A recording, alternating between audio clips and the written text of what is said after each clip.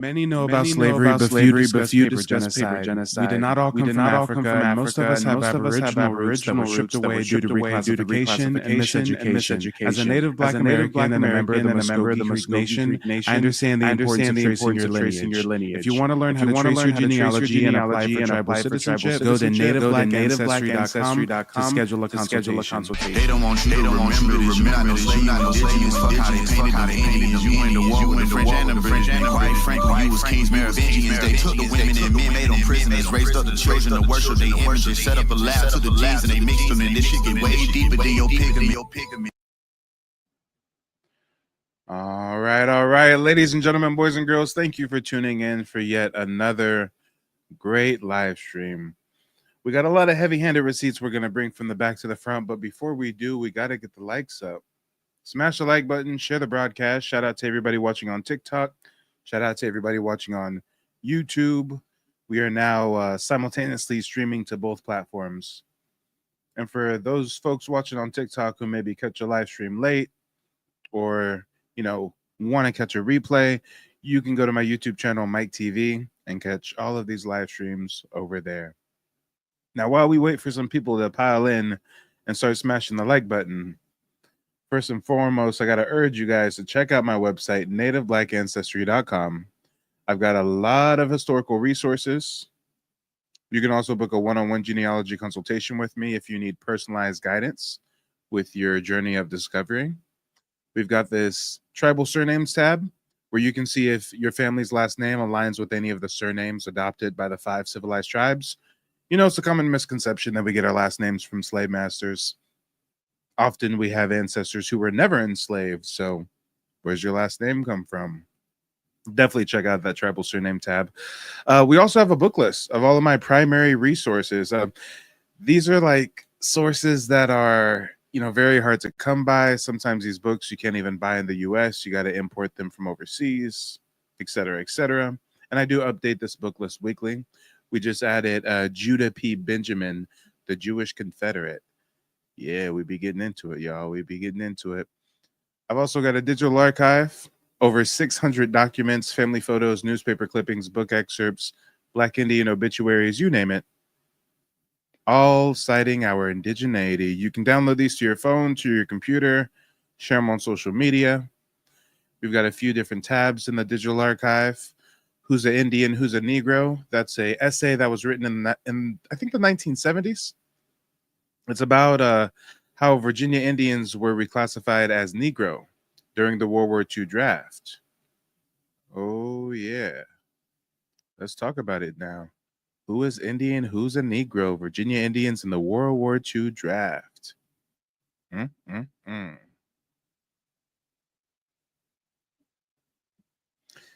another tab we have in the digital archive, ex-slave interviews. I actually just uploaded 4 more ex-slave interviews. Spence Johnson is a really, really riveting firsthand account of Black Indians born free, kidnapped, trafficked to Louisiana, and sold as slaves.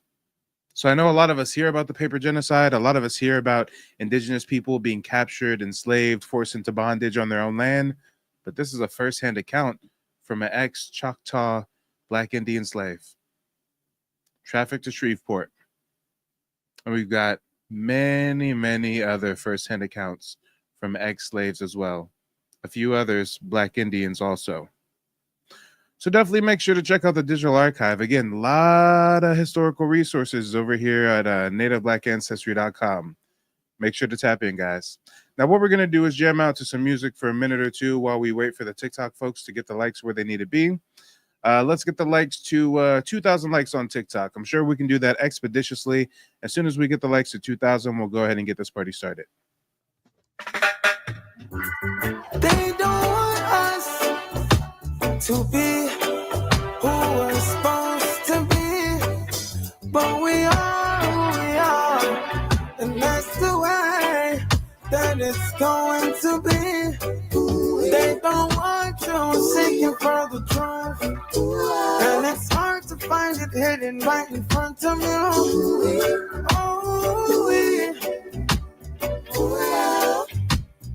Oh, and they're showing fight through every struggle. Never ever let them put you in a bubble. And the brimstone will rain from our fire.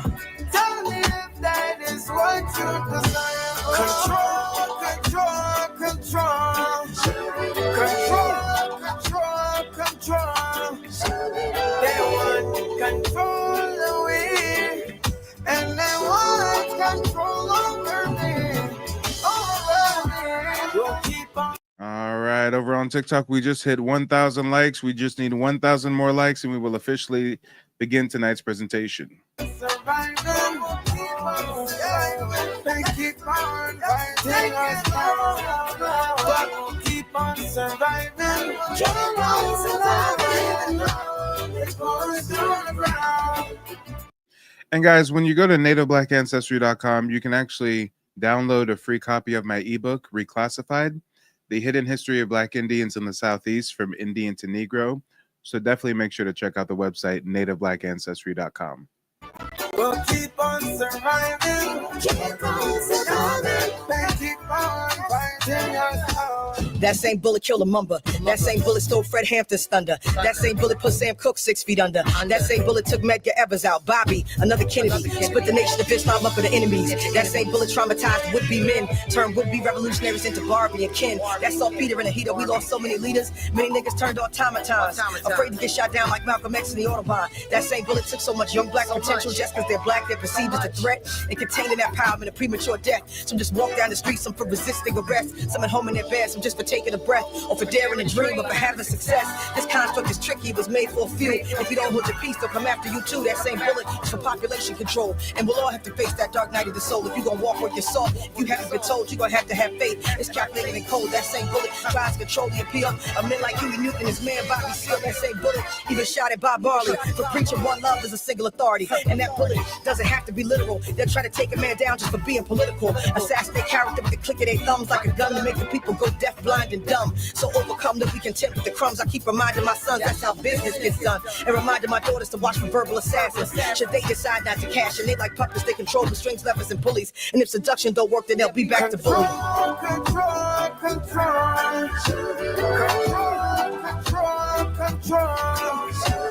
They want control of me, and they want control over me. Control, control, control, control. They want control of me, and they want control over me.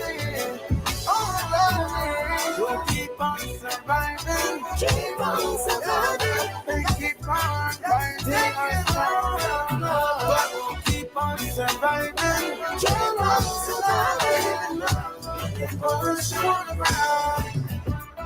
All right, ladies and gentlemen, boys and girls, we have hit our goal for likes over here on TikTok, so we will officially begin tonight's presentation.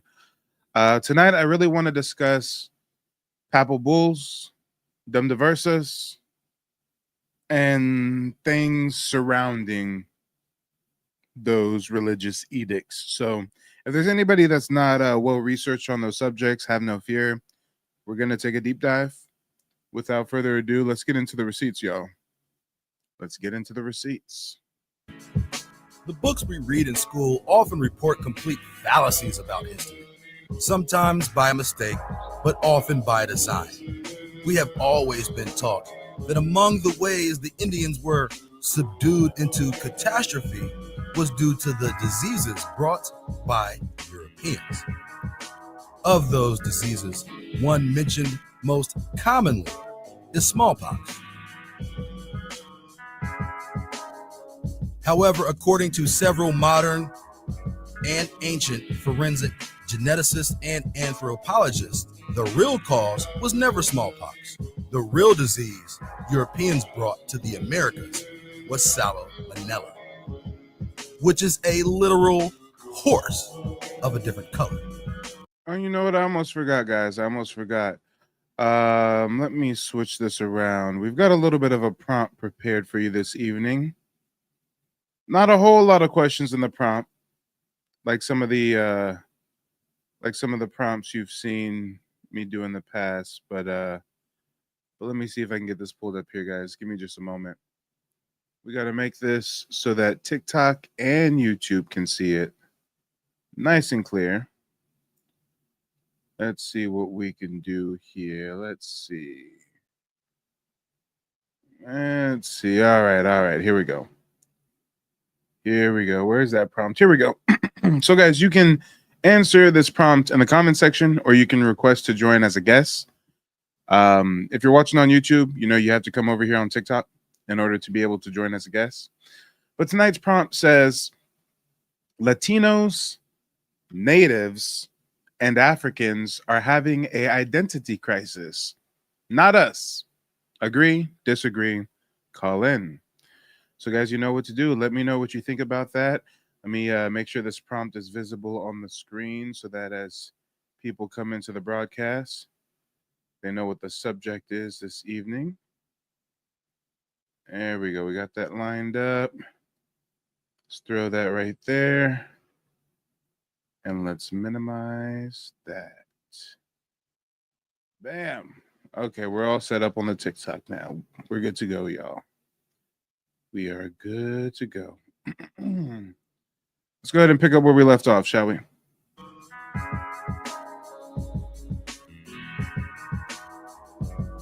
These studies were conducted from the ruins of the Aztec Empire, and specimens taken by several teams of scientists have concluded that salmonella was behind the deaths of over 80% of the indigenous population. Europeans lived in close proximity with animals, sharing the same food and sleeping in the same quarters. Salmonella is a consequence of cross-contamination.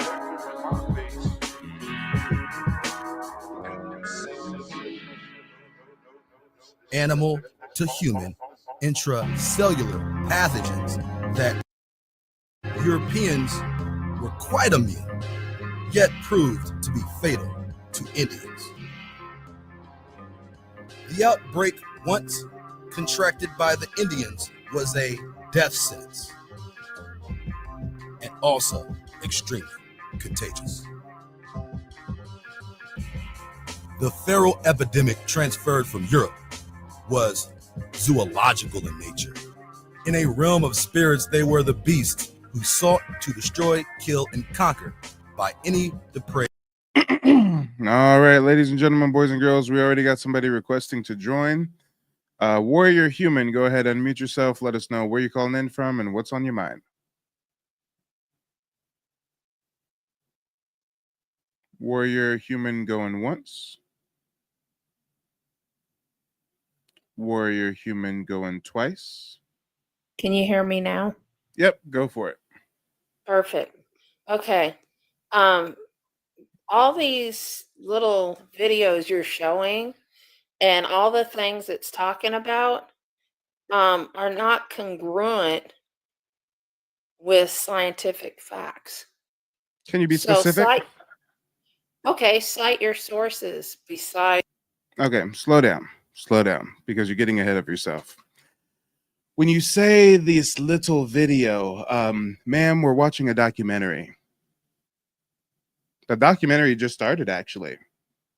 I don't know what issue you have with the documentary, but be specific and let us know what points has he brought up that you disagree with. Go ahead, unmute yourself. Shout out to the transporter.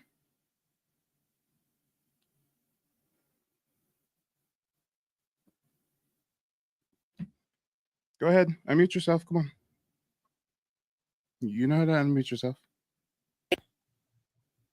Okay, you don't have to be rude.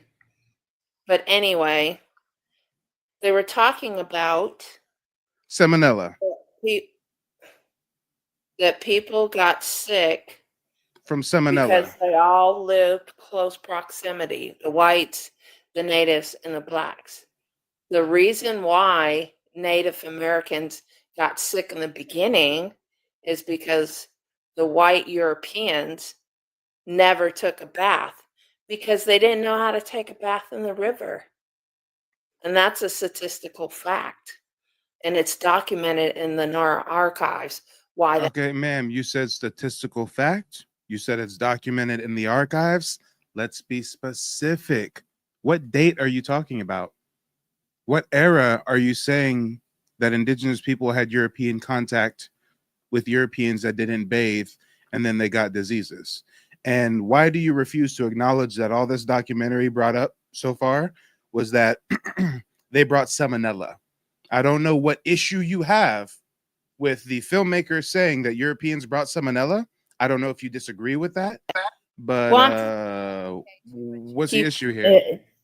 Well, the issue is you're being rude and you keep interrupting me, and I'm trying to tell. Ma'am, this is my show. You requested to Okay, speak to keep me, muting- not the Young other way man, I'm trying to around. educate Oh, you. lady, you're not educating nobody. You're interrupting the education with Okay, some you don't pseudo speak to me. bullshit.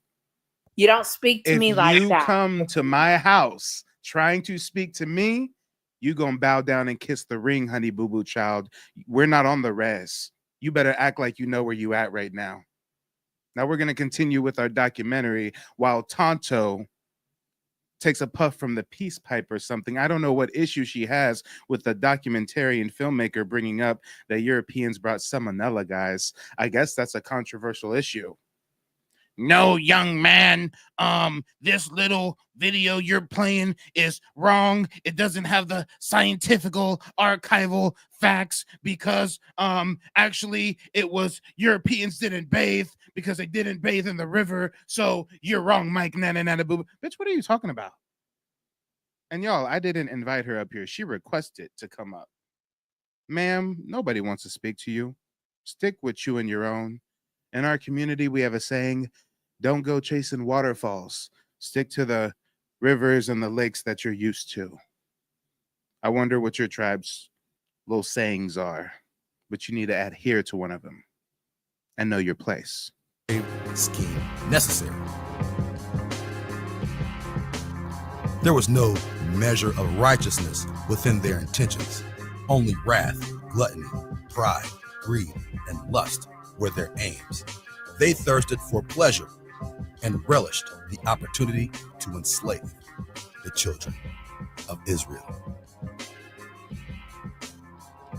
We have all heard the story about how Christopher Columbus thought he was sailing to India, but ran into the West Indies and started calling them Indians because he thought he was an Indian.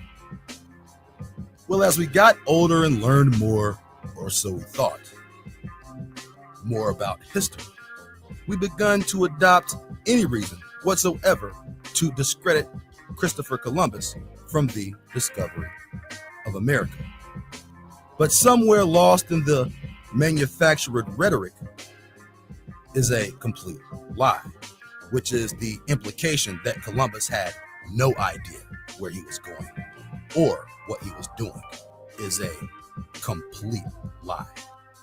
Not only did Columbus know exactly where he was going, he had a specific purpose and mission to enslave the children of Israel and capture Jerusalem. Columbus was on an well-acknowledged religious crusade. First conceived in the year 1452 by Pope Nicholas, the trip to the supposed... All right, guys. Before we get into the dumb diverses and the papal bulls, let's see what our current panel members have to say. Who's the first one? Carla? Carla, are you there? Go ahead and unmute yourself. Let us know where you're calling in from and what's on your mind, Carla. Carla going once. Carla going twice. And Carla, I hear audio from your end, but you're not saying nothing. All right, we'll see you later. Next up, we've got AK-47. Go ahead and unmute yourself. Let us know where you're calling in from and what's on your mind. I'm calling in from Atlanta, Georgia, and I just want to take this opportunity to thank you for the information that you've been sharing. A lot of it has been suppressed. Again, I don't put this on my platform. However, when given the opportunity, I do share with people that you got to understand who told you the story. And here's an old motto that I like to live by. I learned this from the corporate world: trust but verify. And once you begin to verify things, you'll be surprised at how many things, aren't what they appear to be. One of the things that I try to get people to see, even if you don't know history, even if you're in the process of learning history, you should be able to understand natural environments and habitats. And the reason why that is important, you understand that a fish is native to water. A fish has gills. Okay. So for a fish to tell you that it's native indigenous to land, that completely doesn't make any sense. Same thing with a polar bear. If a polar bear told you that its natural native environment was the Mojave Desert, you should know that that polar bear is lying because its genetics is not conducive to hot climates. So whenever someone tells you that, they are native to the Americas, which used to be adjoined to Africa during the Pangea era, because, pretty much they lie closer to the equator, which is the hottest place on earth. If you lack melanin, then it's common sense Hold on that a moment.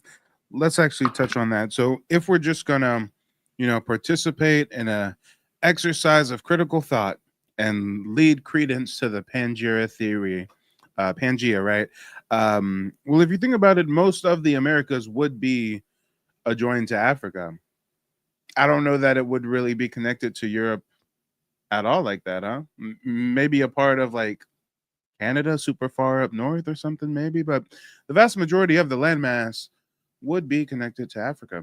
It's a very valid point that you brought up that I think most people don't really take the moment to reflect on. and it's closer to near the equator, exactly. And if you just and I'm saying critical thinking because history is so vast, and and depending upon your resources, so convoluted. Sometimes you have to fall back on common sense and what makes sense scientifically and what doesn't. But the Americas, lies close and near the equator.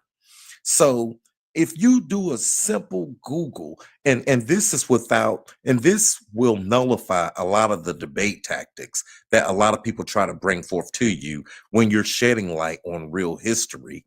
You could just, I mean, it's obvious that if you lack melanin, and you could do a simple Google search, the average Native American or European or Asian, anyone that lacks our melanin, is only able to withstand the sun for about an hour, 2 hours tops, without SP6 or SP12, which is sunscreen. Yep.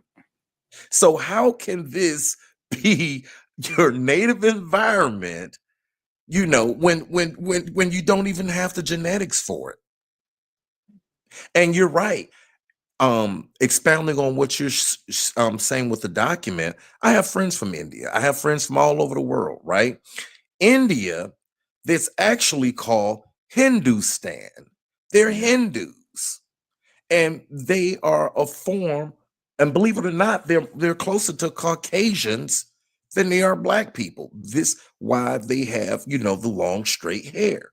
And they'll tell you this if you get them, one-on-one in conversation. Now, the reason that's so important, because even with the lie that Christopher Columbus told, saying, he accidentally bumped into America and thought he was in India, there was no India 500 years ago. It was Hindustan, and they wasn't called Indians, they were called Hindus. Talk about it. And really, if you are in the upper echelon of even mainstream academia in Europe, when it comes to this whole Christopher Columbus, and some people theorize he was a Sephardic Jew and this and that, like mainstream academia in Europe, not America, in Europe, they've been blown the whistle on that. They've got like documentaries Mhm. running in Italy, in Spain, in France, about how Cristobal Colon was not only a Sephardic crypto Jew, but he was a double agent for Portugal. Yep, you're absolutely right. He purposefully led the Spanish crown over there while the Portuguese continued their dominance on the spice trade and the African slave trade. Which is why in these papal bulls that are on the screen right now, the Pope gave Portugal everything Eastern Hemisphere and gave the Spanish everything Western Hemisphere. But Columbus and some of his people pushed for that boundary to be extended just a little bit so that the Portuguese could get what territory in the Americas? Brazil. Yep. So it's a lot of stuff. And if you're in America and you say something like this, Christopher Columbus was a crypto Jew, double agent for the Portuguese, one of the first double, triple agent on some CIA shit, one of the first we've ever seen in history like that. In America, they'd say that's pseudo. In America, they'd say that's conspiracy. In Europe, they'd say, yeah, we know. Yeah. Yeah. Facts. Well, I noticed that a lot of Americans, our fellow brothers and sisters, we're quick to utilize the word pseudo when there's, knowledge and information being shared that we don't know or understand. It's like it's a quicker way to saying, since I don't know or understand what you're saying, it's pseudo. Instead of taking the time to do the research, to find out, is this actually factual? It goes back to what I said 5 minutes ago: trust but verify. And I say that because if you verify, that alleviates the trust. Very good point. Very good point indeed. So I'm with you, brother. And and I've seen a lot of your videos. I share them. I'm glad that many of us, are stepping up, to the table and, sharing this information, because what a lot of us don't realize. Oh, hey, hold on. Just check this out. They call me the King of Receipts. This is the hour-plus documentary I watch from historians and scholars in Europe that go through the receipts, go through all the evidence, and reach the conclusion that Columbus was not only a crypto Jew, but a double agent for the Portuguese crown. So if anybody wants to check this out, this is on the YouTube channel Chronicle Medieval History Documentaries. It was published 3 years ago. It says right here, follow the team of explorers as they reveal several new facts about the man credited with discovering America. Was he really born in Genoa, Italy? Was he a spy for King John II of Portugal? Who really funded his voyage? With the help of DNA science, university scholars, and even Columbus's own living family, the mysteries can be unraveled. Guys, they went all through the archives and the catacombs and stuff in Europe, and they reached the conclusion that Mans was on some secret agent, man. Let's talk about it. Trying to find a home for the Jews who were being expelled from the Iberian Peninsula along with the Moors. But hey, that's a topic for another discussion. But yeah, brother, go ahead and leave us with some closing remarks, and then we're going to get back to the video real quick. Okay, I'd just like to once again to thank you, brother. Continue to share, continue to do your work. I salute you as well as I support you. And, whenever you have lives or things coming up, I'd be more than happy to, if you send me some of that information so I can share it with others. Yeah, most F. Yeah, definitely check out the website. I got a whole digital archive where you can download documents and research material and do what you will with it. But yeah, it was nice chopping it up with you. Okay, likewise, brother. Till next time. Peace. All right, guys, let's get back to the video. Had already. Oh, and let me get some fist or feathers in the chat if you guys want to take a segue from Dumb Diverses and Papal Bulls and play some of that documentary where they go into how Christopher Columbus was a double agent for the Portuguese crown and a crypto Jew. Been written into law over 40 years before the first records of conquistador Western exploration began to emerge in the historical record. But in the Moorish historical record, trade had been established by Muslims in the Americas as early as the year 932. So if the Moors had known about the Americas at least since 932, and the Moors were run out of Spain in 1491, how is it possible that the kingdoms of Rome and Spain and Portugal had no knowledge of the Americas? The classical historical narrative even states that the Vikings settled in Vinland in the year 1000 and went on to conquer several areas throughout Europe, including Kiev and the Iberian Peninsula. How could the same bloodlines that ruled Europe have no knowledge of a land that had been settled by their ancestors 500 years before? Quite simply, it's all lies. These people are all family. All are in cahoots to keep us in the dark. But why do they want to keep us all in the dark? And No Cut says, you said it's called Medieval History on YouTube? Yeah, look, it's right here. Well, the actual title of it is The Real Truth About Christopher Columbus, Secrets and Mysteries of Christopher Columbus Chronicle. But the actual name of the YouTube channel is Chronicle Medieval History Documentaries. It's right here. And I'm sure sometime tonight we'll actually play a little bit of this documentary, at least the meat and potatoes. We won't play the whole hour-long thing, but we'll play the part where they reach the conclusion. And you know what? We've got Michael up here. Oh, Michael's already gone. Perfect. Oops, and I already started jumping ahead and playing this video. Let's get back to Dumb versus Paper Bulls, y'all. Let me get a 0 in the chat if you guys are not really familiar with Dumb versus or the Papal Bulls and how it played a part in the reclassification and enslavement of Native Black Americans. 0s in the chat if you're not familiar with Dumb versus or Papal Bulls. I'm seeing some 0s in the chat. All right. Well, what I'm going to do is segue to a different video. This is Professor Robert Miller. He's actually going to get into the doctrine of discovery. The doctrine of discovery really encompasses those Papal Bulls. So we'll go into the nitty gritty right now so you can get a clear understanding. Thank you very much. I want to thank Tupac and Shannon and everyone that was involved with inviting me to be here, and I'm delighted to get to speak with you on this topic. I am a citizen of the Eastern Shawnee Tribe of Oklahoma, and I'm the Chief Justice of the Court of Appeals of the Grand Ronde Tribe in Oregon, and I'm also a judge for other tribes in the Pacific Northwest. I have been studying this topic for quite a few years now, and I'm delighted to be here and to talk with you about the doctrine of discovery. And as the title of the presentation today, the whole program, is the impact of the doctrine of discovery. And so I think I have a half an hour to talk to you about 500 years of history and law. So I'm going to talk really fast. First slide, please. We're going to take a look at this map today, and we're going to talk about manifest destiny. That's my assignment today.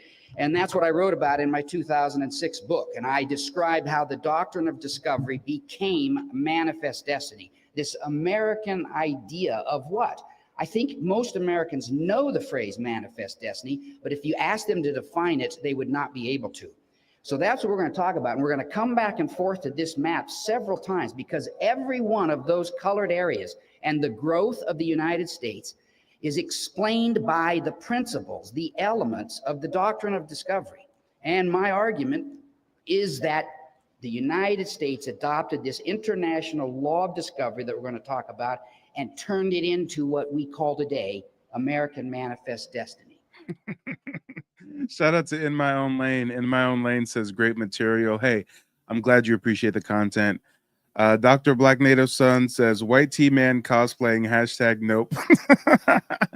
Hey, to each their own. Some would look at his phenotype and question his tribal citizenship status.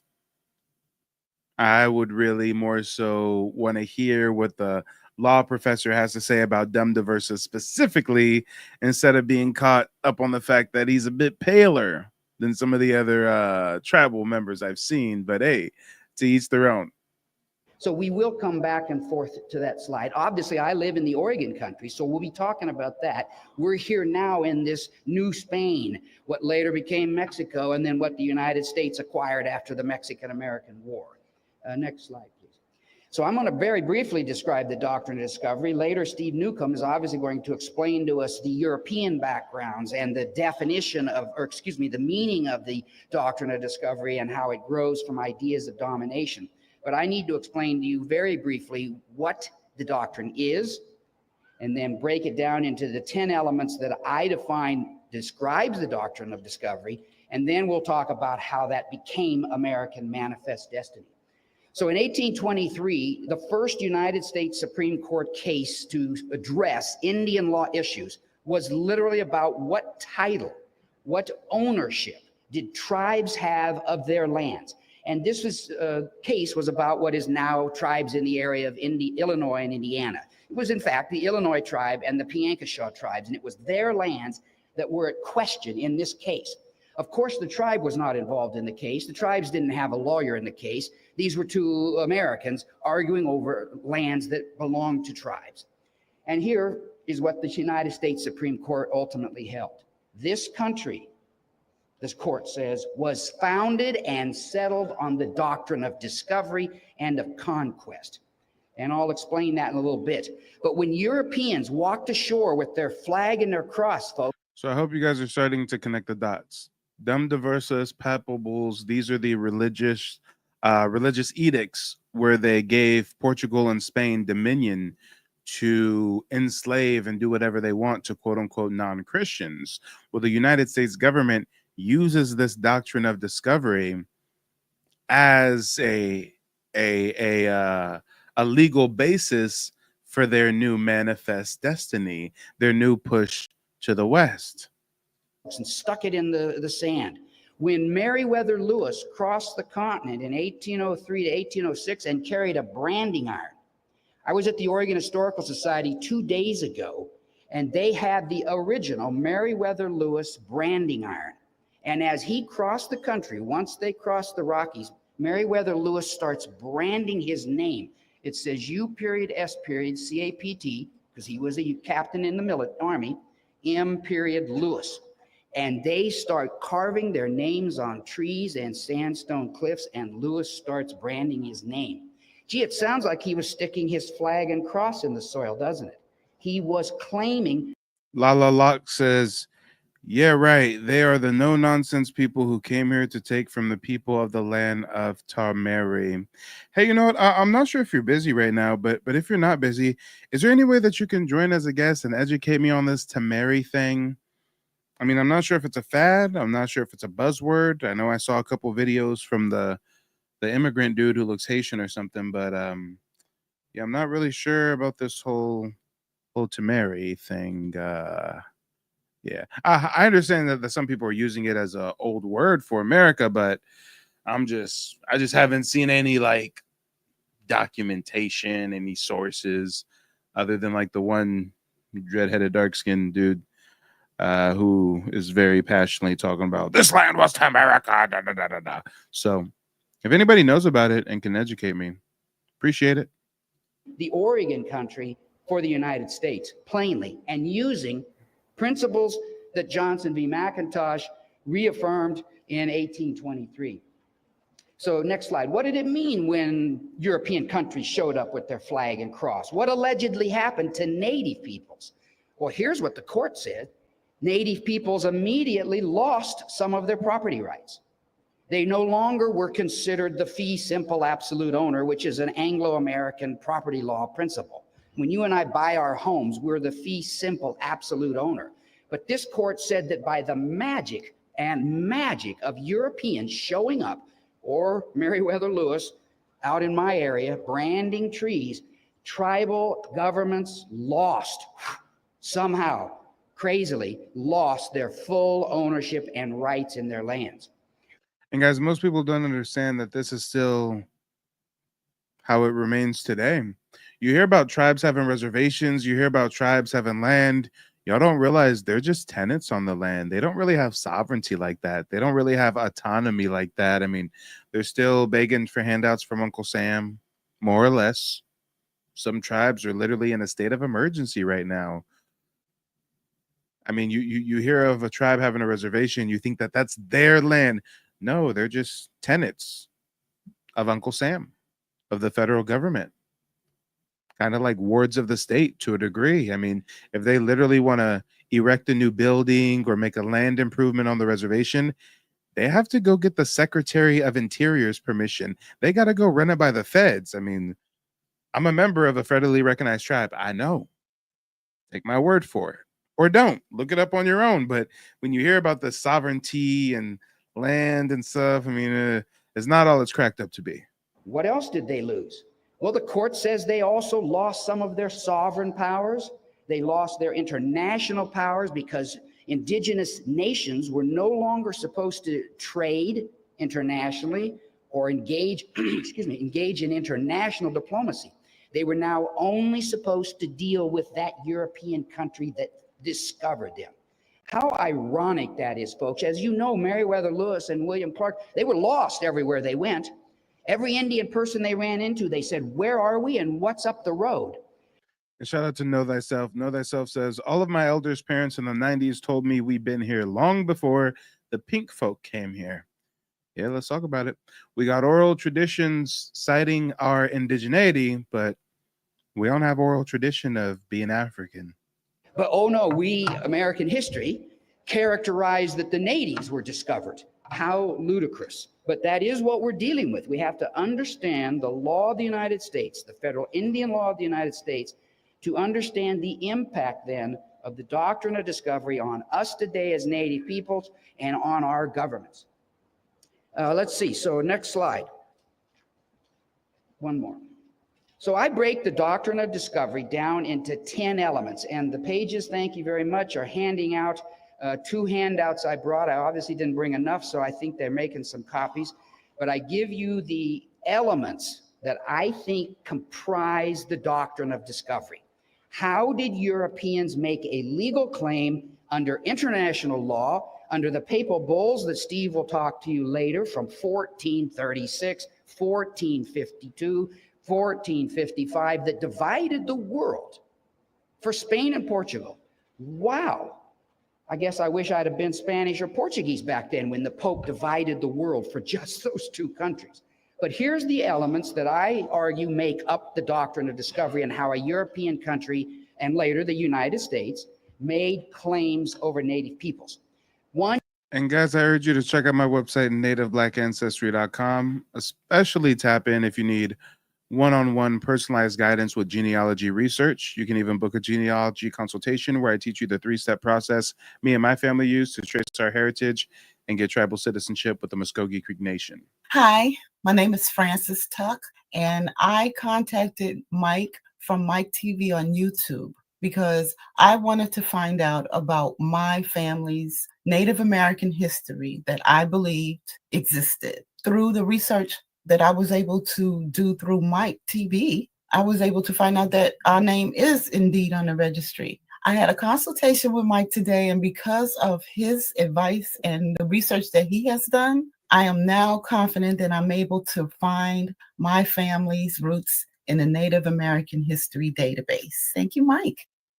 Let's talk about it, y'all. Real people, real results. And guys, we've got a prompt this evening. The prompt is as follows. Latinos, Natives, and Africans are having an identity crisis, not us.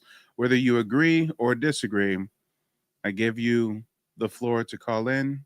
You have permission to speak freely, uninterrupted. We want to hear what you have to say. Do you agree that Natives, and when I say natives with air quotes, we're talking about those folks on the res. Do you think that they're having an identity crisis? Do you think the Latinos are currently having an identity crisis? Do you think the Africans are having an identity crisis?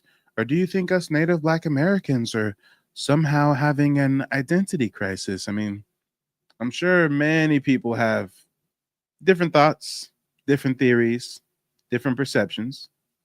So go ahead, answer the question in the comment section or request to join as a guest. We would love to hear what you have to say. And while we wait to see if we've got any new guests coming up, let's get back to UBTV. What does our ignorance have to do with their prosperity?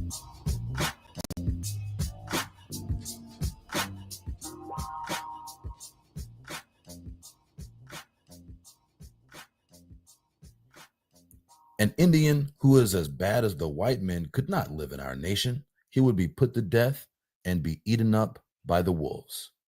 The white men are bad schoolmasters. They carry false looks and deal in false actions. They smile in the face of the poor Indian to cheat him. They shake them by the hand to gain their confidence, to make them drunk, to deceive them, and ruin our wives. We told them to let us alone, but they followed on and beset our paths. And they coiled themselves among us like the snake. They poisoned us by their touch. We are not safe. We lived in danger. We were becoming like them. Hypocrites and liars, adulterers. And shout out to Mars. Mars says you're not First Nation and you. I'm not sure exactly what you're saying there, Mars, but I invite you to come up as a guest, Mars. I'd love to hear what you have to say. It sounds like you have a question about us being First Nation or not being First Nation. I'm not sure exactly. Actually, I don't see Mars as an option to send an invite to. Mars, if you're watching, just go ahead and request to join. I'll bring you right up. I'd love to hear about this First Nation stuff. Lazy drones, all talkers, and no workers. As for baptizing Indians and Negroes, several of the white people disapprove of it because they say it often makes them proud and not so good servants. But these and such objections are easily refuted, for Christianity encourages and orders them to become more humble and better servants, and not worse than they were when they were heathens. Quote from historian Jack D. Forbes. In 1719, South Carolina decided who should be an Indian for tax purposes, since American Indian slaves were taxed at a lesser rate than African slaves. The act stated, quote, and for preventing all doubts and scruples that may arise, what ought to be rated on musties, mulattoes, etc., all such slaves are not entirely Indian shall be accounted as Negro, end quote. Forbes found this to be significant. He said that at the time, musties and mulattoes were considered persons of Native American ancestry, he wrote. My judgment, to be discussed later, is that a mustee was primarily part African and American Indian, and that a mulatto was usually part European and American Indian. This act also significant because it asserts that part American Indians with or without African ancestry should be counted as Negroes, thus having an implication for all later slave censuses, end quote.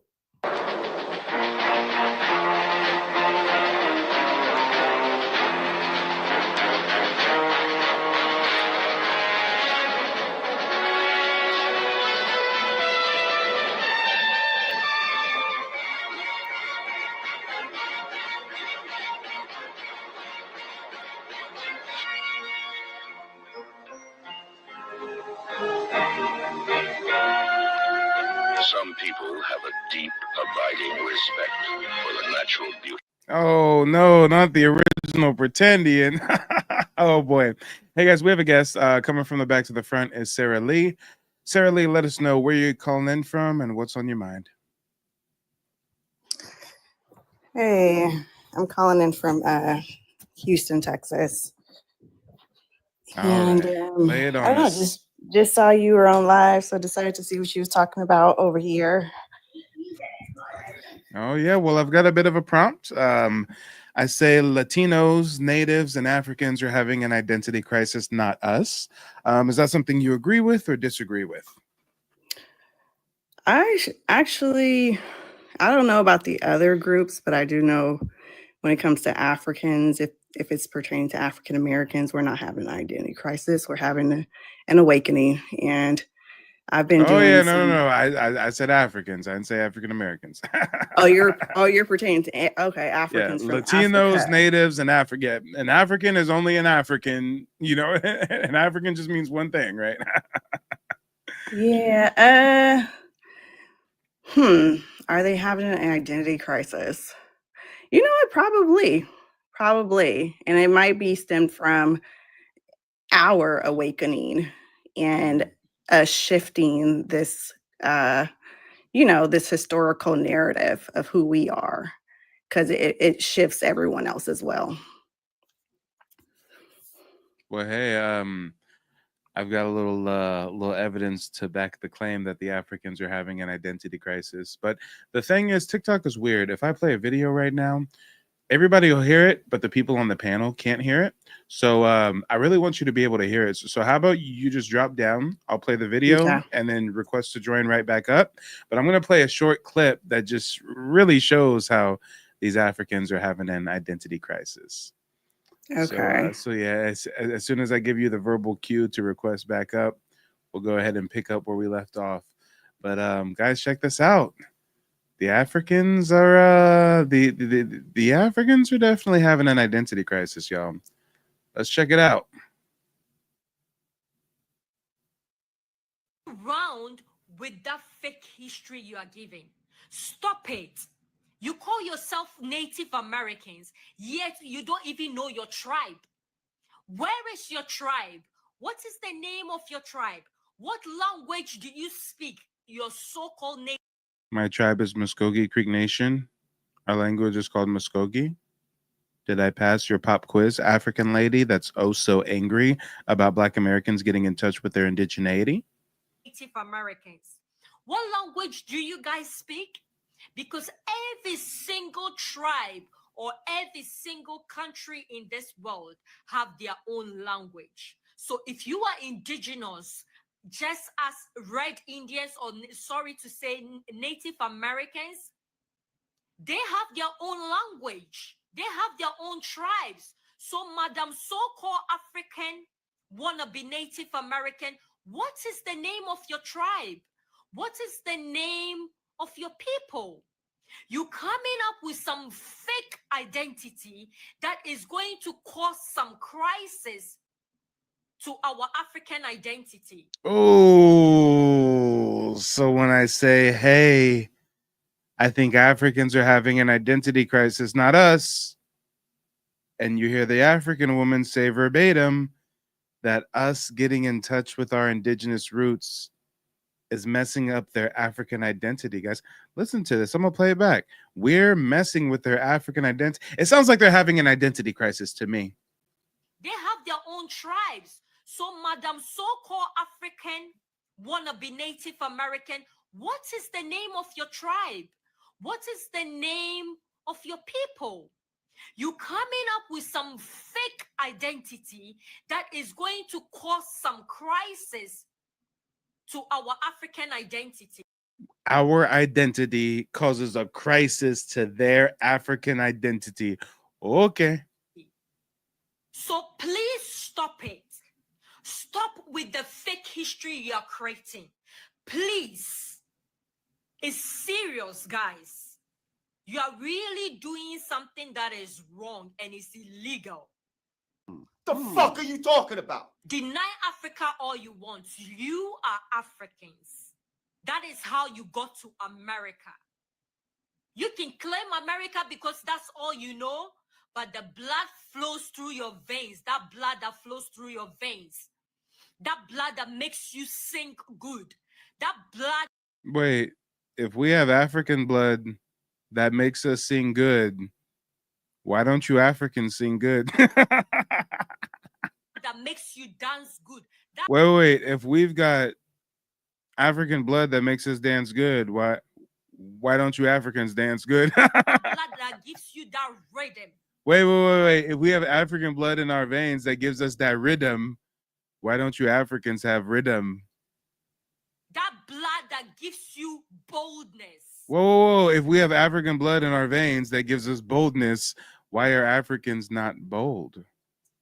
And bravery. Whoa. Do we really have to touch on Africans not being very brave? That blood that gave you beauty. Whoa. We got beauty, but when it comes to y'all, okay, I'm not going to go there, y'all. I ain't going to go there. Beauty's in the eye of the beholder. Intelligence. Oh, yeah, I'm not going to touch that one either. That's low-hanging fruit, talking about their intelligence. That blood is from Africa. That blood flows through your veins just as it flows through my veins. Many. Whoa, whoa, whoa, whoa, whoa, whoa. No, no, no, no, no, ma'am. The blood that flows through my veins is not the blood that flows through your veins. Good. That blood that makes you dance good.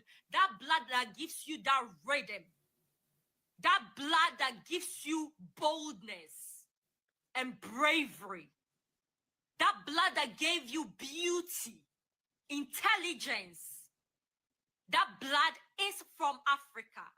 That blood flows through your veins just as it flows through my veins. Many know about slavery, but few discuss paper genocide. We did not all come from Africa, and most of us have Aboriginal roots that were stripped away due to reclassification and miseducation. As a native Black American and a member of the Native Muskogee Black. Nation, I understand the importance of tracing your lineage. If you want to learn how to trace your genealogy and apply for tribal citizenship, go to nativeblackancestry.com to schedule a consultation. They don't want you to remember this. You not no slave, you indigenous. Fuck how they painted them Indians. You went to war with the French and the British, man. Quite frankly, you was kings Merovingians. They took the women and men, made them prisoners, raised up the children to worship their images, set up a lab to the genes and they mixed them, and this shit get way deeper than your pigment.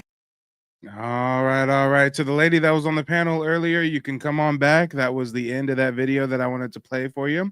While we wait for her to come on back, hey, Will, you can go ahead and unmute yourself. Let us know where you're calling in from and what's on your mind.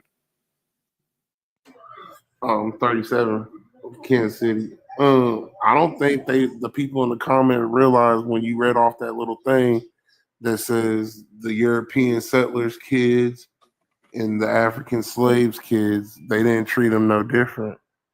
Why do you think they didn't treat their spawn any different?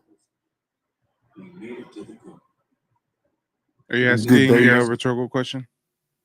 I mean, did they know something that a lot of people don't realize today, that the European bloodline and the African bloodline is the same? Well, do tell more. That's not really something that I've researched a whole lot of. My focus is on the Americas, but hey.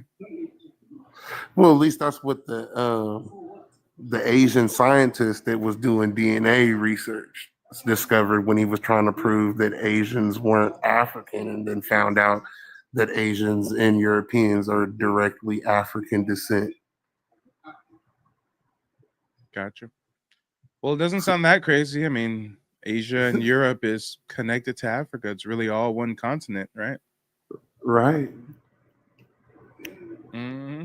But hey, what do you think about the prompt on the screen? Oh, I definitely think that they're having a crisis, because now that history and dockets are showing that a lot of the African tribes are really native to over here. They were transplanted. Mm-hmm. I feel you. And not only just them were transplanted, don't forget they try to grow cotton in Africa, and so they took 40,000 from South America over there, 3 or 4 times, they said. Mm-hmm. Oh, and you know what? Real quick, we got another person on the panel. Yellowish Letta. Go ahead, unmute yourself. Let us know where you're calling in from and what's on your mind. I'm calling in from California. North or south?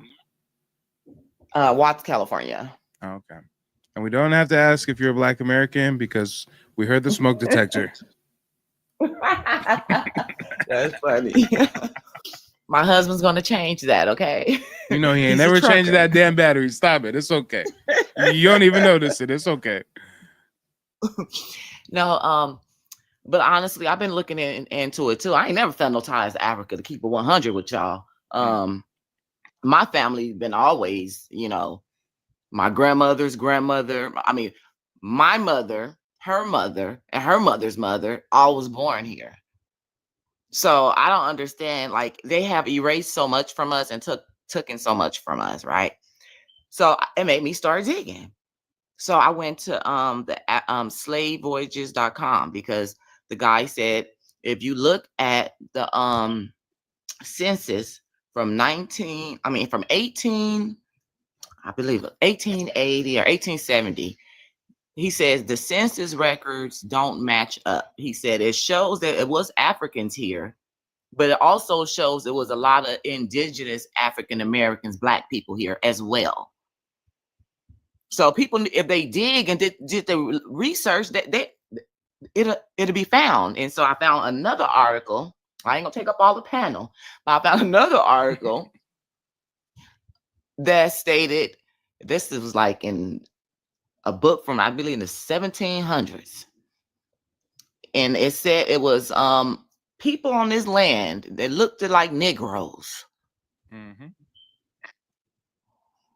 on this land, but they cannot be put in the same category as the same, because we on different land masses, and our tone is quite a little bit different.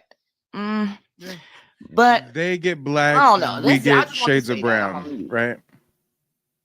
Yep. Big difference. I mean, even in the German churches, on the roofs and the walls, they were painting allegories of the continents. And if we take a look at some of these allegories, I mean, this right here is Asia. This right here is Europe. This right here is Africa. And this right here, this right here is America. So again, do we have similar phenotypes sometimes? Yes, sure. Especially in the minds of a white tea person, right? It's just like if we're not familiar with the Asian community, we'll think that certain Asians look the same, when really, no, that's a Japanese person, that's a South Korean, that's a North Korean, that person's from Thailand, that person's from Vietnam, right? Some people may not see the nuance. So yeah, these European explorers, conquistadors, they were coming over here and they were saying, damn, the indigenous people are dark. Some of them look as dark as Ethiopians, as dark as the Africans, but clearly a different, as Black as the people. Africans. Yeah. Almost, but not quite. But yeah, let's talk about it. You know what? It looks like we got another guest. Ray. Ray, go ahead and unmute yourself. Let us know where you're calling in from and what's on your mind. And where my girl Sarah go? Sarah Lee done dipped on me. I was supposed to get some feedback from Sarah on that video. That shit is crazy. The African girl said that we are causing a crisis to their African identity. Oh, Lord. Go ahead and unmute yourself, Ray. Lay it on us. No Diddy. Hey, what's up? I'm originally from California, from the Bay Area, but I live in Georgia now. Yeah, your ass got priced out the Bay like everybody else, huh? No, I didn't. No, I'm messing with you. I didn't get priced out. My parents left me and my brother 2 homes in San Francisco. We sold them. Oh, shoot. I took my California money and brought it to Georgia. Yeah, you probably got you a little McMansion or something in Georgia with some California money. Oh, yeah, that's nice. Exactly, because them 2 houses our parents left us was over $1 million a piece. So. Not bad. Yeah, Bay Area. And they only paid $28,000 for them, 26 for one and 28 for the other one. Back in 1968, the equity really grows in Northern California fast. Oh yeah, I'm speaking your language. I was a realtor in Northern California. I'm born and raised in Sacramento. Oh, okay, yeah, I had a home in Sacramento too, in the Thomas. Yep. Thomas. You probably had a home in the Thomas back when they had that Arco Arena, when they built the new homes back in like 2002.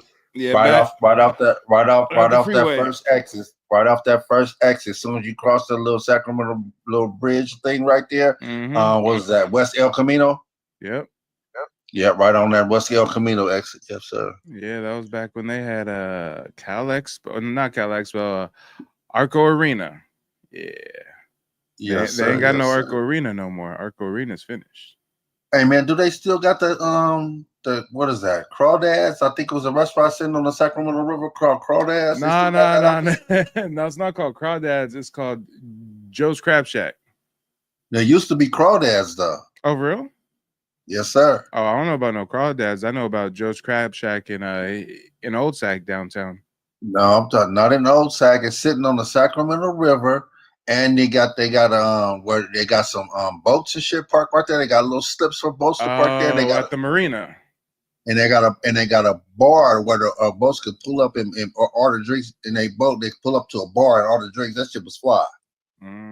Yeah, they might still have it there. I'm not sure. I was never a fan of crawfish, so that's a little bit outside of my I wheelhouse. mean, they sold everything though. So Yeah. Yeah, I was at Joe's Crab Shack. That was my spot. But hey, do you agree that Latinos, natives and Africans are having an identity crisis and not us? I don't really worry about them. I worry about us and learn who we are for real, for real. Mhm. You know what I'm saying? Because I know for a fact that we were already here. Because my great grandma was 114 when she passed, and she told us exactly who we were. She said we're Choctaw. All my family is from Baton Rouge, Louisiana, and I was the only one born in San Francisco. I'm the last of 5 of my siblings. So my great grandma told us who we were. She said we always been here, and I know the fact that everybody whose birth certificate said color or Negro, they were all reclassified, like you were talking about earlier. How old are you? 30. Okay, I'm sure. What's your birth certificate say? Shoot, I don't think they had I don't think they put race on or color or anything on birth certificates in the 90s anymore. I think it was before that. I don't know. Okay, because I might have a birth I'm certificate around 60. here I'm somewhere. 60. I'm 61. I was born in 64. Yeah. And my Um, birth certificate. I know my birth Oh. certificate don't say American Indian. It didn't say It was- American Indian until 2021. It wouldn't be on your birth certificate. It'd be on your birth announcement, which is your true birth certificate. Okay, well, my birth certificate says Negro, and my parents were born in 1932, and they'll say colored. So all the people that said colored and Negro for sure, they were reclassified and are the true Aborigines of this land, Yep. and that's real. Oh yeah, most def. And Big Merc 214 says, "Can you explain that picture one more time?" So these are called allegories of the continents. Germans, back in the early 1700s, in their churches, on the rooftops, on the walls, they actually painted allegories, depictions of the indigenous people of different continents. This is a church in Germany. You can go visit it present day. This is what it looks like right here. And let me go to the text first. And this whole website is actually in German. This is translated into English thanks to Google. But it says right here, Africa and America are characterized by their dark skin and lavish feathered headdresses representing barbaric continents. America's upper body is bare, her skin dark brown. A feathered skirt and a red blanket cover her hips, and bands of feathers and pearls also adorn her upper arms. A crown sits on her head, around which a colorful turban is wrapped. Her hand points downwards. She seems to be supporting the globe in one arm, indeed, with the entire weight of her upper body, as if she wanted to protect it from being crushed or displaced by the powerful coil of the serpent's body. So now if we go and we actually look at that image that they're referring to, this is on the roof of that church. Over here, this is America with the turban and the feathers supporting the entire globe that's being wrapped around by a serpent. This is what the Germans paint on the roofs of their own churches in the 1700s. This right here is the African. Black. That's the African. That's a depiction of Africa. This, America. And they've got so many churches with so many depictions just like this. Here's another church, whole separate church, Church St. Anthony. You can go visit it in Germany today, tomorrow, whenever. I mean, just go, take a seat, look around, and say, wow, this is some interesting things painted on the walls. These are some interesting things painted on the ceiling. I wonder. Well, let's check out this next one. I think we got some text for it. Let me see. Where's the text? Here we go. And again, this is in German. I got to translate this to English real quick. Let me go to Google Translate English. There we go. It says, to the right of the globe, America kneels. Her feather-crowned, bare torso and thick gold necklace and bracelets mark her as the representative of a wild continent. Again, feather-crowned, bare torso, thick gold necklace, right of the globe, America kneels. Well, let's take a look at the image. To the right of the globe, we have America kneeling, gold necklace, feathered headdress. And you can actually click on this and it will again describe that as America.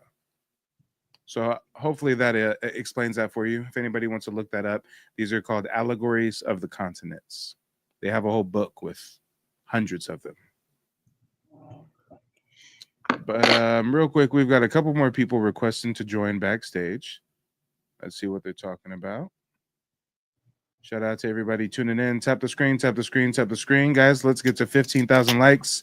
Everybody make sure to check out nativeblackancestry.com if you need assistance with genealogy research. Matter of fact, we got a client of mine on the panel. Handboy, go ahead, unmute yourself. Let the people know where you're calling in from and what's on your mind.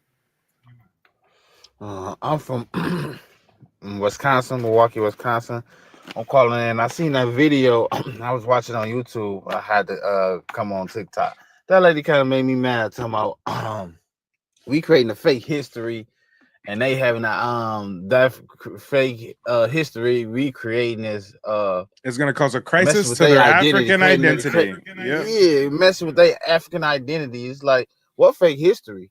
We knew when we came from. We wouldn't even start looking if y'all when it came over here talking about we don't know where we come from. So now that we start doing looking and finding out, like, yeah, I'm really not from Africa. Like, joke's on you. I know where I come from, and my ancestors is listed as Black, but not African, even by white people standards. So you can't. I don't know what is. I came from Africa. Come from like no, I came from America. Like my mama was here, her grandmama, like. All my family's from here. Like that kind of made me mad. Like y'all trying to tether yourself on to our greatness of what we did. Like y'all been born free the last 200 years and y'all ain't done nothing. I mean, we was in slavery at one point and poured our ancestors laid a foundation in each generation and we kept it going and now we are enjoying the benefits of what they fought for. It's like y'all jealous hold of us. Hold on. Let's be even more specific.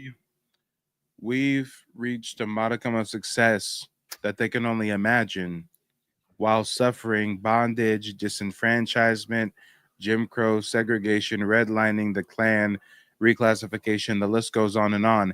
At that same time we were going through that, they were not just free, they were business partners with the Europeans, right? It's called a slave trade. They were taking their Africans and trading them to European foreigners for trinkets, beer, muskets, gunpowder, mirrors. So they kind of had an infinite money glitch. They would take these Africans that they didn't like, sell them to Europeans, get guns, get muskets, get gunpowder, use that to capture more of their fellow Africans to sell to Europeans. And the cycle continues and continues and continues. And what did they do with all these riches? I guess they just tricked off the money because they poor as hell present day. And then their business partners turned on them. Their business partners turn on them and say, hey, we're going to colonize you guys for a little bit. And really, Africa never got colonized like that, y'all. Look it up. They got colonized for like 50 years. It wasn't nothing. Europeans had a vacation there for a generation. I mean, they didn't get colonized like that. 50 years? What? Meanwhile, since 1492, we're dealing with European invasions, multiple European factions waging war on us versus the Africans being business partners of the European turning on them saying, matter of fact, run me your pockets now, African. We want something from you. They get colonized for 50, 60 years. Now they can't get it together and they're still blaming colonization. When if you compare African colonization to what we went through, they never really got colonized at all. But I digress. You know what? Real quick, we've got another panel member. Mr. Beef Taco, go ahead, unmute yourself. Let us know where you're calling in from and what's on your mind. Hello. I'm from Texas, and I'm not gonna be on this panel very long. I just came out here to say that what you're doing is Oh shoot. We got some technical difficulties, guys. I know he said he was not going to be on the panel long, but he really got cut short there. Go ahead and request to join again, and we'll bring you right up. I don't know what happened. I think maybe your Wi-Fi was not Wi-Fiing. We've also got Chop Top Pick. Chop, let us know where you're calling in from and what's on your mind. Hey, I'm calling in from Long Beach, California, man. I just want to shout out to all the indigenous people here. I'm Choctaw and Seminole. Shout out to my Gullah Geechee family as well, man. And I just want to say big ups to all the indigenous and all of us that's getting this word out. It's very important for us to know our identity here because the authenticity is the highest form of power, of energy. And that's why it's so important for us to know ourselves because the moment we rise into that energy, it's over. And they know that. We got 1 million square miles of land that they gotta owe us to, and they know that. Wait, you said 1 million square miles? Oh yeah. Oh yeah. I don't know. We got way more than that. Just my tribe alone had 21 million acres robbed from them. You feel me? Okay. There it is. So yeah, we got millions on millions on millions, hundreds of millions of acres of land. Not no 1 million. There it is. There it is right there. There it is. Let's right talk there. about it. Let's talk about it. So yeah, there it is. There it is right there. So yeah, that's how large America is. And we from North, South, and Central, and we rising. And I'm grateful to see us on here and we talking about this. Big ups to us. Most def. And guys, TikTok is glitching out. It's not allowing me to invite people to join. So if anybody wants to come up, answer the prompts, I'll bring you up. Just request to join as a guest. I say Latinos, Natives, and Africans are having an identity crisis, not us. Whether you agree or disagree, call in. I'd love to hear what you guys have to say. If you're watching on YouTube, unfortunately, you got to come over here on TikTok in order to be able to join as a panel member and whatnot. But actually, you know what? I think there is a way for me to do it to where, but if I do it on StreamYard, with TikTok still here, TikTok should still hear it. Matter of fact, guys, I think there might be a way for me to allow my YouTube members to join directly from YouTube.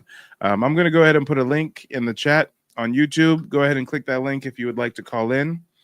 And I'm pretty sure that my TikTok audience will be able to hear you and vice versa. And can I piggyback on this?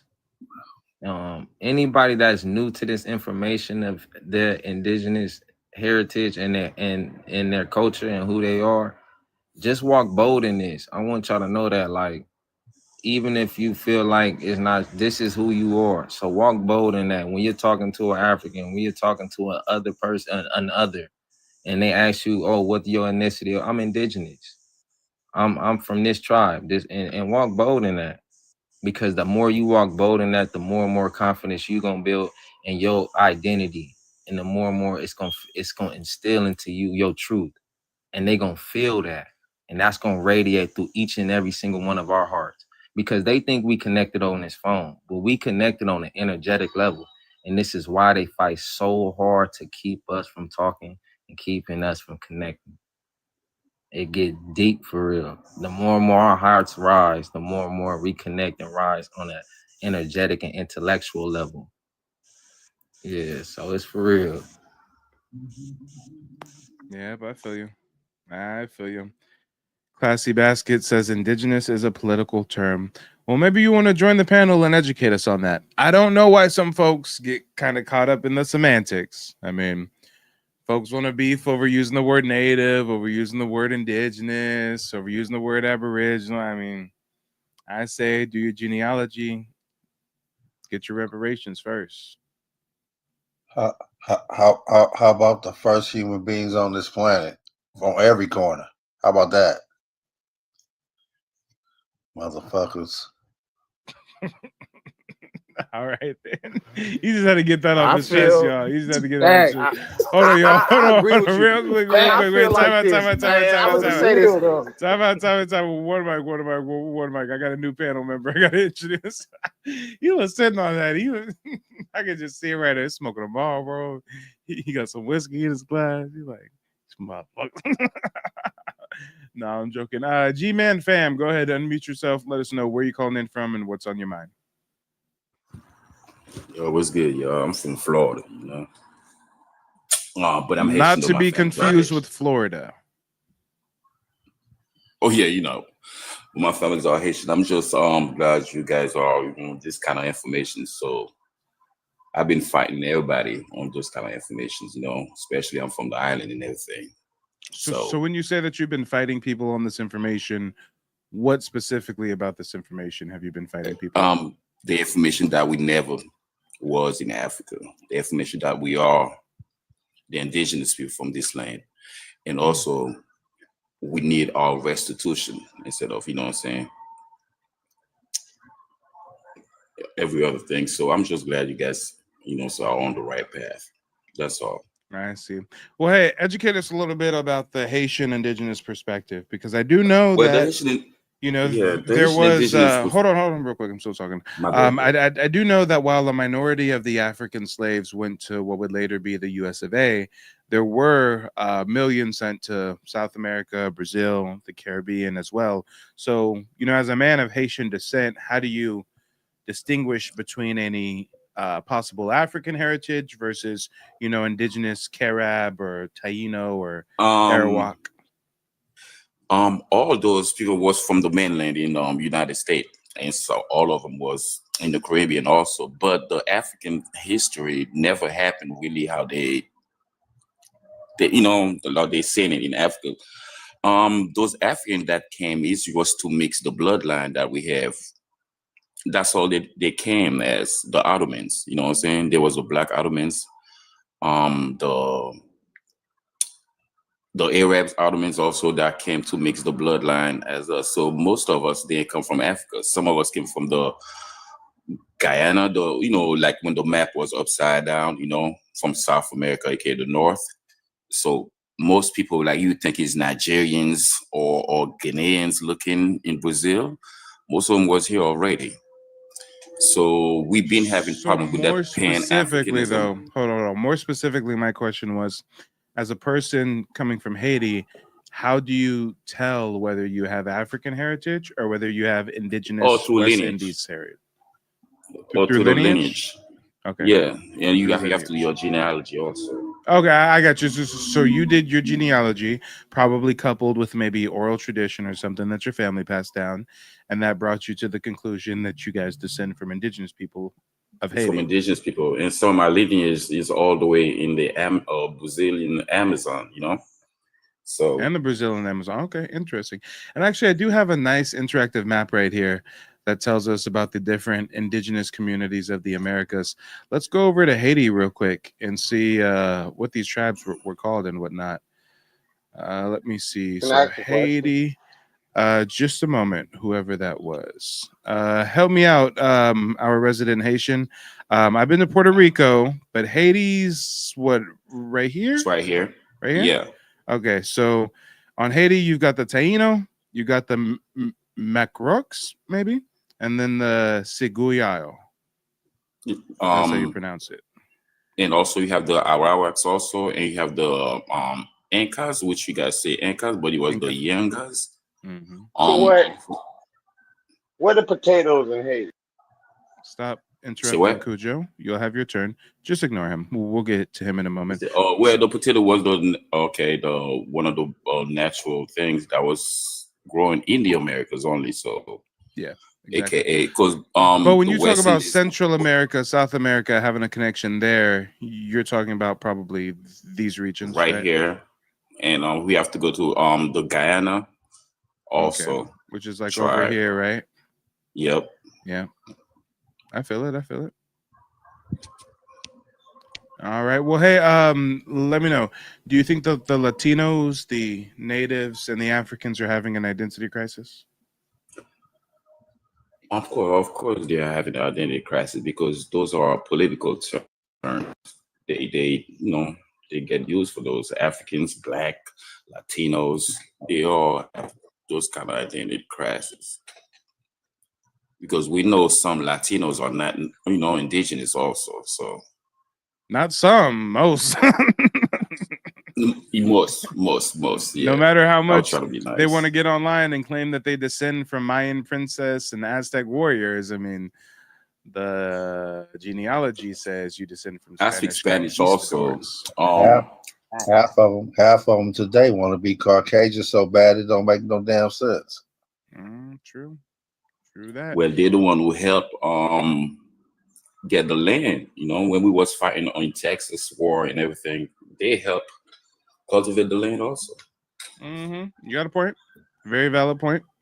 And guys, to everybody who's new to the broadcast, make sure to tap the screen, share the stream with as many people as you can. Let's get to 20,000 likes.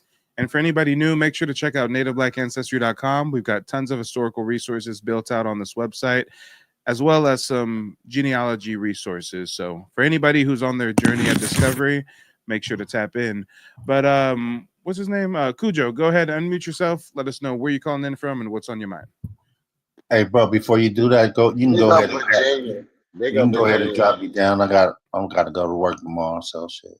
Okay, for sure. Well, we'll talk to you later, Ray. All right, y'all have a good one. Thanks for stopping by. Peace. All right, Cujo, go ahead and unmute yourself. Big up Virginia. I'm curious what y'all in here lining up to. It's really hard to hear you. Can you speak clear or? Yes, do you hear me now, brother? Okay, I apologize for not being clear beforehand.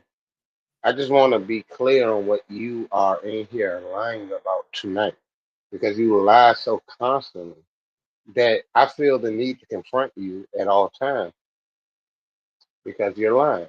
There's no such thing as a black indigenous people. Why are you lying to my people? Why? What do you get out of lying to my people besides a couple of dollars? Bro, who is you, Cujo? Big up Wait, Virginia. hold on, guys. Yeah, answer the question. Let's Calm not down, interrupt. Slick. Hold on. Let's not interrupt. I give everybody a chance to do a one-on-one. Right now, it's just me and Cujo's time to talk. He said that I lie all the time, and he just had to confront me. So we're giving him the opportunity to confront me. Go ahead, Cujo. What's on your mind?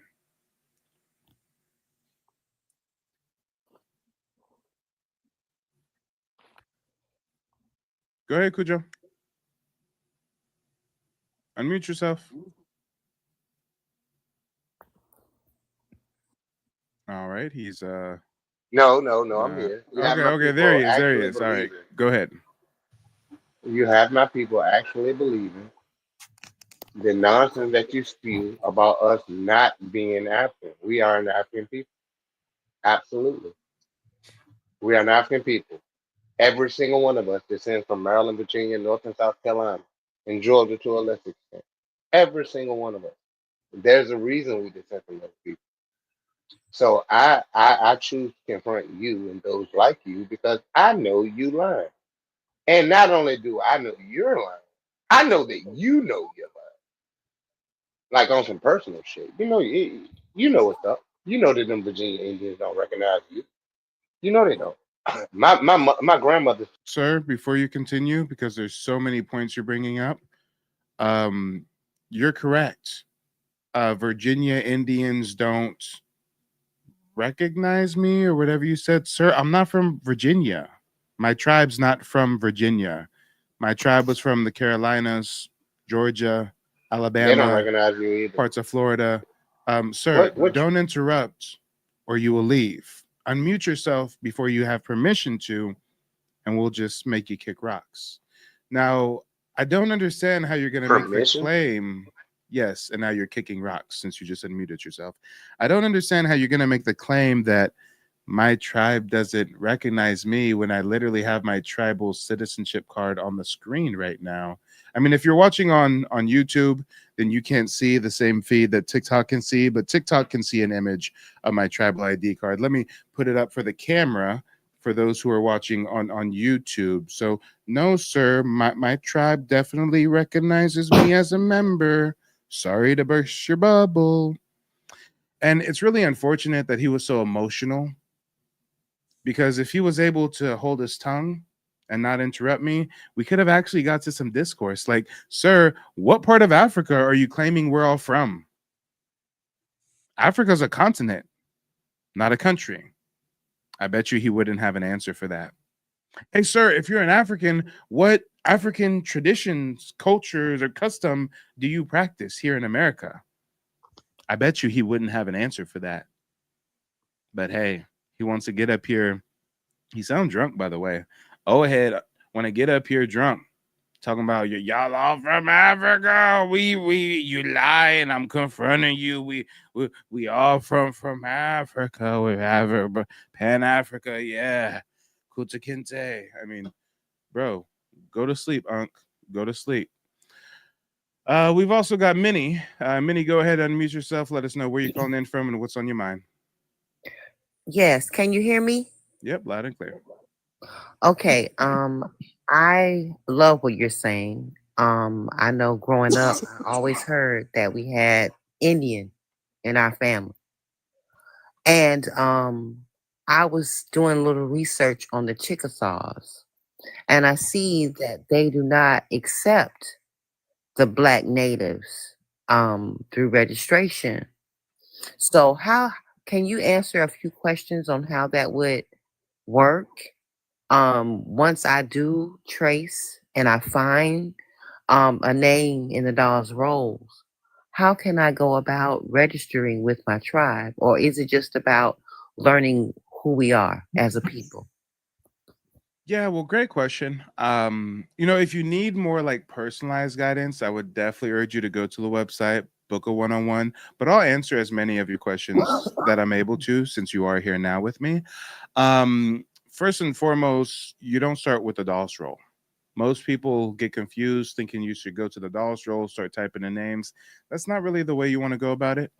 Oftentimes, our ancestors had multiple names they went by or multiple spelling of their names. So the way that you want to search the dolls roll is actually not going to be by first name or last name. You want to search by the roll number. Now, as far as how you get the roll number, that's something that I teach folks during that one-on-one.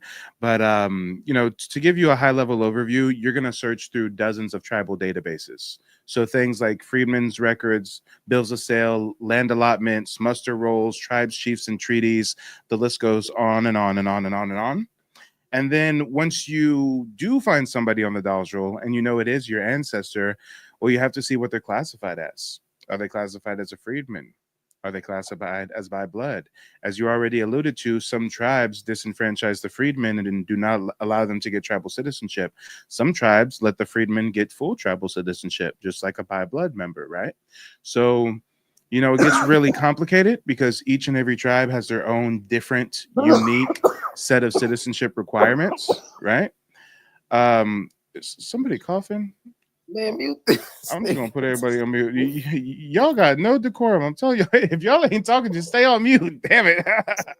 I'm teasing. But as I was saying, each tribe has their own, citizenship requirements. So, it becomes very complicated because most of us have Aboriginal roots on both sides of the family. So you might have somebody on your mother's side of the family classified as a freedman. That tribe doesn't accept the freedman.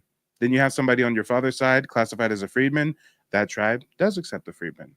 Or maybe you find you have ancestors who were part of tribes that were never acknowledged by the government. Or maybe you have ancestors that were a part of tribes that are recognized by the state government, but not the federal government. Or perhaps your ancestors resisted Indian removal, and because of that, they were reclassified and reclassified and reclassified and made victims of paper genocide. So as you can see, there's so many different ways that the cookie could crumble. But during those genealogy consultations I provide, I share with you the three-step process that me and my family use to trace our heritage and get tribal citizenship. But it sounds like you're probably already halfway there. Yes, thank you very much. Yeah, most def. And since we got you on the panel, do you want to answer the prompt? I say Latinos, Natives, and Africans are having an identity crisis, not us. Do you agree or do you disagree? Well, I'm married to a Puerto Rican, and he is definitely Taino all the way. So in a way, it creates a little bit of jealousy because I want to know who I am as well.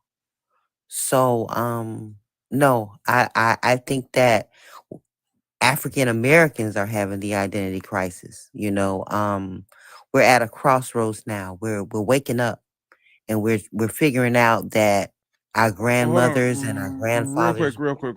they wasn't lying. I I gotta ask you a bit of a question here.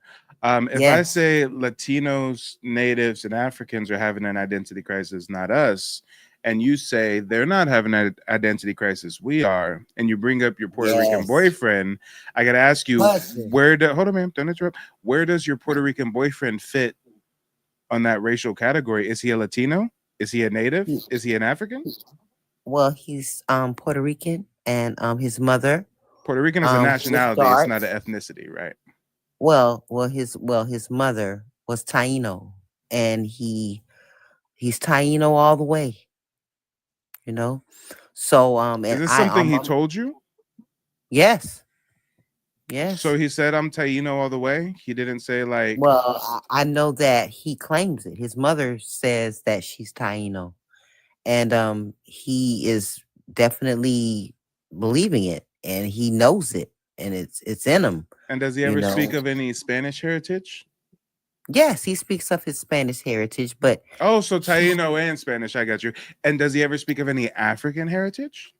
yes, I mean his So it's mother is not that dark. hold on. So it's not that he's Taino all the way and we have an identity crisis. It's that he's Taino, Spanish, and African. Right, and he knows it, and a lot of us have heard things, but as you already know, the way they classify us, Negro, colored, Black, African American. And I know because I am a history teacher, I know that a lot of those things that my grandmother taught me and what I've heard is absolutely true. The first page on one of my history books that I teach my children shows a Seminole Indian, and she's jet black with long, beautiful hair. Well, I So get yeah, that. I think we're just confused as to why you're saying we're that Black confused. Americans are having an identity crisis because we're now researching our indigeneity. Exactly. That's what's going on. And I really Wait. want to know. I don't think you understand. That makes zero sense. You, as an educator, to say that people researching their genealogy is having an identity crisis, ma'am, respectfully, that's an asinine statement to make. Words matter. The definition of an identity crisis is a period of uncertainty, confusion, or inner conflict about one's sense of self values or role in society. Feelings of insecurity or instability. Black Americans aren't feeling insecure. Black Americans aren't feeling instability. Black Americans are feeling curiosity. Black Americans are feeling excited because a lot of research is coming out proving definitively our Aboriginal heritage. But to say that we have an identity crisis because some of us are doing genealogy research for the first time, I don't see how you can qualify that statement, especially as an educator. And I do think it was so strange how you came up saying that your boyfriend was Taino all the way, but you didn't mention the Spanish nor the African heritage until I pulled that up out of you. It was just Taino all the way. For all we know, he's 100% Taino. Not that there's a lot of them walking around anymore. We won't get to that, but it's not until I ask you further questions that we get into, oh, he's mixed with Taino and Spanish and African, but it sounds like he just identifies as Taino. It sounds like he just 100% goes with the Taino identity, which, damn, that would be more akin to an identity crisis than Black Americans researching their indigeneity. Someone who definitively has African, Spanish, and indigenous heritage, but only identifies with the indigenous Taino heritage, that's an identity crisis. Not a Black American whose ancestors were victimized by paper genocide. Not a Black American who was miseducated and filled with propaganda by the same public education school system you serve, respectfully. I mean, I don't really think that's an identity crisis, especially when we compare that to your Puerto Rican hubby. But real quick, before you have a chance to respond, I would really love to see what my audience thinks about this. This is an interesting conversation we're having. El Bay says Tainos are indigenous American. Yes, absolutely. Someone says poor lady. What the heck? Nola says she's biased. Analyze the page says she's tainted. She's digmatized.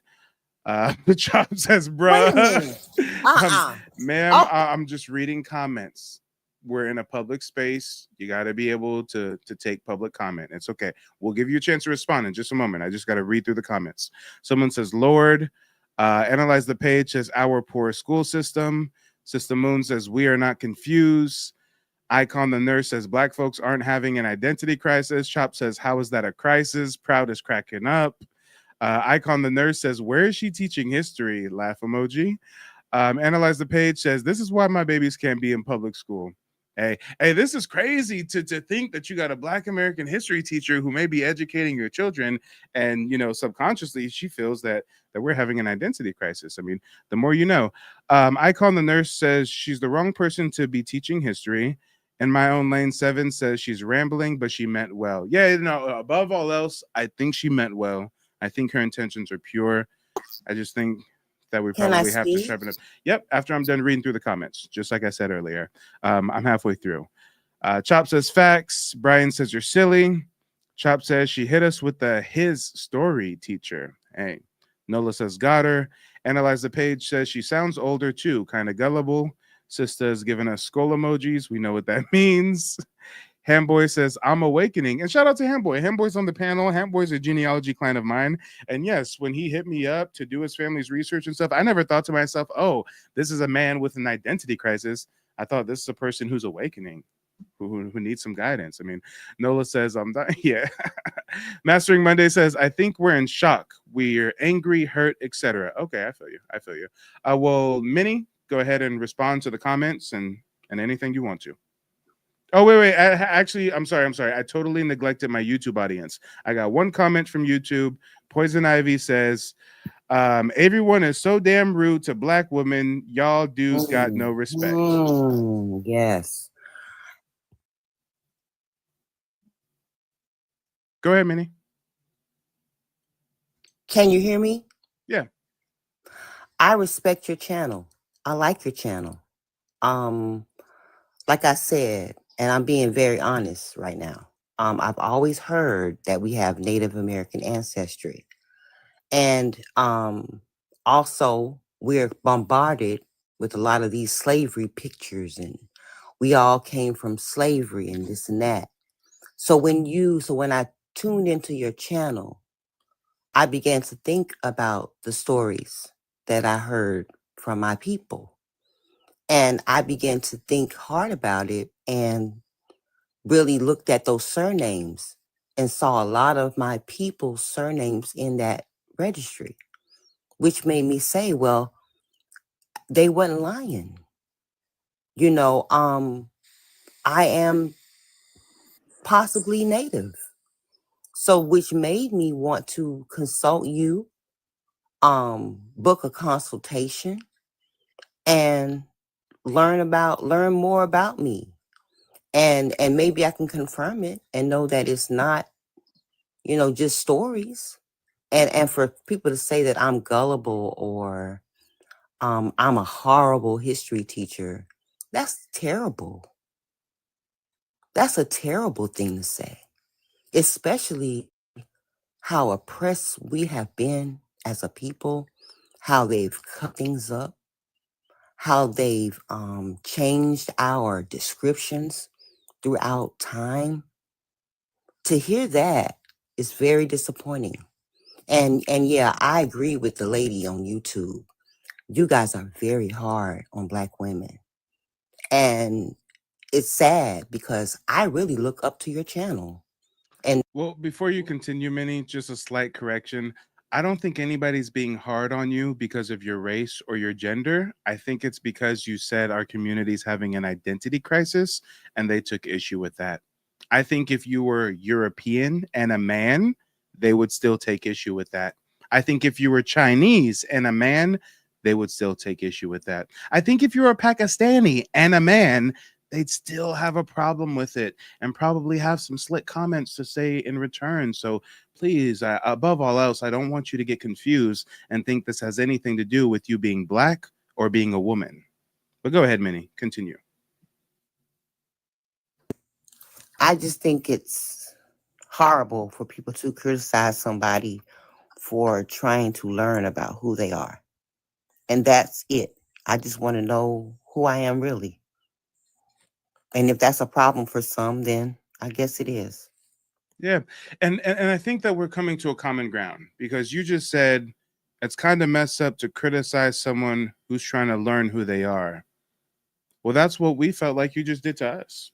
When you said that Black Americans have an identity crisis, but your Puerto Rican boyfriend doesn't because he identifies as Taino all the way, I mean, that was a harsh and critical What I comment was to me. saying was Ma'am, he why are you knows. interrupting me, ma'am? You talking about respect and Black women this. Please don't interrupt the host. So again, if you're going to say, I think it's messed up for people to be harsh on someone just trying to find out who they are, well, our community by and large is trying to get in tune with who they are, and you just labeled us as having an identity crisis and then try to juxtapose us to your Puerto Rican boyfriend as if he's Well, I like, think I and you're think I'm talking interrupting me about. again. Good I don't. Lord. You can go back from whence you came. Go on YouTube and watch reruns of Soul Train. Oh, hey, this ain't for you. You ain't got no decorum. You really gave me the groveling, I'm a Black woman, respect me routine, and you can't even hold your tongue when the host is speaking? Yeah, next, Grandma. Realistically, go ahead, unmute yourself as long as you're done coughing. No, I'm messing with you. I'm I'm teasing you. sorry. I apologize. I'm Hey, just joking. I'm just joking. Let us know no, where you're no, calling in I from and appreciate what's you. on your mind. I'm calling in from Texas, and I apologize for coughing. I didn't know I was unmuted. I'm teasing you. I'm teasing. It's all good. It's all good. I appreciate it. I appreciate that. We said, who is But that coughing up a lung now? I know, but it's very simple.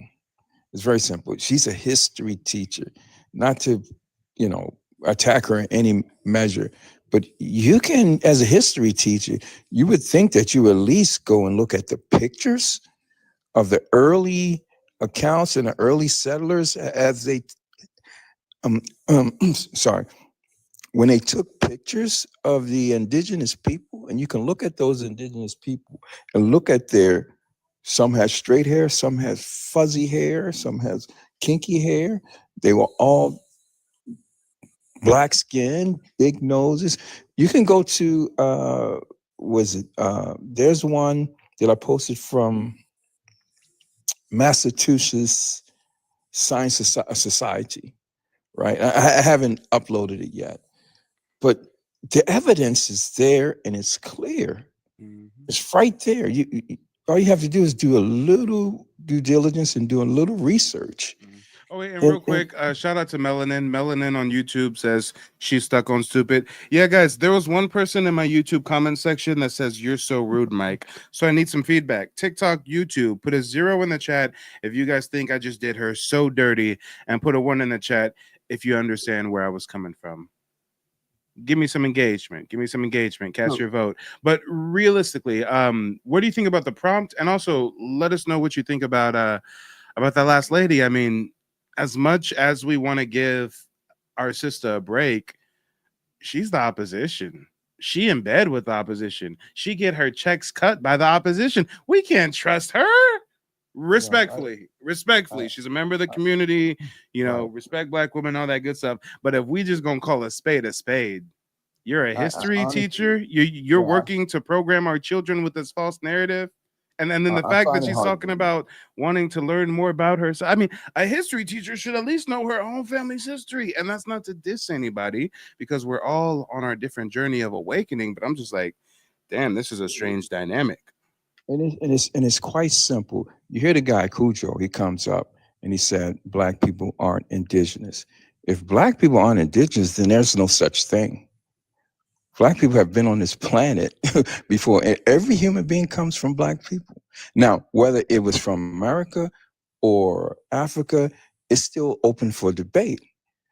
Research hasn't been fully completed in the Americas. They're discovering mounds here now. So discovery, the updating of science and information is a continual process. So for people to be so locked in this ideology and unaware of who put us in this condition, what were their motives, and how do they keep you in this condition perpetually?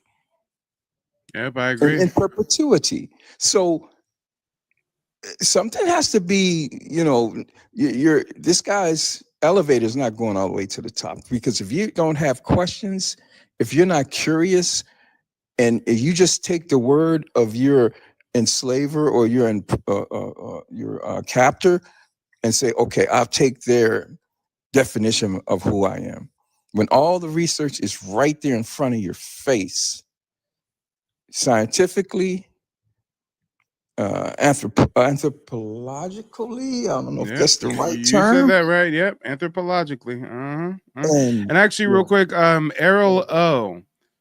Errol O, good brother. I sent you a couple emails. Why aren't you getting back to me, Errol? Unless I got you confused with someone else. Errol O, I'm pretty sure you signed up in the monthly mastermind group for the website, and I sent you an email trying to let you know that we had a session coming up. Tap in with me, Errol. Tap in with me. I want to make sure that you're getting your money's worth for that monthly mastermind group. Some people in the chat says he speaks with us a forked tongue. Hey, in my own lane, maybe you want to come up here and let us know why you're skeptical of realistically. But real quick, before we get back to realistically, I know we got a couple more people to get to. Then we're going to chop it up all amongst ourselves. Sarah Lee is back. Sarah Lee, what's on your mind? Okay, and I'm off mute. What's on my mind? I agree with everything Realistic said. I'm wondering too, what were their motives back then? I think we got a clear picture of that. What were their motives? It was to strip away our sovereignty, our rights to land, and create this caste system. But I'm like, what are their motives now? Because now we see too that there are institutions like these commercial DNA companies that are upholding this lie. And I've been doing deep DNA research. And I've found how we actually, even though they are giving majority, like most of Black Americans, majority West African or Sub-Saharan African DNA, we actually are not one-to-one matching with them. And what I mean is we don't one-to-one match with modern West Africans. And so that's upsetting because they're using an algorithm to do closely matches, and they're matching us to populations of people who we do not actually closely match with too. And then also, I've been doing analysis with ancient genomes, about Lucia and Kenwick Man and Clovis and all that. And my family's never talked about having Native American ancestry. I've heard it from some cousins I've met through DNA matching, but my family never historically talked about it. But I'm as a Black woman or who's had mulatto ancestry, how do I match with all these ancient American remains? And then I think I figured out a way to prove that we were here first through our DNA. Because I also have strong matching with, it's called ancient Northern Eurasian remains, and then also Malta from Siberia. So I'm floored. I'm shocked. I'm just speechless. And then like when I'm seeing, to answer your question, Latinos, Natives, and Africans are having an identity crisis. I believe they are. I caught the video you showed of the African woman, and I'm just like, how is what is going on with us creating a crisis for them in their identity? I'm completely confused about that. We ruined their African identity. What can we say? It is what it is, what it's going to be. And actually, if you watch that video in length, she says that us identifying as indigenous makes her shrink and shrink and shrink until there's not going to be any Africa left.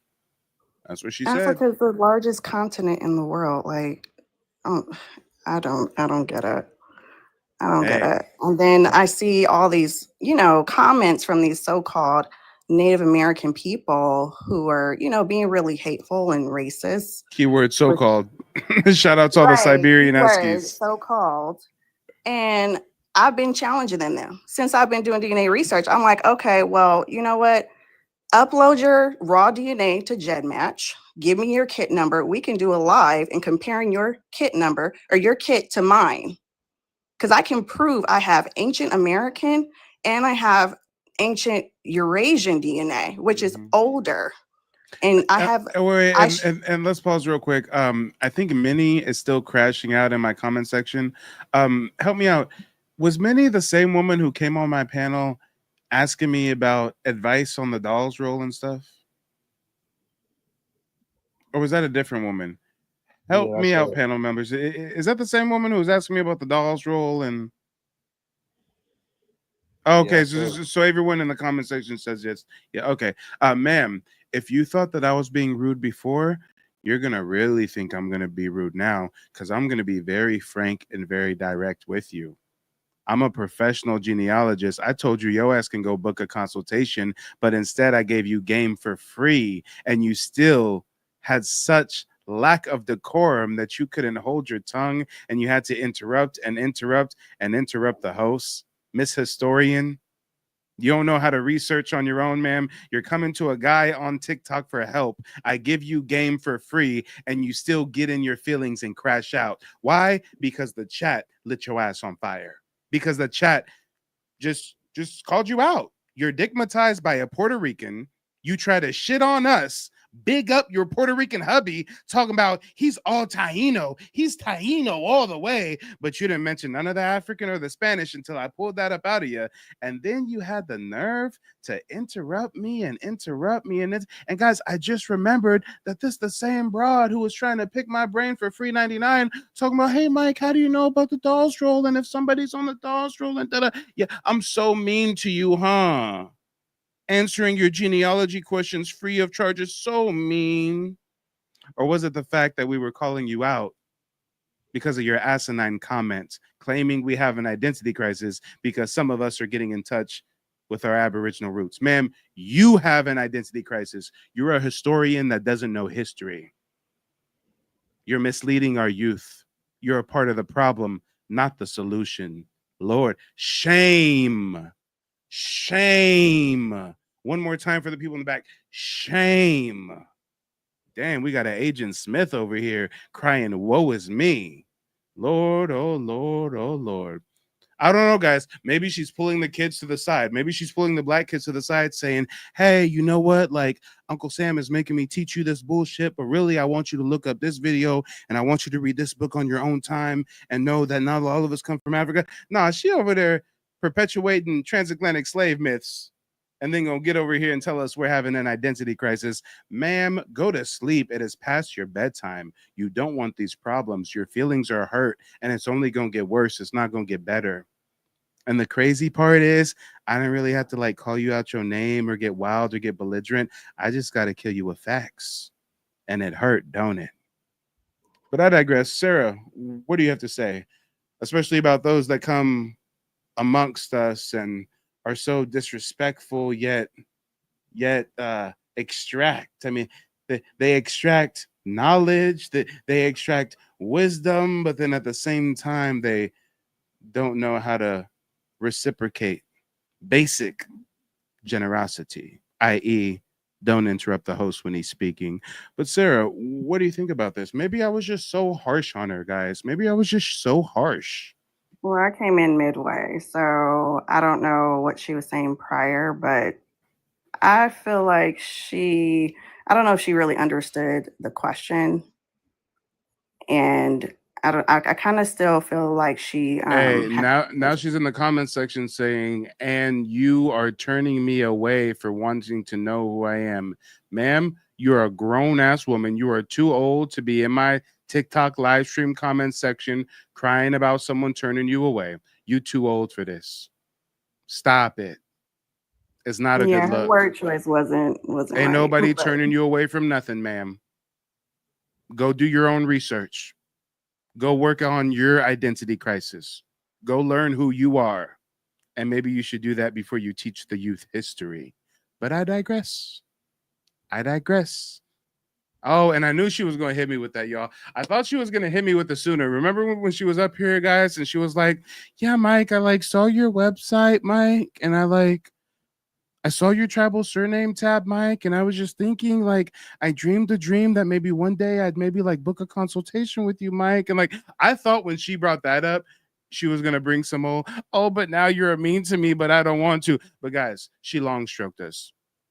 She's finally hitting us with what we knew she was going to hit us with earlier. Now she's in the comment section saying, "For you to treat potential customers like this is awful." Ma'am, guess what? Since I run my own business, I have the luxury of accepting whoever I want as clientele. You are not someone I want as a client.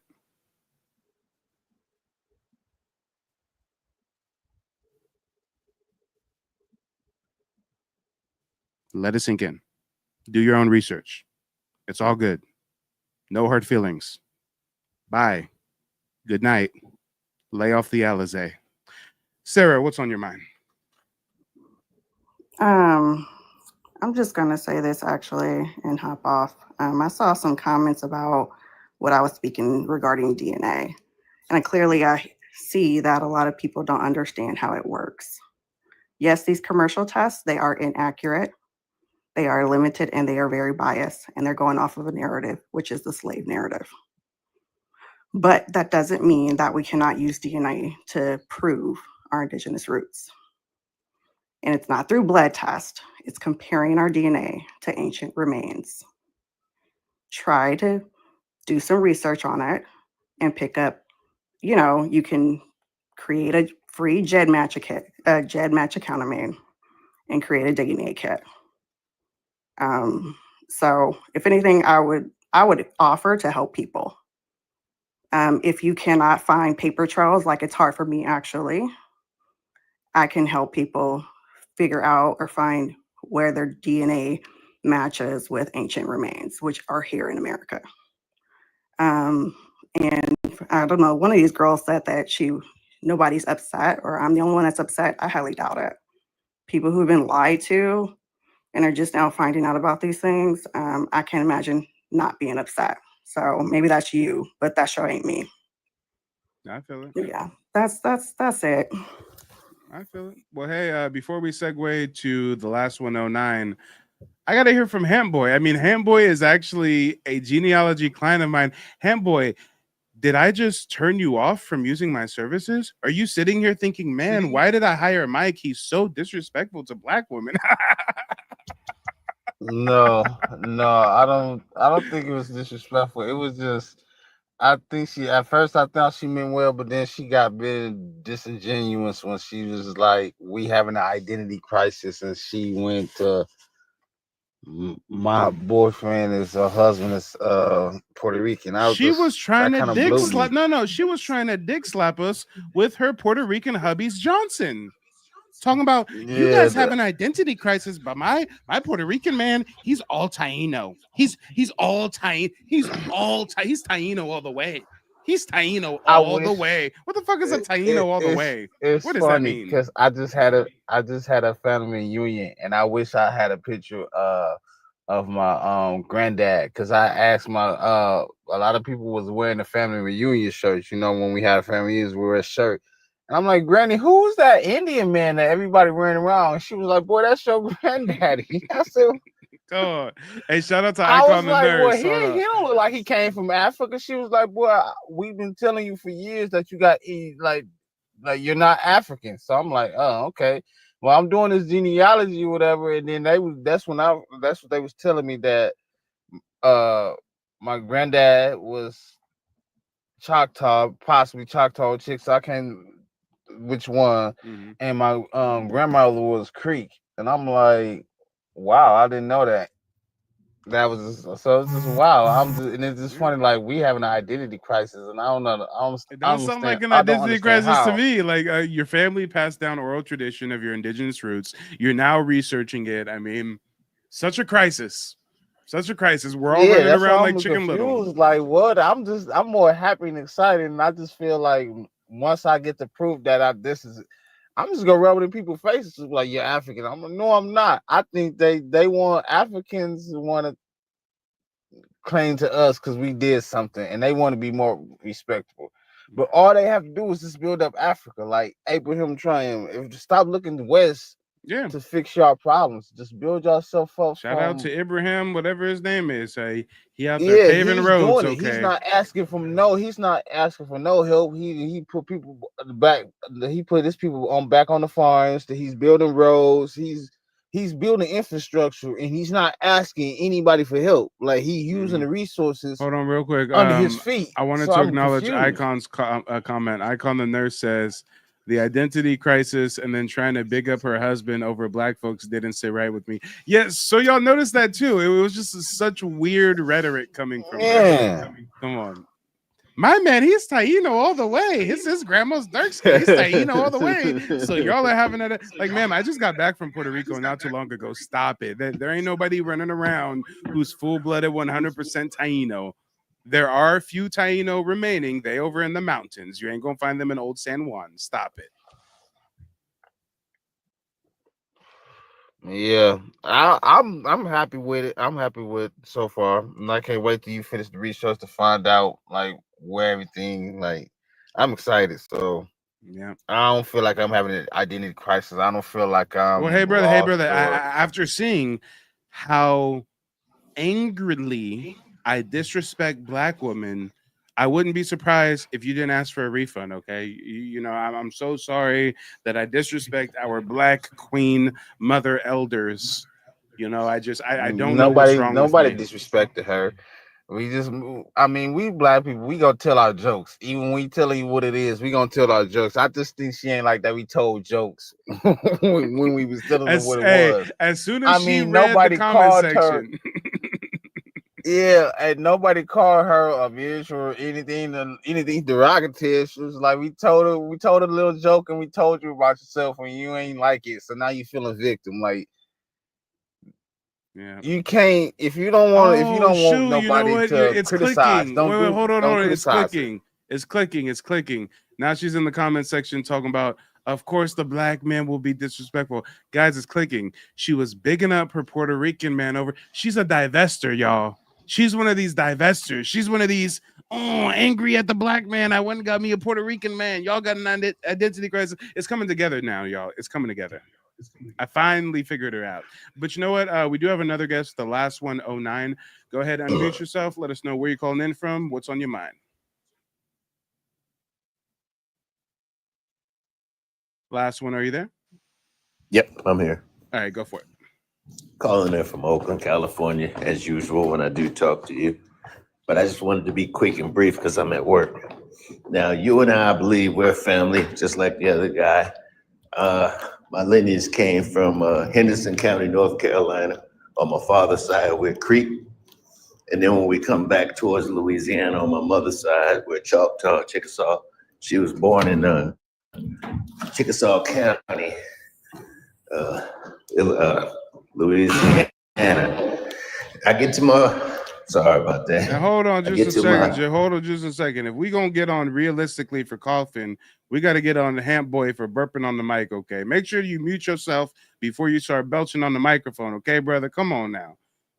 We got some people listening who are truckers. They on the road. They done heard that belch and they done started swerving and stuff. You putting shipments at risk right now, okay? Oh, it was you? I was walking down the stairs. Oh, my bad. I thought it was Hamp Boy. It was you. Telling you I was at work. The last one, you better not burp on my stage again. No, I'm joking. Sorry about that. No. It's I had all to good. get It's all down to a quiet spot. Go ahead, Yeah. brother. Go ahead. So on my identity, I found all of this stuff. Henderson County, North Carolina, Creek on my father's side. I get to my mom's side in Louisiana, Choctaw, Chickasaw. And on her dad's side, they're Cherokee, right? My uncle was a congressman, represented Oakland for a long time. So we've been privy to this information by going into that Library of Congress when we were kids. So I've known this stuff since I was probably like 12 years old. and get a lot of information. So basically, growing up, I'm gonna say I've always known who I was, and I'm about to be 65 years old in about 2 months. And it just irks me so much when I hear these people who are so lost in thinking they're Africans when I haven't found one in my lineage. And we've been here forever.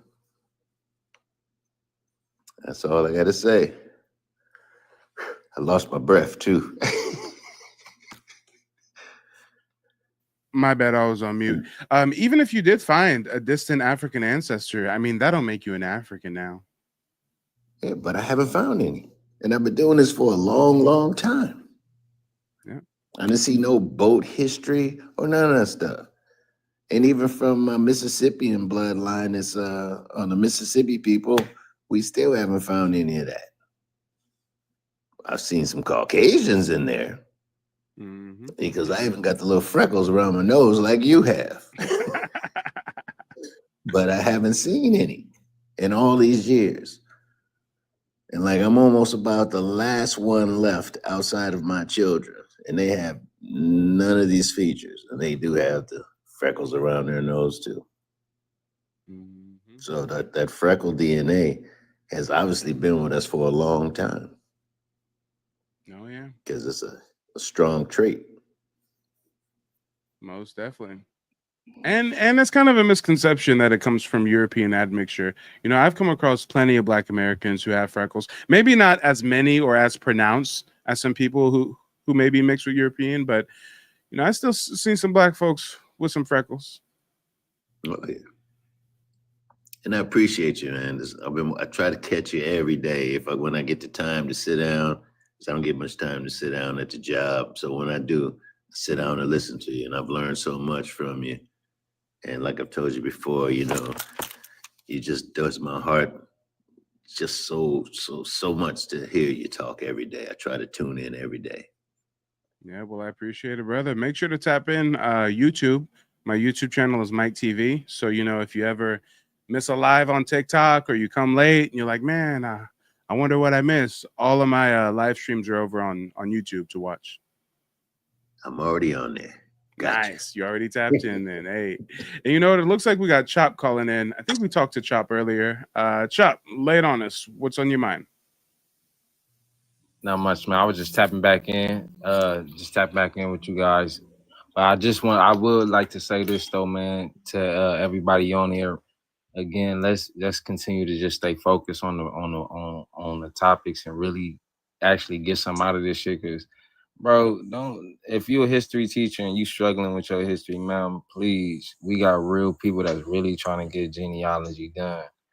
So let's get the real work here. That's it. Nah. Forget that, brother. You got to hold me accountable, one Black man to another. I can't be disrespecting these Nubian queens and gods of the earths, okay? I can't be going out like that. You silly, bro. Nah, you good, man. We good. For sure. And you know what? I got somebody else trying to call in. My presence is pressure. Miss Pressure. You may be pressure, but your Wi-Fi ain't. Okay, it's still trying to connect. It's still spinning. Okay, and it just dropped. All right. If only the Wi-Fi was pressure like you. Come on. No, I'm just teasing. Let's see if we can get her to call back in.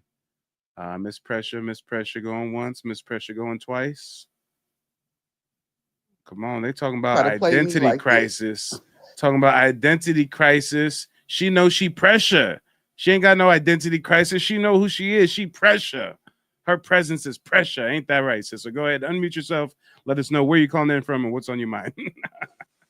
You're right. I am pressure. We all pressure because we are the gods. We them people. We all pressure. And pressure make diamonds, baby. Lies. Pressure make diamonds. Let's talk about it. All day long. And we ain't talking no moissanite neither, okay? We talking natural. Not none of that cubic zirconia stuff. We the real deal. Hey, I be watching your lives sometimes from the highway. I be seeing your videos. Keep doing what you're doing. Hey, our people are waking up. We've been lied to for too long. You know what I'm saying? And it's like what's her name? Mimi, Many, yeah. whatever her name was. Mhm. She came up here gaslight. You know what I'm saying? And for her to stand 10 toes down on her I don't like to use the word black because we're not black, but that's how we communicate. For her to stand 10 toes down with him when he's a mixed breed and try to downgrade the guys, the black male, it's something wrong right there. She don't like her daddy because she ain't married somebody that look like her daddy. That's if she had one. I don't know that. Fuck it. You know what I'm saying? And then for her to come and say that you was rude to her, you was rude to her nowhere. You gave her opportunity after opportunity. And she still was trying to play on your top, our top. But she's a history teacher. That's dangerous. And it's sad that we have so many people that look like us that teach like that. But they're not willing to go against the grain to teach our children who they truly are. That's why we need to start homeschooling our children so they can't be misled anymore. I digress. That's all I got to say. Thank you. Oh no, I feel you. I feel you. It's all about being a part of the solution. Actually, right now, behind the scenes, I'm working on launching a course. You know, a lot of us can't homeschool our children, but at bare minimum, we can supplement their education. And by all means, the school can teach them math, the school can teach them science, but when it comes to history, oh, they need to have an alternative source, some supplemental education when it comes to history. So yeah, I'm definitely picking up what you're putting down, sister. And yeah, that was so strange how she's saying that we have an identity crisis when the man that she's bigging up is a Spaniard mixed with African, but identifying as Taino. I'm sorry. That sounds like an identity crisis to me. I'm sorry. Don't drive me. But she's dealing with a mixed breed, a mutt. And she had the audacity to come up here and downgrade our guys. No, that ain't right. Mm-hmm. Talk about it. Talk about it. And you know what? We got Analyze the Page coming from the back to the front. Let the people know where you're calling in from and what's on your mind. I'm calling from Georgia. Yes, I was rude to the lady because you don't lead with that. You don't lead with that and then say you a history teacher and then I already knew it was gonna go left when she led with her husband and what he was and stuff like that. Her thought process, she can't think properly because of what she do at home. And I know she be at home at them schools downgrading them little black boys too, so-called black boys too, based off of how she thinks. So yeah, no, that was out. I was rude, and I'm gonna be rude about it every time. So yeah, I'm over with that. I had a real question though earlier before we even got to her and all her Okay, hold nonsense. on. We will officially stop talking about the rude old head historian Puerto Rican lover after we acknowledge Errol O's comment. Okay, this is going to be the last one. Errol O said, I'm scared to think of what she is teaching our kids. Hey, Errol, she teaching our kids whatever Uncle Sam tell her. She comes into work, she gets a memo. They say, hey, you're going to teach them this and then teach them this. And Columbus was a hero and he discovered America. And she says, okay. And then she goes and teaches our youth that. But we ain't going to mention her no more. Analyze the Page says that she's guys, am I being petty or am I being honest? I mean, put petty in the comment if you think I'm being petty. You weren't Put rude honest. at all. It was us in the comments. You weren't rude at all. But anyway, I had a question about the reclassification because I know you done seen a lot of roles, you done seen a lot of documentation. If you have found other people might not have been melanated, so-called black people classified as Negro, because I'm starting to hear that rhetoric now. I see white people or other people just saying that, everybody was classified, or a lot of other people were classified as Negroes, who may not have actually been black or melanated. And it made me think that, I don't know if that's true or not, but it made me think about, I do believe that Irish people at one point in time were like Negro, or they had slurs for Irish people that were similar to slurs to us. So I was wondering if you have seen that or come across that in any other type of genealogy you've done. Great question. So, were there other tribes of people or groups of people classified, reclassified to Negro? Yes. Were they reclassified to Negro but had no Negro phenotype? No.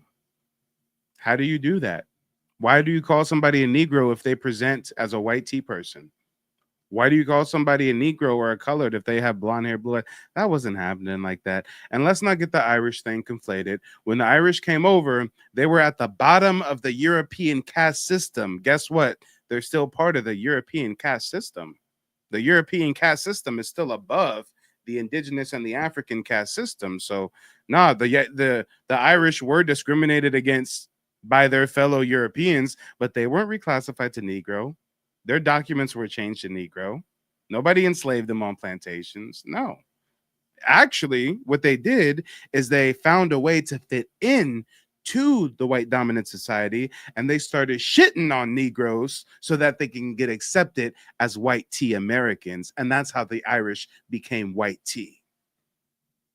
Right. Let's Yeah, talk I'm about it. aware. Let's talk Okay. about it. But no, I kept other seeing ethnic it. I'm groups like, can make whatever claims they want to make. I'm sure that those cracked out natives are on the res talking about, oh yeah, we were reclassified as Negro too. Where's the documentation?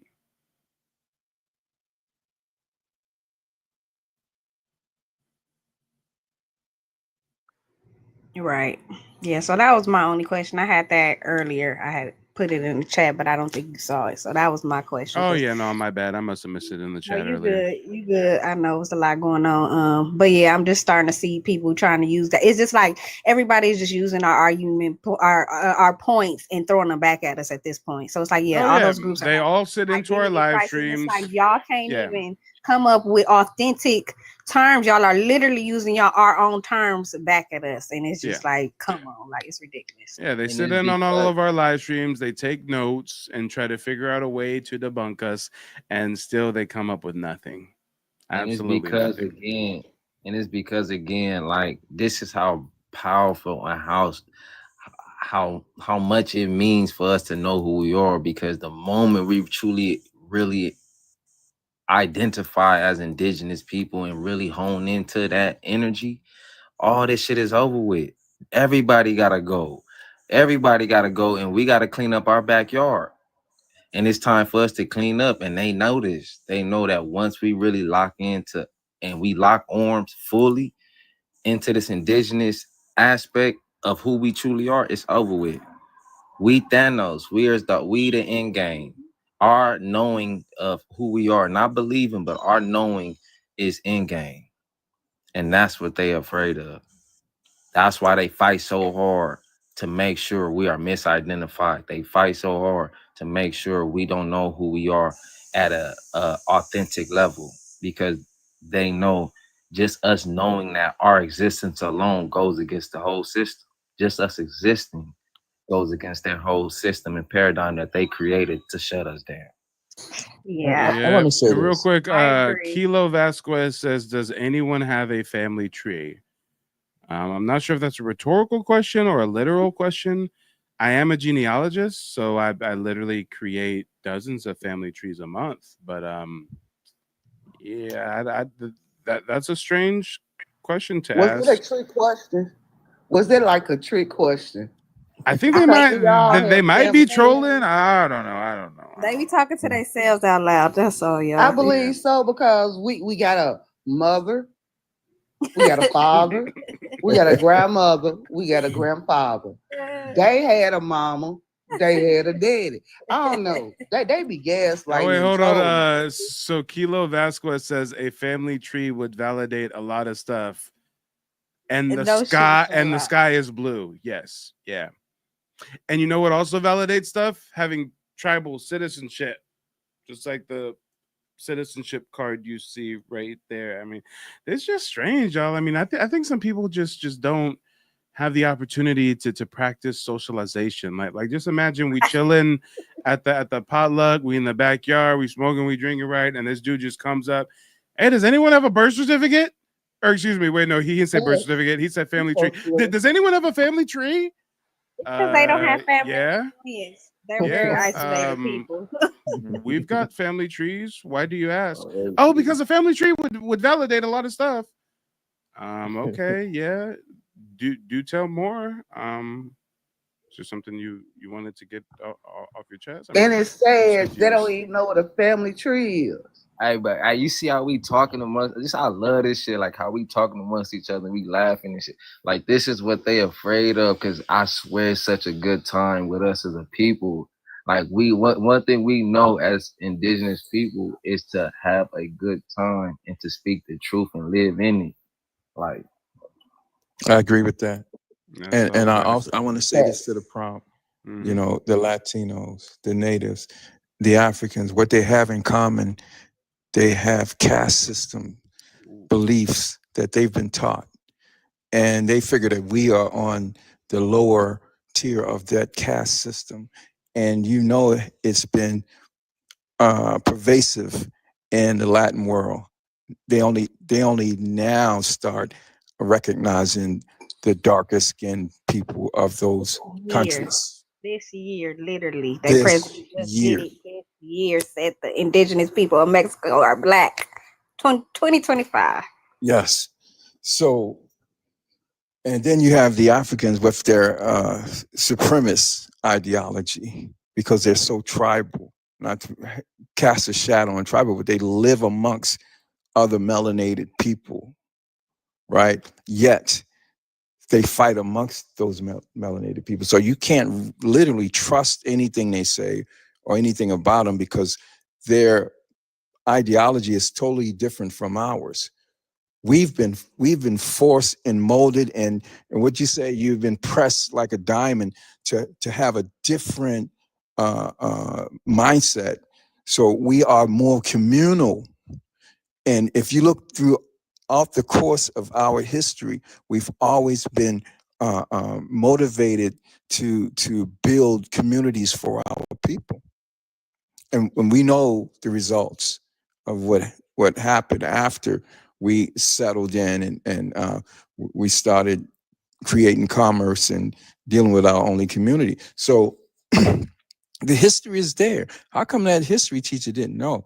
The people that she's calling the Tainos are a different race of people. There's always been different ethnic groups of people. The natives here are claiming that we're stealing their identity. I don't Your claim to be identity a has Plains nothing to do with Indian. ours.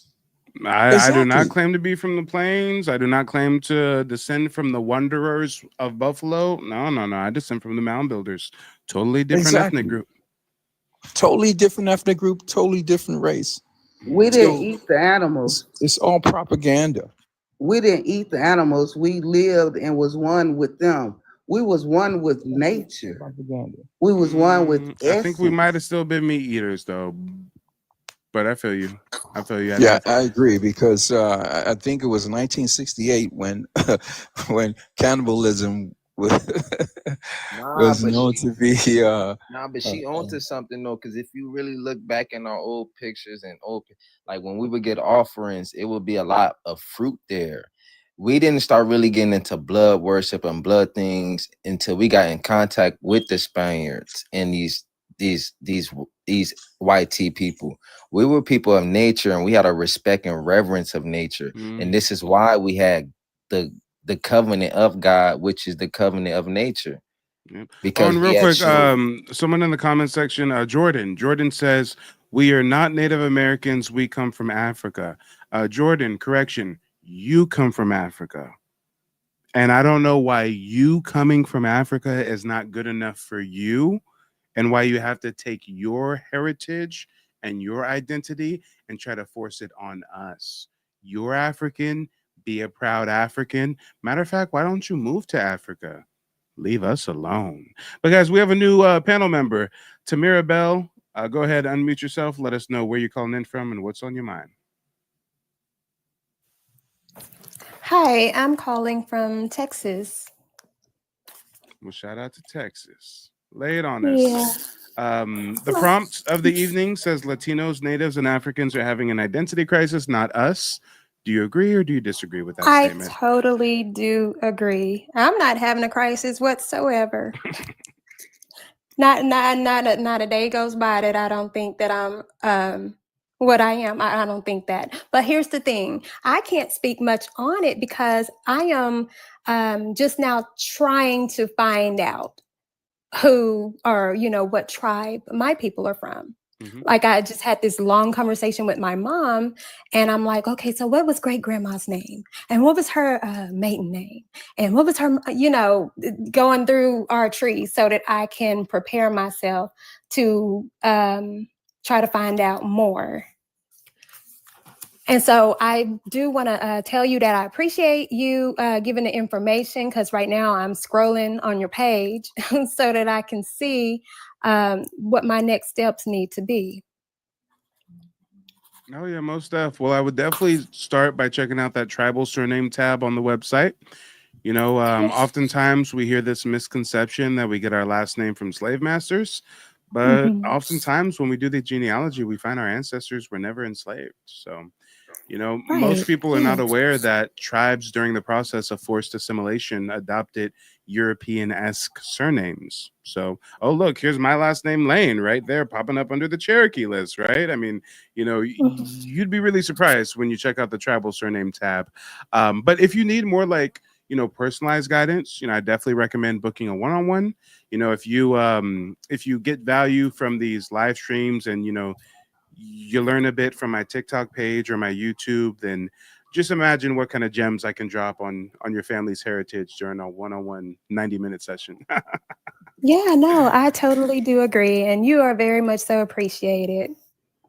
Oh yeah, well I appreciate you tuning in. You don't have to go anywhere. We're gonna do a little bit of a round robin before we close out the panel and get back to the video that we were reacting to.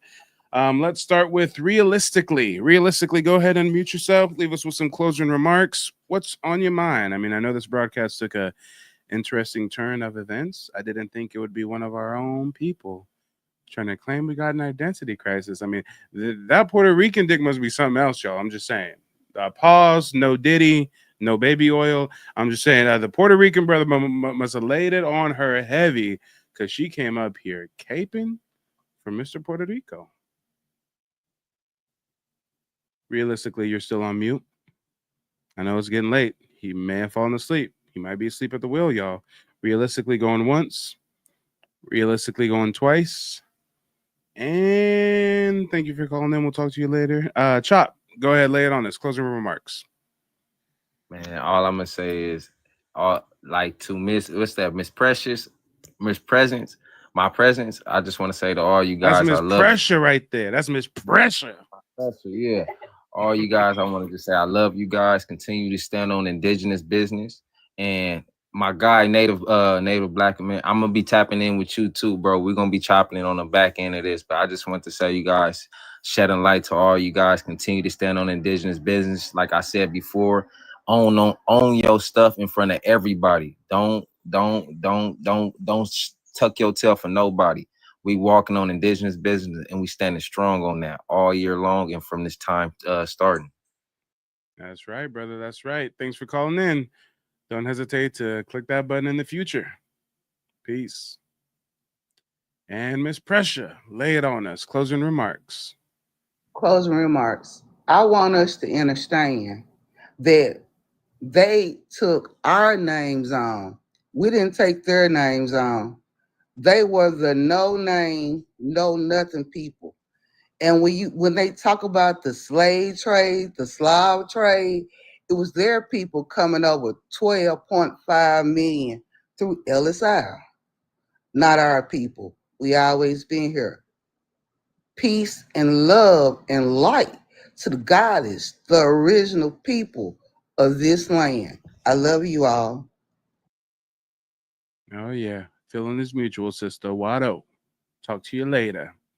And analyze the page. Lay it on us. Closing remarks. I just want to say peace to everybody. I enjoyed it. Mike, keep doing your thing. Yeah, I'm with Chop Talk, Californians, because I'm from Compton originally. Yeah, we stand 10 toes down. We know who we are.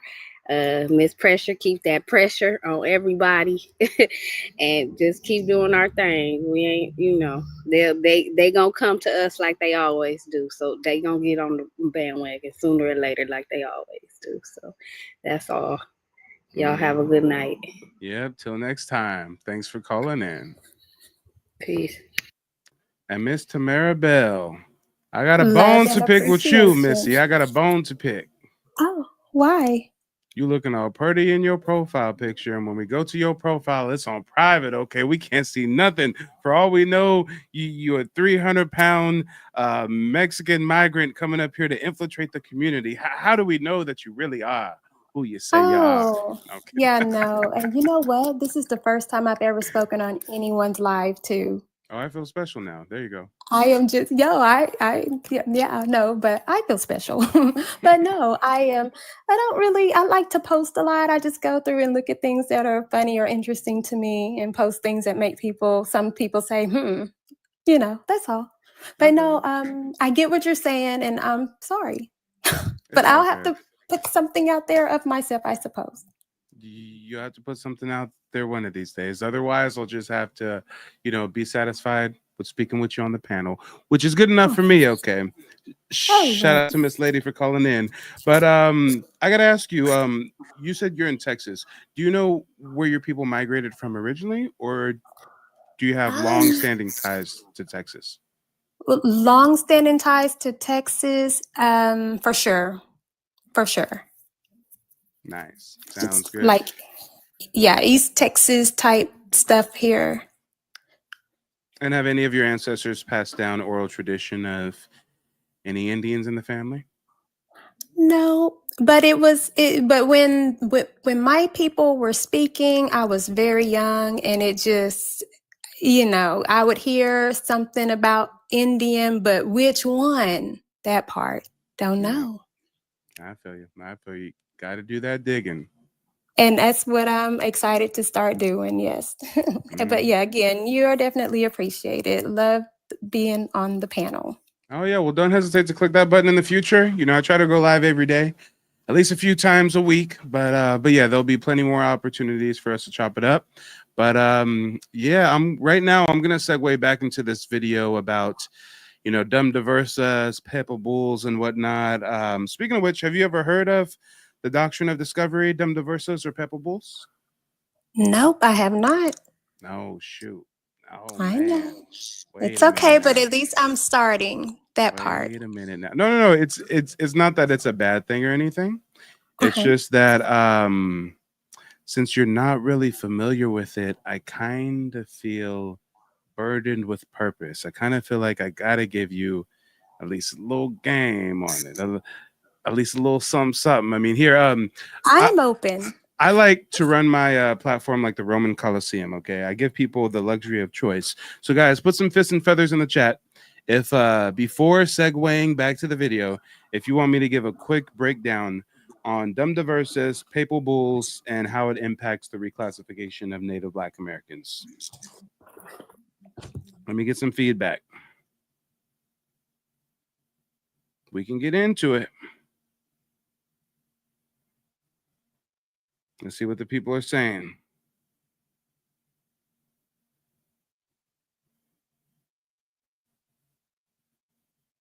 All right, hold on. Wait a minute. I'm seeing some fists. I'm seeing some feathers.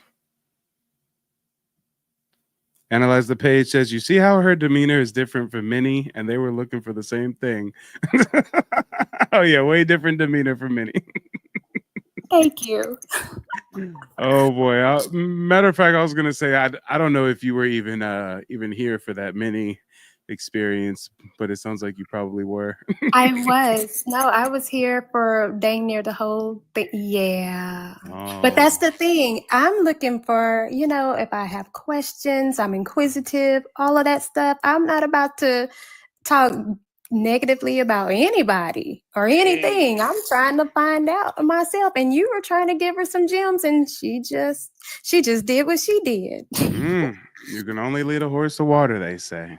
That part, exactly. I gotta say though, I just love your accent. Is that a West Texas thing or? I'm East Texas. Oh, East Texas, you said. East. Okay. So I'm from the West Coast, but I just moved to Oklahoma like the beginning of the year. So now that I'm in, Oklahoma, I'm going to Texas and stuff sometimes, I'm starting to hear all the different accents of, surrounding areas and stuff. So I'm like, "Oh, okay. People definitely got a Yeah. unique way of speaking out here." Yeah, we're out here. Oh yeah. Well, hey, it looks like the people have voted.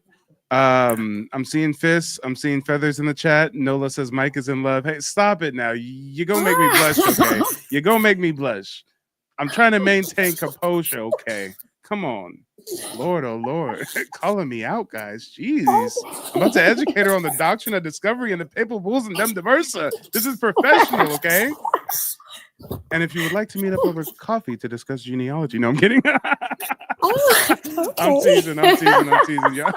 Analyze the page says she sounds adorable. Oh yeah, too adorable. Mills says she's from the countryside of Texas. Okay. I've only been to Texas once. I've been to Texas once. I don't even remember what the name of the town was. It was one of them little towns that was really like two freeway exits. Like two freeway exits made up the whole town. And it was so dusty. That's and a all these oil that's a lot of fields. Texas. Yeah, I Yeah. was like, man, oh man, I don't know about this Texas, but I don't It's know. okay. I might have an excuse to visit now, guys. But stay focused. Doctrine of discovery. That's what we're talking about. So as far as the doctrine of discovery and what it had to do with the racial reclassification, Scoot says that man done caught the vapors. Please don't tell me that that's like a Southern expression or something. What the hell does caught the vapors mean? Oh Lord, I don't even think I want to know. I don't want to. I'm catching vapors out here, Lord. I'm catching vapors. And who is texting me as I'm trying to educate about the doctrine of discovery? Okay, so Papal Bulls, doctrine of discovery. Have you ever heard of manifest destiny? I have. Okay, so manifest destiny is like the concept, the American concept of like westward expansion, and like we say we want to make our land bigger, and God said it's okay, so manifest destiny, right? Well, manifest destiny actually comes from something called the doctrine of discovery. And the doctrine of discovery was several papal bulls that were issued by the Vatican, by the Pope. Now, what a papal bull is basically like a religious law. It's like the Pope, the religious hierarchy is coming up with a law, is coming up with a guideline, is coming up with some kind of ruling, and they refer to it as a papal bull, right? So when we talk about some of these key papal bulls, there's Dum Diversas. Dum Diversas was in 1452. This is actually where Pope Nicholas gave King Alfonso of Portugal the religious right to invade, search, capture, vanquish, and subdue all pagans and anybody that was not Christian, and reduce them to perpetual slavery. Oh. So I know this is new information, but the Europeans in their own religion, their own religious figure, the Pope, is literally saying, hey, Portuguese people, it's okay to do whatever you want to them Indians, do whatever you want to them Africans, do whatever you want in the Middle East. If they're not Christians, you can enslave them, you can dog them out, steal their stuff. It don't matter. Why? Because the Pope said it's cool. The Pope gave them the religious go ahead, so to speak. Wow. Now, this is actually what set the stage for the transatlantic slave trade and the enslavement of indigenous peoples. Again, that's Dum Diversas 1452. When we talk about the second papal bull, Romanus Pontifex, that was in 1455. And this expanded Dum Diversas, but also gave Portugal exclusive rights to new lands along the African coast and beyond. And it explicitly sanctioned the enslavement of non-Christian people and the seizure of their property. Now, this is where we get to the Americas more so. 1493, Inter Cantera. Inter Cantera was issued by Pope Alexander after Christopher Columbus's first voyage. Remember, Christopher Columbus's first voyage was 1492. Well, a year later, we got Inter Cantera. This actually granted Spain the right to claim and convert lands in Americas, which basically drew a land, or excuse me, not a land. It drew a line to separate the land. So actually, I can probably pull up an exact map for you so you can see what we're talking about here when we say Inter Castera. Now, as somebody who's never heard of this before, This might be a bit surprising. Like, wait a minute, the Europeans, their own religious figure, is saying that it's okay to enslave people and unalive them and do the most craziest of things as long as they're non-Christian. Well, this right here is that map. I'm not sure if you can see this clearly. So Yeah, I Interior can see. Quintera draws a map, or excuse me, draws a line in the map of the Earth, and everything west of this line was given to the Spanish. The Spanish can steal it. The Spanish can enslave the people. The Spanish can do whatever they want. Everything east of the line is given to the Portuguese. That's all of Africa. That's all of Asia. That's the Philippine Islands, et cetera, right? So when we hear about Christopher Columbus, well, before there was even Christopher Columbus, there's the Pope issuing these papal bulls, giving these European powers religious permission to go enslave people as long as they're not Christian. Wow. Yeah, some pretty heavy stuff, huh? Yeah. Now, as far as how it connects to the reclassification of Native Black Americans, you got to understand the doctrine of discovery wasn't just about land, it was actually about control of identity.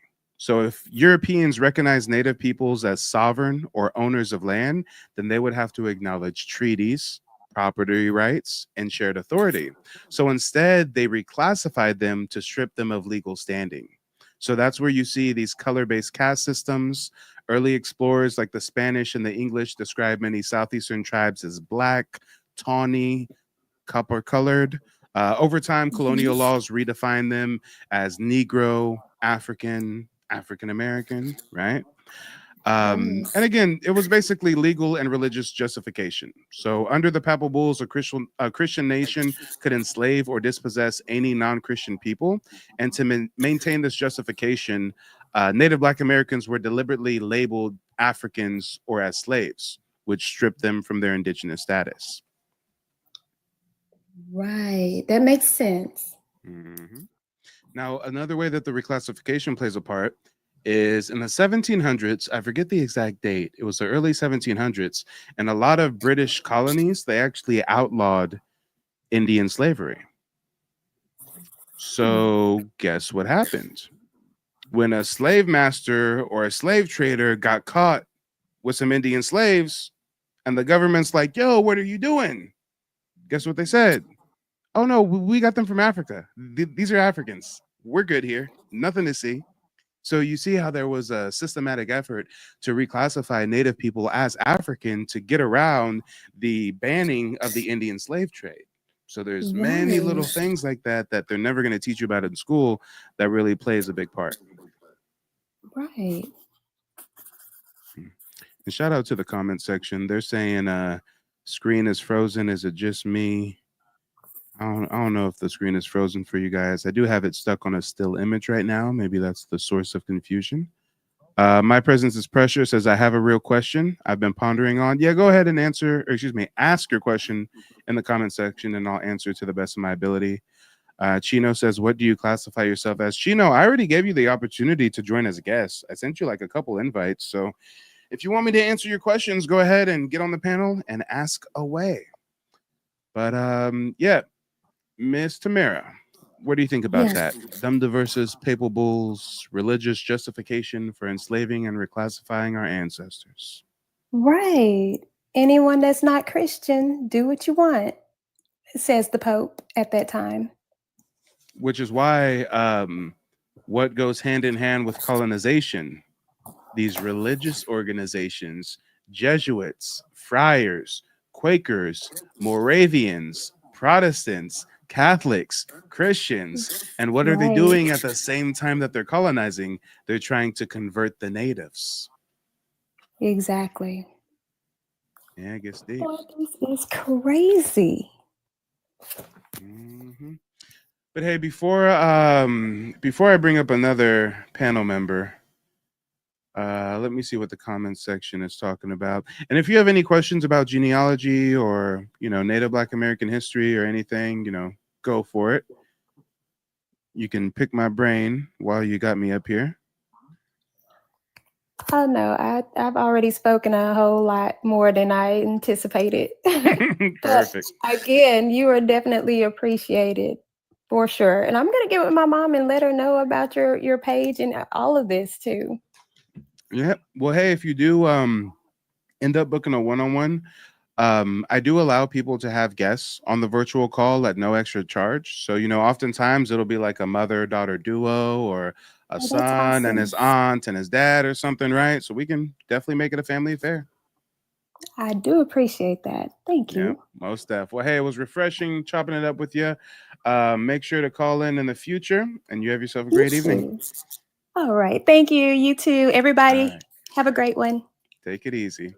And now we got Chino. Chino's coming from the back to the front, y'all. We got to transition from speaking with a lovely lady, a PYT as they say, to speaking with a Chino descendant of conquistad. No, I'm kidding. I'm trolling. Chino's finally calling in. We gave him an invitation earlier. He didn't want to accept, but now he's here. Chino, go ahead, unmute yourself. Let us know where you're calling in from and what's on your mind. Hello. Hello. Yes. Oh, I don't know if you could hear me or not. Um, but yeah, I'm calling in from Florida. Um, and I had a few questions. I Well, guess go I'd ahead and say. ask your first question, Chino. So, what do you classify as? American Indian. What do you classify as? I'm Hispanic. What is Hispanic? Well, my mom's side of the family, they come from Cuba, and my dad's side comes from goes from Nicaragua.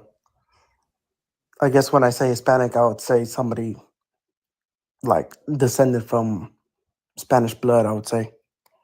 And when you say Spanish blood, you mean European blood. Yeah, Spanish European.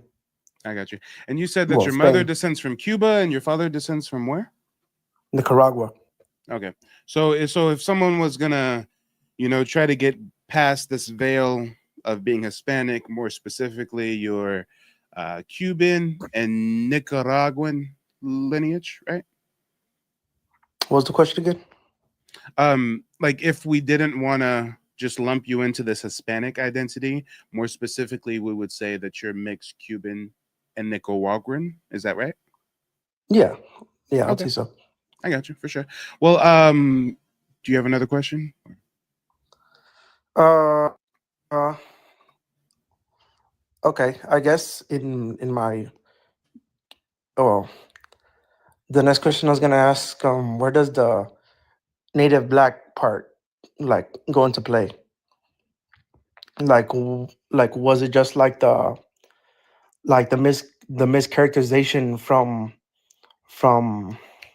what I would say the mischaracterization from the Europeans, like as you were stating earlier. I'm a little bit confused by your question. You said where does the native black come from? Yeah, like on your profile it says native black ancestry. That's my website and the business I run. Yep. Uh-huh.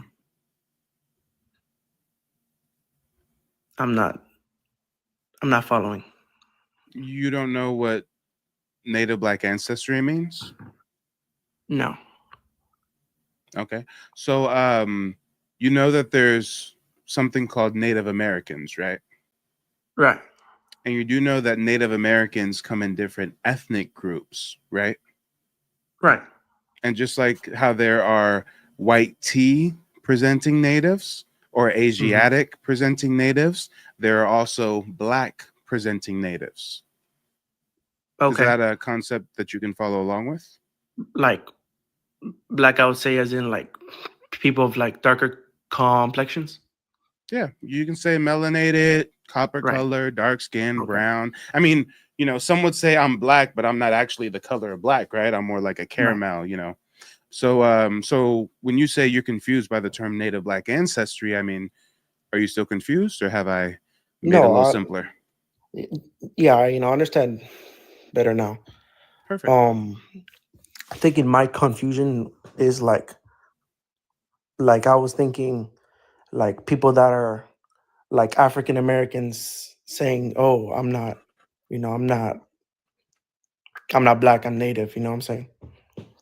Well, hold on. We're not saying we're not black. Black is a misclassification. It's a label that's been forced on us. So we know that we're black. It's a title that's forced on us. What we're saying is we're not African. Right. Okay, so I guess I would describe what you say as I'm black in color, but I'm not black in like culture, right? No, we would say phenotypically, you can describe Uh, us as black. We descend from people who've been reclassified as black, but black does not mean African. There I are see. black people all across the world. That doesn't mean they're African. Right. Okay. Okay. I was just getting black and African, mixed up. Yeah, you were probably thinking that black was synonymous with African, right? I mean, I guess you could say that. Yeah. And a lot of people have that misconception. In actuality, black has nothing to do with African. Africans don't even call themselves black. Right. Africans don't even call themselves African. They identify by their country or their tribe. I'm Nigerian. I'm Igbo. I'm Yoruba. I'm Hausa clan. I'm this. I'm that.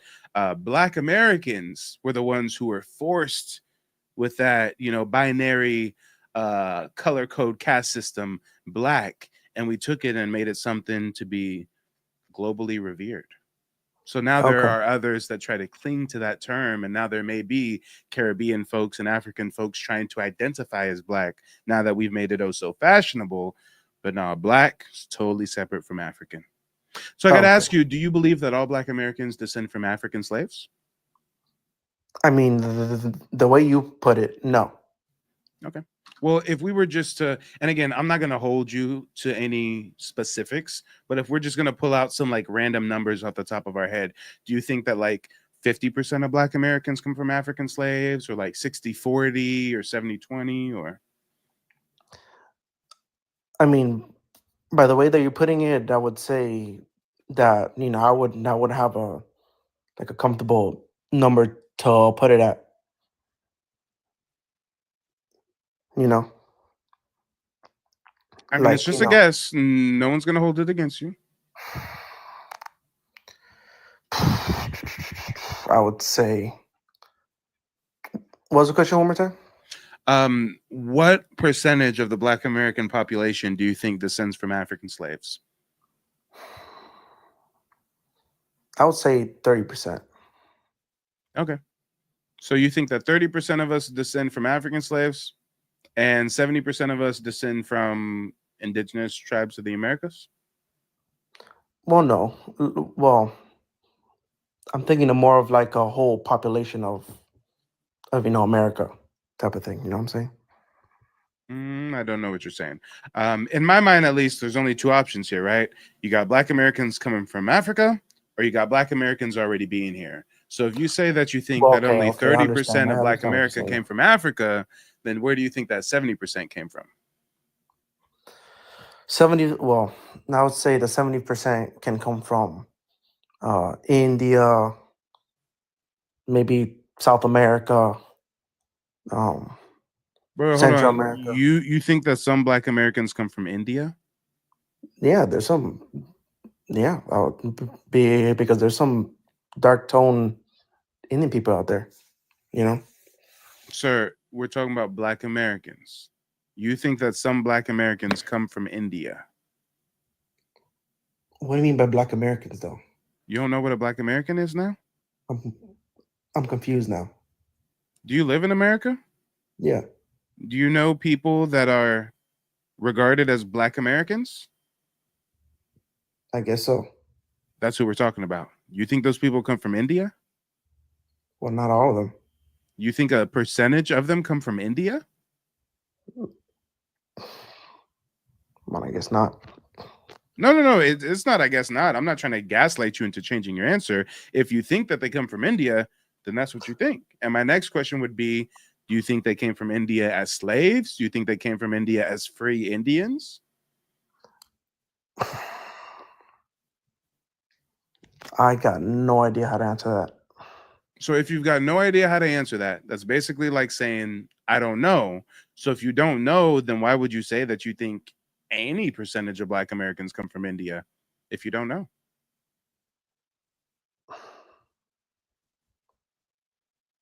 It's actually crazy and low key wildly disrespectful for you to even theorize what our heritage is if you don't know. I mean, if I didn't know about an ethnic group, I wouldn't call into their live streams and be like, hey, I think 50% of you guys came from Africa, 30% of you guys came from India. I mean, I wouldn't even feel comfortable speaking on things that I don't know. You feel me? And Light Man, stay on mute until it's your turn. Chino, what do you have to say? Go ahead and unmute yourself. Hello. Yep. Well, I was gonna say that that was the whole point of me joining the live. You know, like you gain more like information. Yep. I feel you. Yeah, You and know, and I thank you for being respectful and cordial and everything. But yeah, I would urge you to at least just start to research the indigenous tribes of the Southeast, the original depictions of the Olmec, the Aztec, the Maya, what the hieroglyphs, what the petroglyphs look like, firsthand journals from Cortez, Torquemada, Vizcaino, Christopher Columbus himself. I mean, it's well documented the quote unquote dark skin or Black indigenous tribes all across the Americas. right? It's such mainstream knowledge that you can even ask ChatGPT. You can even, hey yo, ChatGPT, give me all sources for every European explorer that said he saw dark skin or Black Indians here in the Americas, and ChatGPT will give you dates and the name of the book and the text and the everything. Right. I just one thing before I go. Yep. You know, I just want to call it address the chat. You know, none of my questions were meant in like a malicious fashion. You know what I'm saying? You know. Oh no, Just you're want good. You're good. I think people understand that. There was even some comments that were thanking you for being respectful and being cordial. I know at first when you were in the chat, people were maybe, confused by some of the things you were saying. But now that we've got you up on the panel and we're talking to you, we see you're just confused and ill-informed, but you are at least seemingly open-minded and open to absorbing new info, right? Right. Yeah. So I definitely check out nativeblack.ancestry.com. Shoot, even if you want to check out the digital archive, I mean, I got firsthand accounts from ex-slaves who are literally Choctaw Black Indians kidnapped, reclassified, forced onto plantations. We got Indian slave ads, fugitive slave ads that describe phenotypically American Indians reclassified as mulatto, reclassified as Negro. Look at this, June 1st, 1776, $10 reward. Run away from the subscriber on his journey from Williamsburg on the 11th of May near King William County. A mulatto servant man named John Newton, about 20 years of age, an Indian by birth. They're not going to show you this in school. They're not going to tell you about the Indians that they kidnapped and forced onto plantations and reclassified to mulatto, to Negro. Right. But yep, stick around. You'll definitely learn a lot, and you don't have to go anywhere. I'm just going to introduce the next panel member real quick. Lightman, go ahead, unmute yourself. Let us know where you're calling in from and what's on your mind. Yes, good evening. How are you? I'm doing well. How about yourself? That's good. That's good. Very good. I'm calling from Seattle, Washington. Seattle, Washington. Yes. And yes. what country are your folks from originally? Originally, I am from the Caribbean. I mean, there's quite a few islands. There's quite a few islands in the Caribbean. Dominica. Dominica. Okay. DR. No. You have DR, you have Dominican Republic, and you have Dominica. It was a British territory before, until we got independence. Is it on the same island as Haiti, or is it a different island? No, it's a different island totally. All right, I gotta look this up, y'all. I've not heard of Dominica. Let me see.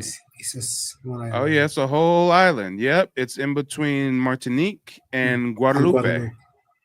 Exactly. Okay, so see, I've been to Puerto Rico, but I haven't really looked into all these other islands past here. Okay. Right. And I'm not even sure if you can fly into these islands.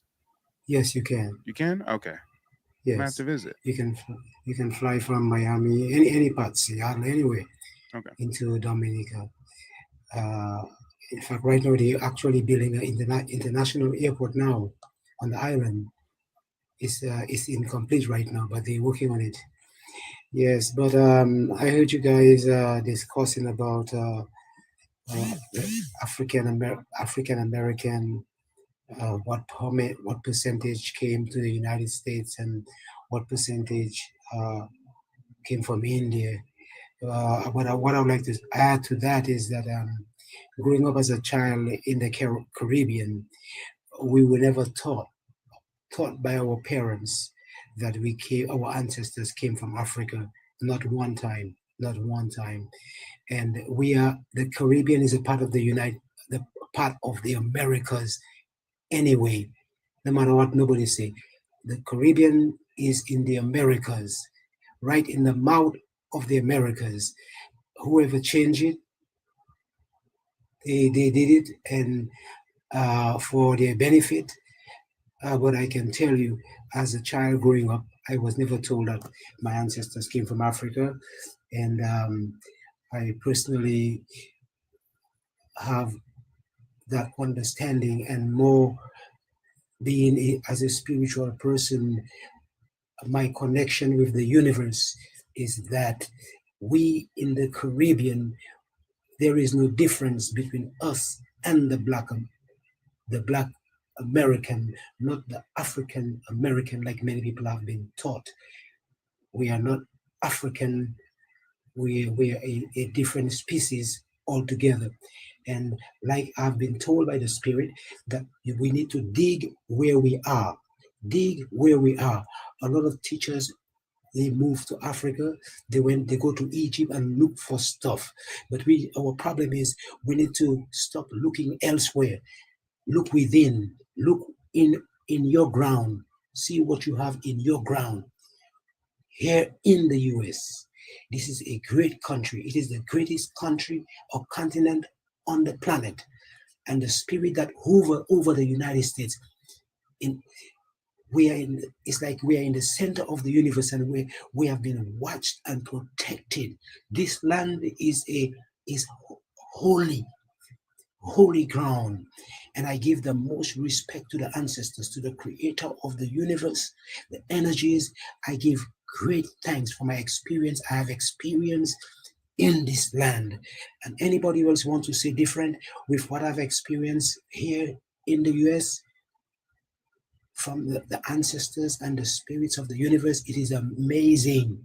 And I am very thankful for the American people, for their sacrifice and what they have done. And today, many nations enjoy the benefit of this land, this motherland, Canaan. She provides for every other continents on the planet. She provides food and everything. Everybody comes to this country to enjoy her benefits. And sometimes most of the people, they don't show appreciation to her children for all their sufferings they've been through. And I'm telling you, I respect so much the American people for what their ancestors have done for us, man. It's amazing. I give thanks every day. I tell my wife, listen, I appreciate them so much, because when I think of all what you've been through, and yet still you are not, most of you guys, in spite of what's going on, you are able to sing and dance, have fun, and create things from nothing, and just move forward, and everybody follows you, no matter whether it's negative or positive. You all are the best. And Yeah, no, I appreciate that. And real quick, I got a question in the comment section. Miss Pressure. Miss Pressure says, is it America or Americas? And if Americas, what makes it so? Yeah, so when you say America, you're more so referring to the United States of America. When you say the Americas, you're referring to the entirety of the Western Hemisphere, right? So if you say Yes, America, I correct. this right I should here is correct. America. You know, this is America. But if we say the Americas, that includes Alaska, Canada, the U.S., Central America, Mexico, South America, the Caribbean. All of this is the Correction. Americas. This is Correction. America. Yep. Yes, correction. Mhm. Thank you so And, much. and while there may be similarities in struggle and oppression, I think it is important to highlight some differences between what the people of Dominica face versus the Native Black Americans on the mainland US of A. So like first and foremost, when you talk about the whole power dynamics, it's way different. It's way different when we look at Dominica. I mean, slavery was abolished in Dominica, I think 1834. In the US it wasn't abolished until 1865. Now you guys did face economic marginalization, lack of access to land, and some restrictions that were designed to keep your people dependent on plantation owners, which is kind of similar to like sharecropping and black codes in the US South after 1865. But when we talk about some key differences, we really got to talk about demographics and power shifts, right?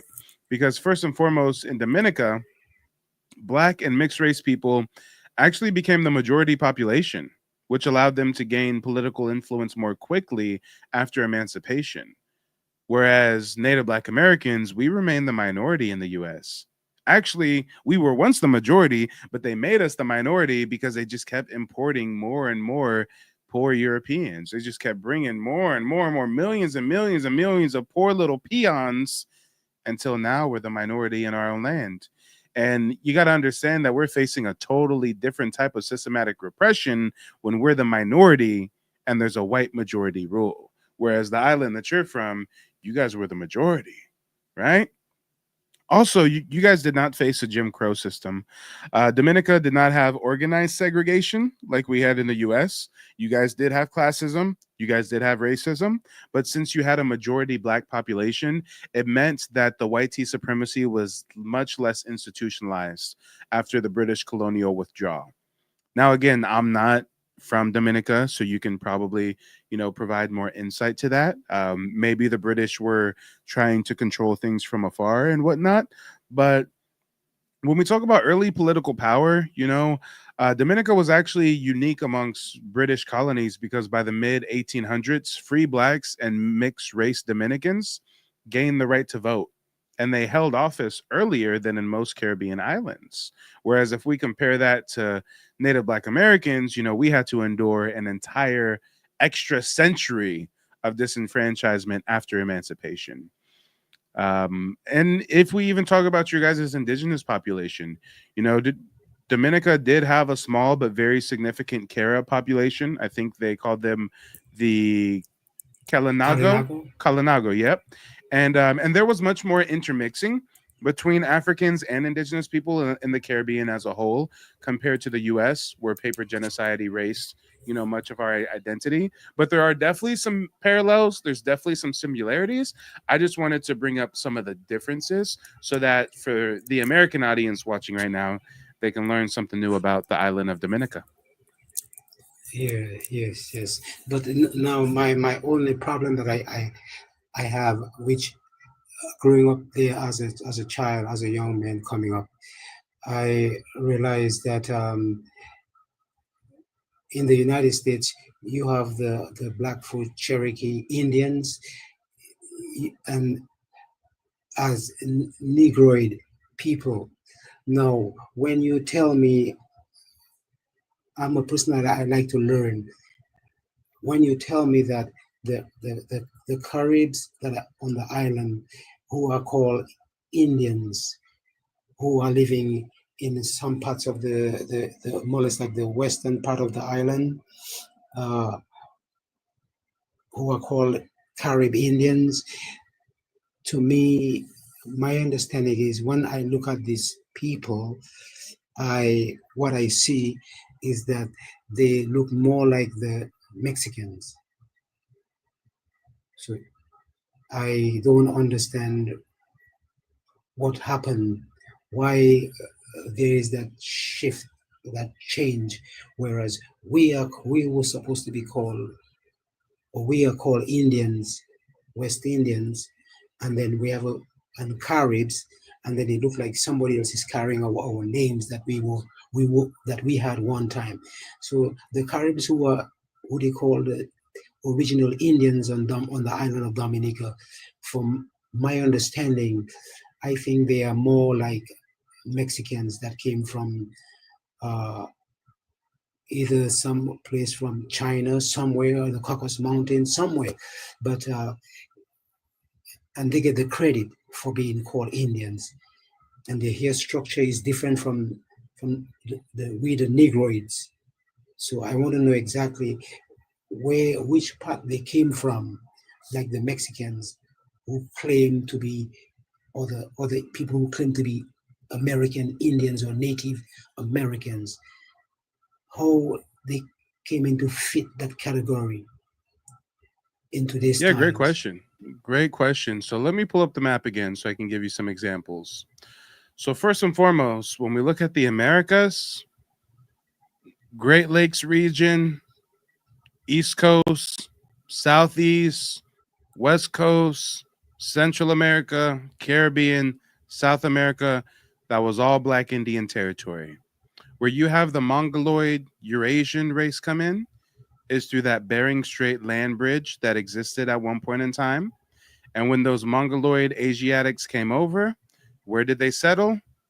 Alaska, Canada, and then they came on down and settled in the Plains region. So when you see a lot of these people claiming to be Native Americans, they're born and raised on reservations, but they look Asian, it's because they don't descend from the indigenous people of the Americas. They descend from the first migrants. I mean, you can technically call them Native Americans. They've been here for thousands of years. Native just means born here, but they're not indigenous to the Americas. They're indigenous to Asia, Russia, Mongolia, Siberia, right? Now, when you say, hey, Mike, we're seeing some Mexican looking folks that look Mexican and Asian, and they're claiming to be indigenous, well, you got to realize these are the descendants of conquistadors.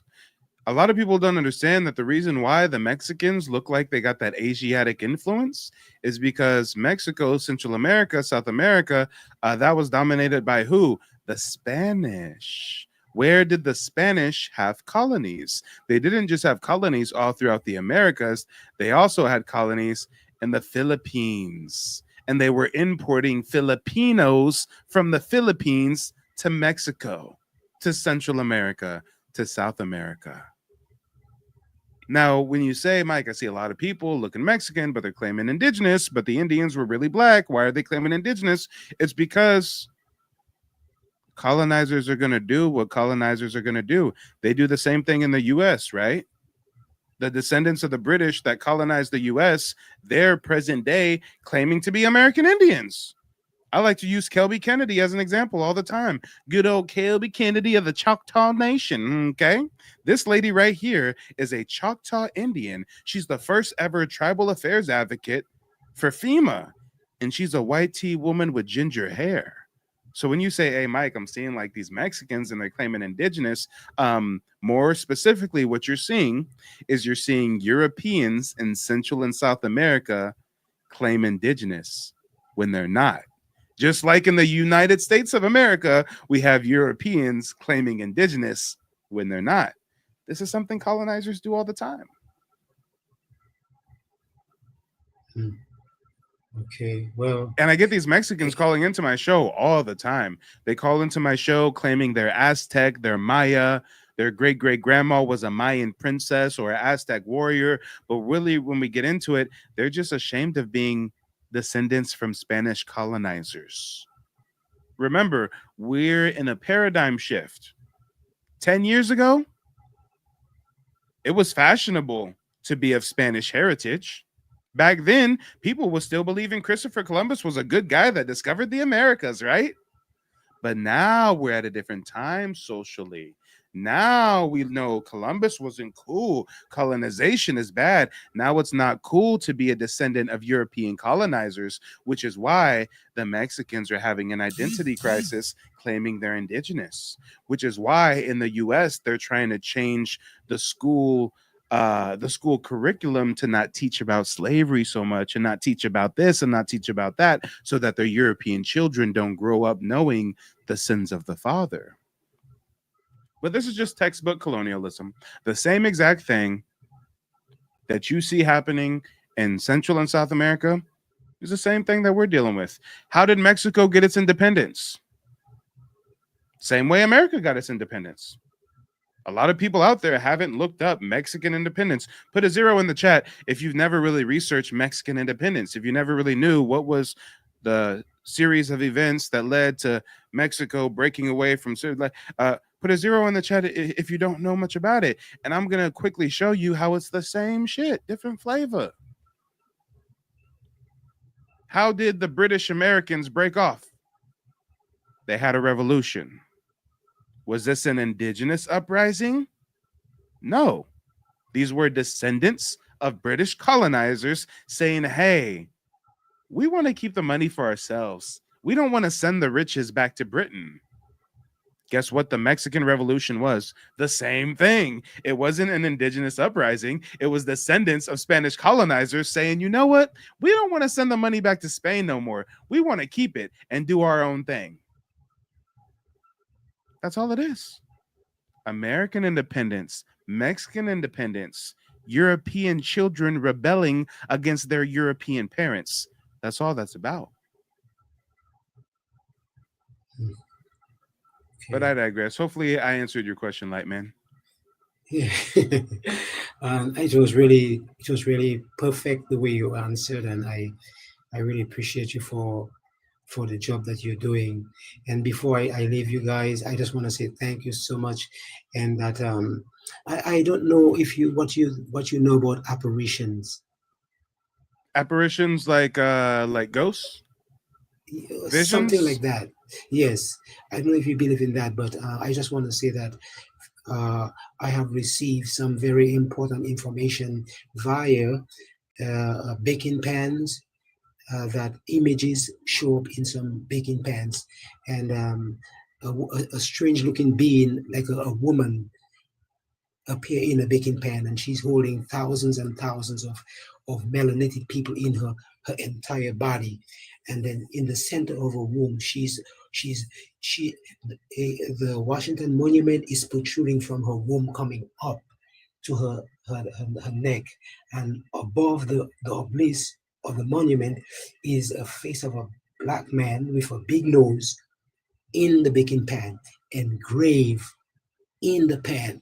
So I took pictures of the image, and people normally call me and they normally purchase from me also.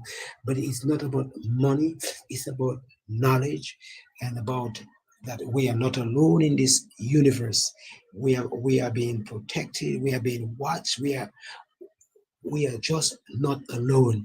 And the way the image is engraved in the baking pan, I have to do research about how comes that happen. So a gentleman helped me, and we found out that because aluminum is a conductor from the crust of the earth, it is able to capture information from the various dimensions because of its conductivity. So if I understand this correctly, you're seeing a vision of a baking pan with a woman inside of the baking pan holding thousands of melanated people in her womb while the Washington Monument protrudes from her throat with a black figure behind it. Right. And it's an actual baking pan. I own it. I purchased the pans from where I was working at, because the people didn't understand what it was, but I knew that the ancestors allowed me to be at that place at that time to see what they were about to send for us. It's not just for me, but it's to show that I'm not saying anybody is not important, but we are very important people on the planet, and we play a great part in the universe in helping to create things and to make it easier for mankind, the entire planet right now has been enjoying benefits from our inventions and everything that we were able to do. So I was one of those that was, it seems, chosen to receive this information. And I had a show in Mons, Indiana, where people came to see the baking pan and actual pictures. Is there any place online that we can see this baking pan? Yes, it's if you go on TikTok, my name is Lightman on TikTok. Lightman. Yes. Let's find you real quick. I'd love to see what this baking pan looks like. Lightman. What else? Is there some numbers or something? No, just Lightman. Hold on, there's gonna be a lot of Lightman. Let's see. Lightman users. Freddie Joe 5? Yeah. Okay, you're Lightman. Now let's see where this baking pan is. Is this the pan right here? Yeah, I can't see what you're saying. Is this it? Let me turn my camera on to see. Hi, here come Freddie J. I am the man that see things in the baking pans. Yes. Okay. So is this like a different baking pan where you're seeing something in it, or is this the one with the woman? That's the one with the woman and a man. Okay, let's see real quick. Let's see.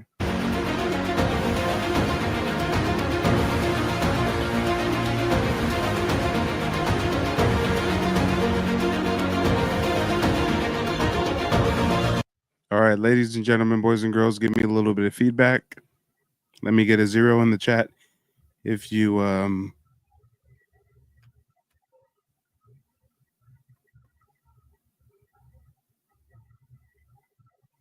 let me get a 0.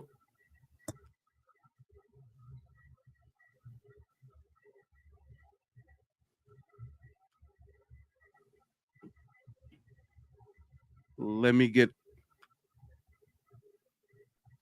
look.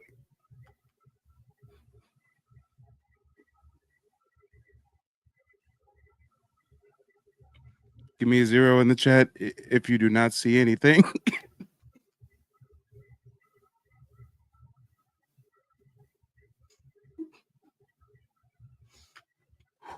Put a 0 in the chat if you do not see anything in the baking pan. 1 in the chat if you see something in the baking pan.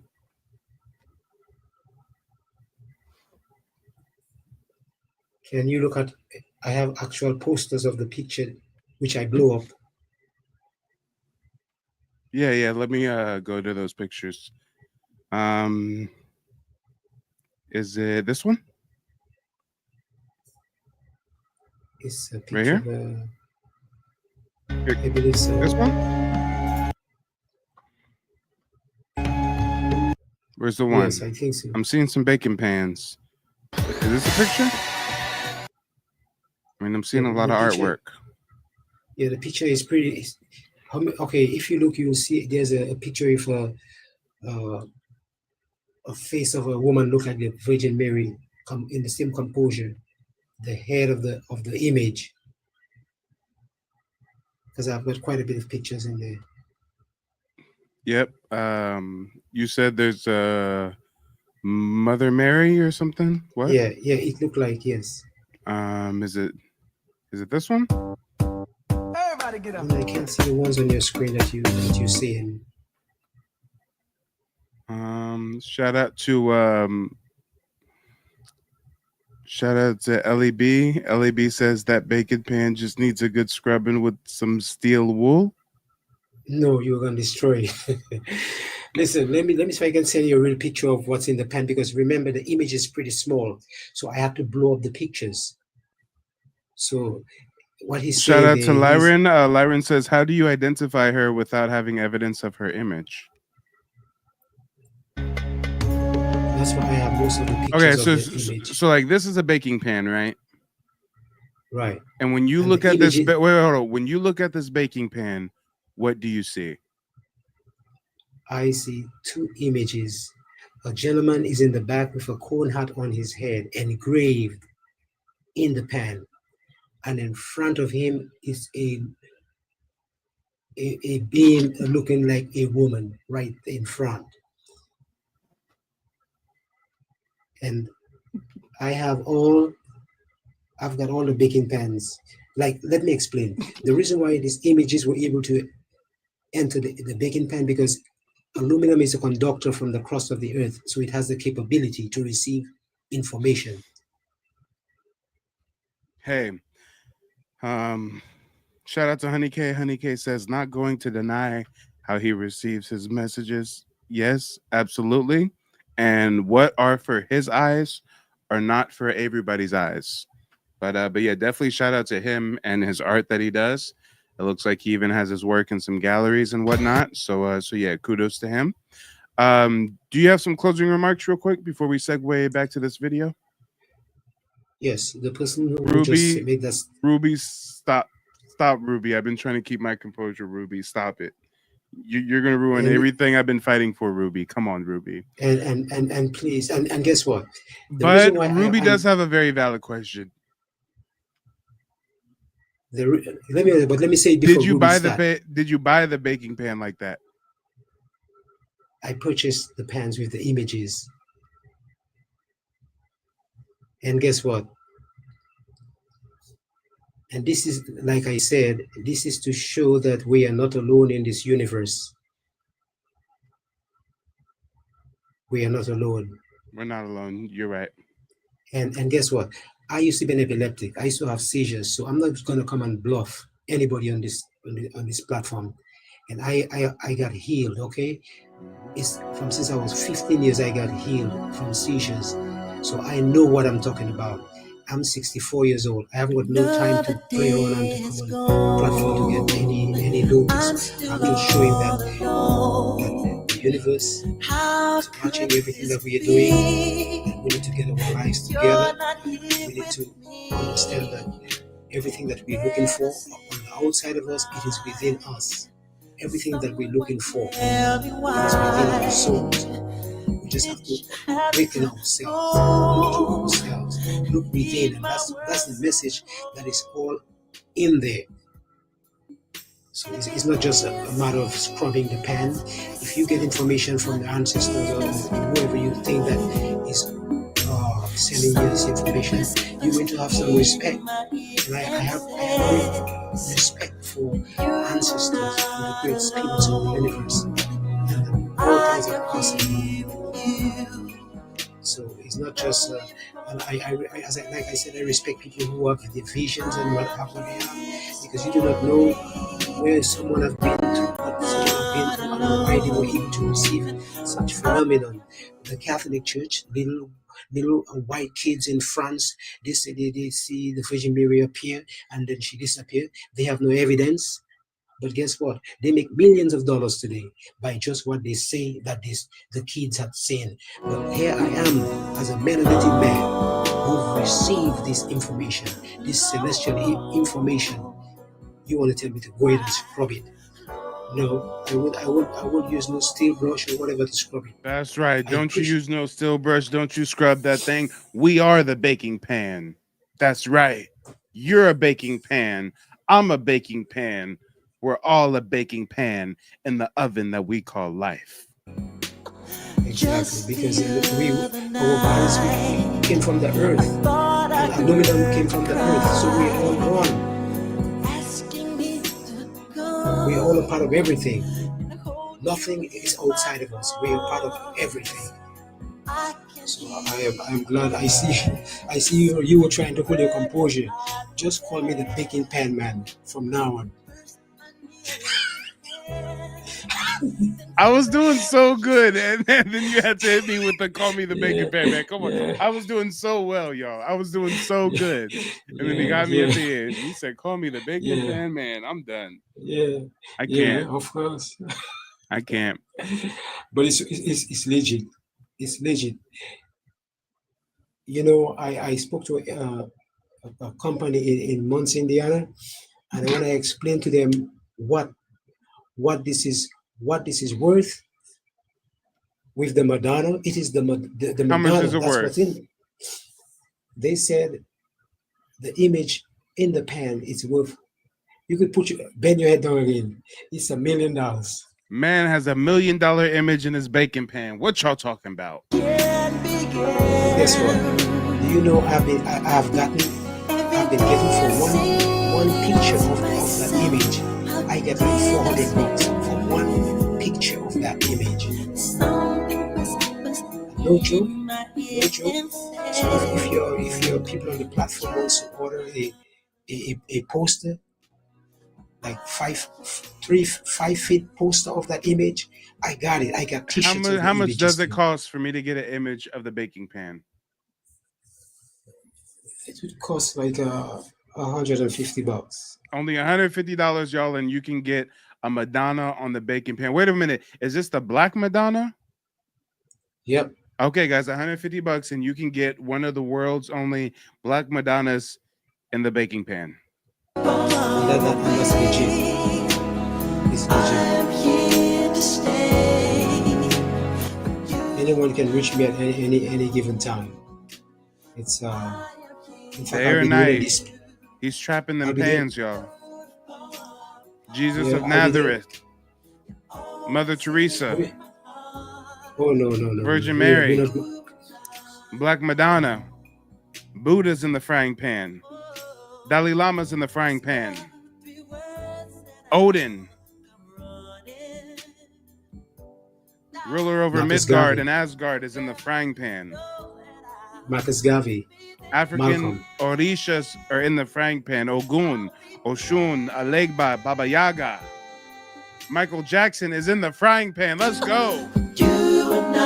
Baking pan. Malcolm is in the frying pan. Martin is in the frying pan. Oh wait, it's a baking pan. It's not a frying pan. I'm sorry. Wait, have you seen any visions in the frying pans, or is it just the baking pan? I have in the frying pan. I mean, you're gonna bend your head again if I give you the answer for what you just asked me. Give me the answer. I promise I will not bend my head this time. I promise. I was making the donuts one time.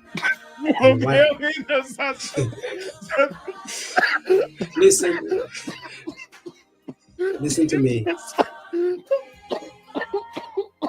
You can't start it with "I was making donuts one time." Come on, Wait. That's too much. Just listen. That's too much. No. Just listen. You asked me a question. There's a lot of things that can happen in the world. Nothing is impossible. A face of a melanated woman appear in the bottom of when the oil and the flour settled in the bottom of the wok. A face of a melanated woman appear in the bottom of the wok. I have these images. In the wok? Not a hoax. Yeah. After I finish make the donuts and the oil, the crumbs of the flour, the crumb of the flour settle in the bottom of the wok. A face of a woman appear in the pan, in the wok. I have that image. And I experience these things for myself. So some people can say what they want. People they can doubt. It doesn't matter for me. I know what I saw. I experienced these things for these phenomenons for myself. I remember when I lost my mind. To say yes. There was something so pleasant about that place. Even your emotions have sensations. And so much space. Did you say that Aunt Jemima appeared in the bottom of the pan? Who? Aunt Jemima? Whatever you Are you not familiar with the patron saint Aunt Jemima? Patron saint. She's one of the Catholic deities.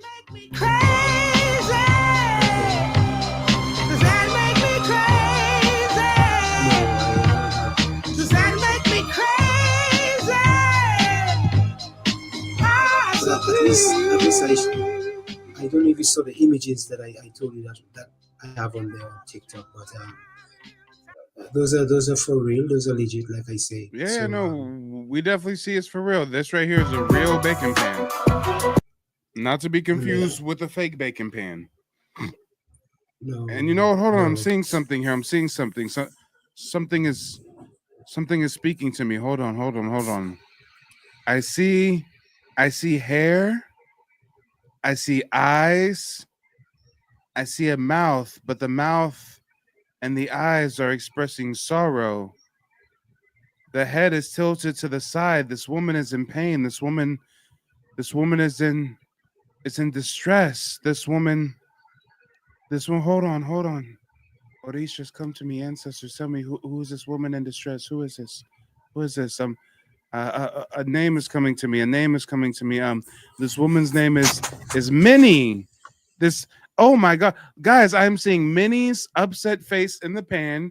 She thinks that I am rude to black women, and she's crying in this pan with her head tilt to the side, and she's upset, guys. She's oh so upset. I know that you guys can see it, guys. I see it. Like, here's the eyes and the mouth and the hair, and she's tipped to the side. She's like, oh, this is why I got me a Puerto Rican man. You black man ain't shit. Guys, I'm telling you, I see Minnie in the pan. It works. It works. Hold on, guys. I gotta try this again. I gotta see another pan. See, that was my first time seeing one of his raw pans, right? If you see his artistic expression, you know, that's already highlighting the miracle. But we have to see the raw pan so that we can reveal the miracle. He's already highlighted miracles, but we have to have miracles yet to be revealed to us. Check out this one. Here's another blank pan.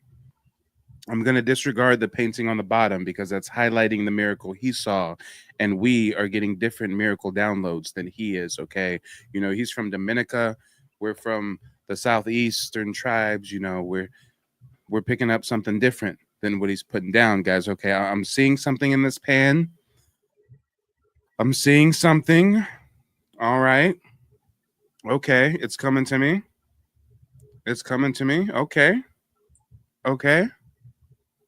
I see dust. I see dust. I see dust, and I see flat land. I see dust, and I see flat land. Hold on, guys. Where could this be? I'm seeing dust, and I'm seeing flat land. I mean, hold on. There's something else in the background that's now starting to crystallize in my mind's eye. My pineal gland is starting to see something, guys. Hold on. It's a dusty, flat environment. But I'm seeing something. Wait, hold on. It's a building. It's a building. What kind of building? This building has this building. Wait, hold on. I'm getting an esoteric download. This building has a figure. This building has a figure of a mermaid. This building has a figure of a mermaid, and inside the building is a mermaid that's waiting for me. Wait, no. It's a mermaid on the wall of the building. No, I'm not losing it. I got it. No, don't interrupt my download. I got it. It's almost there. There is a flat land, and there's dust, and there's a building, but inside the building isn't the mermaid. The mermaid is on the building. Inside the building is an angel. I mean, wait a minute. I think I'm seeing me traveling to Texas to take Tamara out for coffee at Starbucks. Guys, I'm seeing it, guys. It's preordained. The ancestors want this to happen, okay? This isn't me. I didn't come up with this. This is not an original thought of my own. This is something that is preordained, that is written in the stars. It is a Starbucks date, guys. I was a little confused. I thought the mermaid was in the building, but it's the Starbucks logo on the building. Guys, can you see what I see in this pan? Can you see what I see in the pan right now, guys? This is wild. I mean, thank you so much, Lightman. Thank you so much for showing me the light. Come on. And Tamara better go, okay? Forget written in the stars. This is written in the baking pan. Lord, oh Lord. The ancestors are with us. Lightman, thank you. Thank you for your great work. Do you have any closing remarks for us? Lightman, you have to unmute yourself. I know I probably inspired you to create another masterpiece. You probably, getting ready to put your shoes on and go down and grab a new pan. Did you see the image right here? It's right on your thing right now. Take a look. Right now. It's not a hoax. It's not a hoax. I'm a believer. I believe. No, you have to know. Belief and no believing in anything. You don't believe in anything. You have to know. You shall know the truth, and the truth shall set you free. It's not about believing. You can't believe shit. You gotta know that you know. If you have a little boy, you got a child, you can't tell him what they have to believe. No. Hold on. To know. I am going to one up you. I say that I am a believer. You say, no, it is not enough to believe, I must know. Well, I say it is not enough to know. You must live what you know. Ashe, Sirvasana, Rapatatatapakatatata. Go ahead, Lightman. Go ahead. Leave us with some closing remarks. I'm having too much fun up here, y'all. I'm having too much fun. Lord, we were supposed to be talking about dumb diverses, y'all. We were supposed to be talking about dumb diverses, but instead I'm getting Starbucks coffee dates lined up thanks to a frying pan that was brought to me by a man from the island of Dominica. Lord, oh Lord, this is an interesting turn of events. Hey, you said you're in Seattle, though, right? Lightman? Oh, shoot, I think we lost Lightman. Lightman, unmute yourself. Yeah, Are you in Seattle. Seattle? Oh, that's what it is, y'all. He with the Mayo people in Seattle. Them Mayo people probably grabbed him by the arm, said, listen here, you are the brightest artist of the 21st century. We're going to put you in all the art exhibitions here in the Pacific Northwest. You are going to be famous. Hey, don't lie. You got a lot of white folks who be showing up to your shows, huh? Yeah, they're pretty cool. Yeah, they love that shit. They love that shit. They say this Negro says he's seeing things in baking pans. Oh my gosh, this is arts. It's exactly.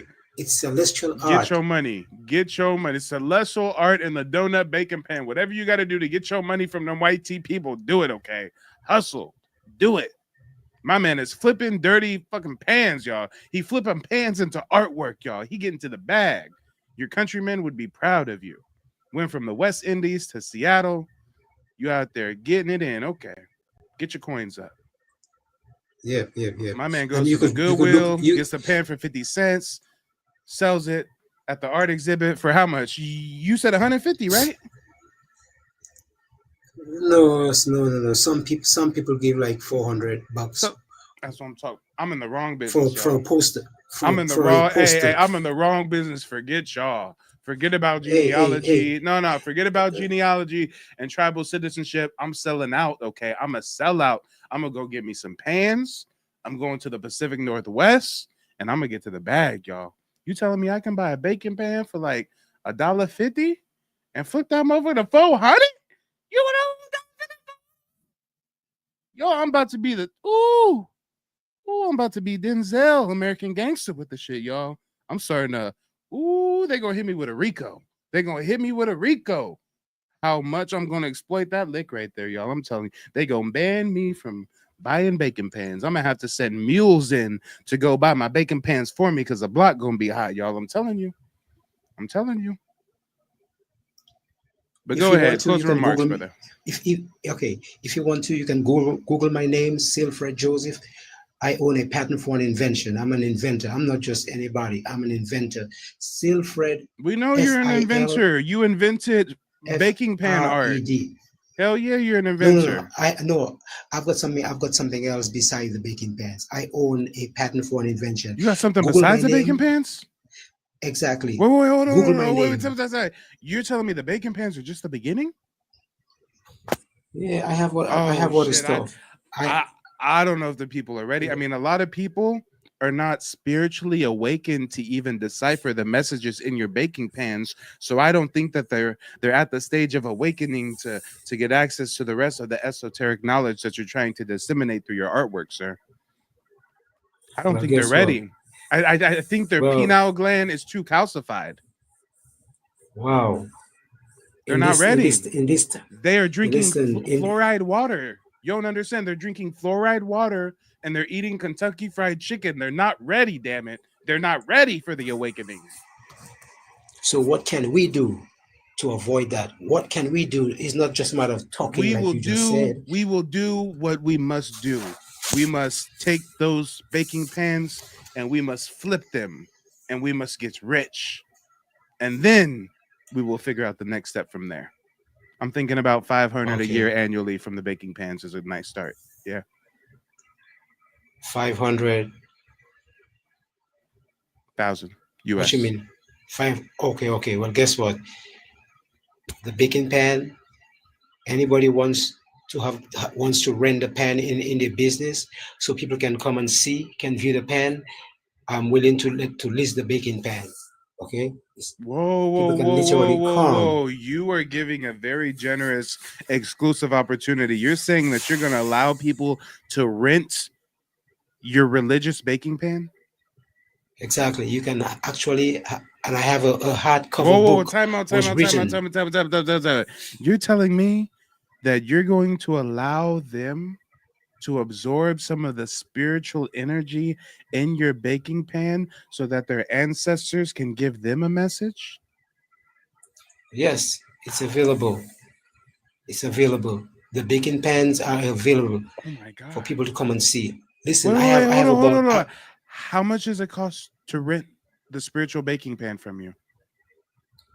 to list the baking pans can be like 1,000 for 4 weeks. 1,000 for 1,000 4 for 4 weeks. weeks, guys. You better do it. This is the best deal I've ever heard. You can get a spiritually insightful baking pan for $1,000 for 4 weeks, and imagine what spiritual insight your ancestors can give you on the surface of that baking pan over the span of 4 weeks. Yes, Ellie, that's $250 a week. That's a steal. That's a And steal. you can Tyrone, actually have people. Tyrone, unmute yourself and tell us what you think about this. Are you gonna go out and rent a baking pan so that you can start to learn what your ancestors are trying to tell you from the other side? Fuck no. I don't know where he gets this stuff from, but the only thing I can learn about my ancestors is going through my own paper documents, of asking my own relatives their oral traditions, and seeing where that takes me. Like, you can literally use Chat GPT to like decipher your DNA and your genealogy, and it'll tell you what you exactly are. We live in the age of Aquarius, the age of information. I don't know why we got to go through all this spooky mysticism stuff when we literally got science out here and records. And where does the Akasha record? What does the Akasha record holds? Doesn't she holds everything? So don't limit yourself. Don't limit yourself. The Akashic records? That's something that's in the mind. That's like astral plane. It's in everything, brother. You don't understand the logic of spiritual life. Tapping into consciousness? We are part of everything. We are not outside of nothing. The way you're talking, you just on the physical planes, thinking that it's just orally. Everything is orally. No, we are part I didn't of say just everything. oral. I said document. Hold on. Time out. I just want to make sure that you guys know, first and foremost, above all else, I lead by example. I wanted to get a jump start on this, y'all. I wanted to be an early bird. I wanted to start downloading spiritual insights from my ancestors via baking pan ASAP. Guys, you're not going to believe it. The ancestors lifted me away from my desk, down into the kitchen, into the cupboard, to grab, yes, you guessed it, a baking pan. But you know what is strange, guys? You know what is strange? Inside my baking pan, I don't have the Black Madonna. I don't have the Beatles. I don't have Buddha, Krishna, Vishnu. You know what I found in my baking pan, guys? The only thing that should be in a baking pan, chocolate chip cookies, okay? I am using the baking pan for the purpose that it was intended for, okay? Chocolatey goodness. The religious insight can wait. Thanks for promoting me. Thanks for promoting my baking pan. I appreciate that so much. Yes. Yeah, thank you so much. I really appreciate it. What are you baking your baking pan? Pounding yam or something? What's going on here with these Agusi stories, bro? Hey, hold on, wait a minute. Wait. Hold on. You need to have some respect. Time out. I see something, guys. Hold on. I see something. I said, wait, do you guys see that? I think that little black scuff mark is supposed to be an African. I'm not sure. I think it's an African from the Igbo or the Yoruba tribe, and the African is running from a hippopotamus while he carries a European man on his shoulders to safety. Oh my gosh, the pan magic works. The Was his pan name magic Wele? works. Hey, Mike, was his name Wele? And was he climbing a tree? I didn't get And all did he that now. talk to a bird? I didn't get all that. Come on. I didn't get all that. Did he climb up to mountain and turn into crocodile? Analyzer Page says my hair hurt. I think all of our heads hurt. Let's go ahead and close out the panel if we can. Lightman, lay it on us. Closing remarks. I hope you guys have fun tonight. It's a good thing I was able to make you guys laugh. Looked like the other guy looked like he had a hard day. So I'm glad he had some cookies also. Please give him a few cookies. I gotta go get me some milk. Yeah. No, I ain't got no milk in the pan. No, but there might be a little crack. Yeah, well, anyway, you guys have a great night, all those who are listening to nothing but the truth. Till next time, brother. Thank you for giving us some comedic relief. Hey, y'all, how is Minnie gonna say that I'm rude when I was oh so nice to that man, y'all? I even went off camera. Every time I like moved my head off to the side, I was cracking up hysterically, guys. It was so hard. And then when he said he's the donut man, I just lost it, y'all. I was trying so hard not to laugh in that man's face. And some people say I'm rude. Some people say that I'm rude. I was being so gracious. I say, listen, he might have something going on up there. I don't know, but I'm just going to let him get out what he needs to get out, okay? We had a little fun with it, but Lord. And people have the nerve to call me rude. Come on. I let man go on a 45-minute diatribe about flipping pans. I am a patron saint as far as I'm concerned. Lord, oh Lord. And he getting them white folks money in Seattle, Washington. He getting money up there. He getting money. Yes, I am from the island of Dominica, and I see spiritual things in the baking pan, and I paint what I see. Oh, them white tea folks love that shit. He getting to the bag, and he piping some pink bellies too. You know what he doing out there in Seattle. We on to him. It's all good, player. It's all good. He piping pink bellies and getting to the bag flipping frying pans. Bacon pans. He is living the West Indies dream. Isn't that Avery Islander's dream to make it off the island to the mainland, flipping bacon pans and exploiting the wealth of white tea people? I mean, he's living an American dream as far as I'm concerned. Yeah, Ruby, I promoted his pans. Look, his pans are still on the screen. I'm giving him free promo. Go check him out. Buy his pan paintings. Freddie Joe 5. Here's Freddie right here. he can afford that white wine because he milking them white tea people out there in Seattle. You feel me? He's a hey. Look at that. He's stunned. He's stunned on all his people back in Dominica. He need to have his pinky out though. Come on. You need to do like me and flip these baking pan to the white tea. Look at man. Oh, yes, I can make it now. Look at this. Come on. Talk about turning lemons to lemonade. He turning scratchy, dingy bacon pans into art. All right. This has been an interesting broadcast, y'all. I don't know what else to say. Tyrone, what's on your mind? Yeah, I've been flipping these pans and flipping these natives at the same time, bro.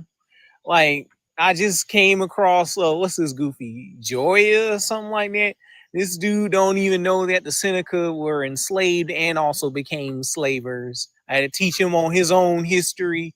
And also these goofy tethers that stalk your page. I think his name is Gummy or something like that. Gummy Slavy. Yeah, sounds familiar. Gummy Slav. Yeah, he's always mentioning me in posts on YouTube. Yeah. Yeah, his scary ass. He didn't even let me respond to his wild live that was tap dancing for this native woman, cat native pride. She also stock show stuff too. But I got a lot of stalkers. They say, I don't know. Mm-hmm. I seen somebody literally outside in my wild. backyard in my bushes the other day. I was wondering.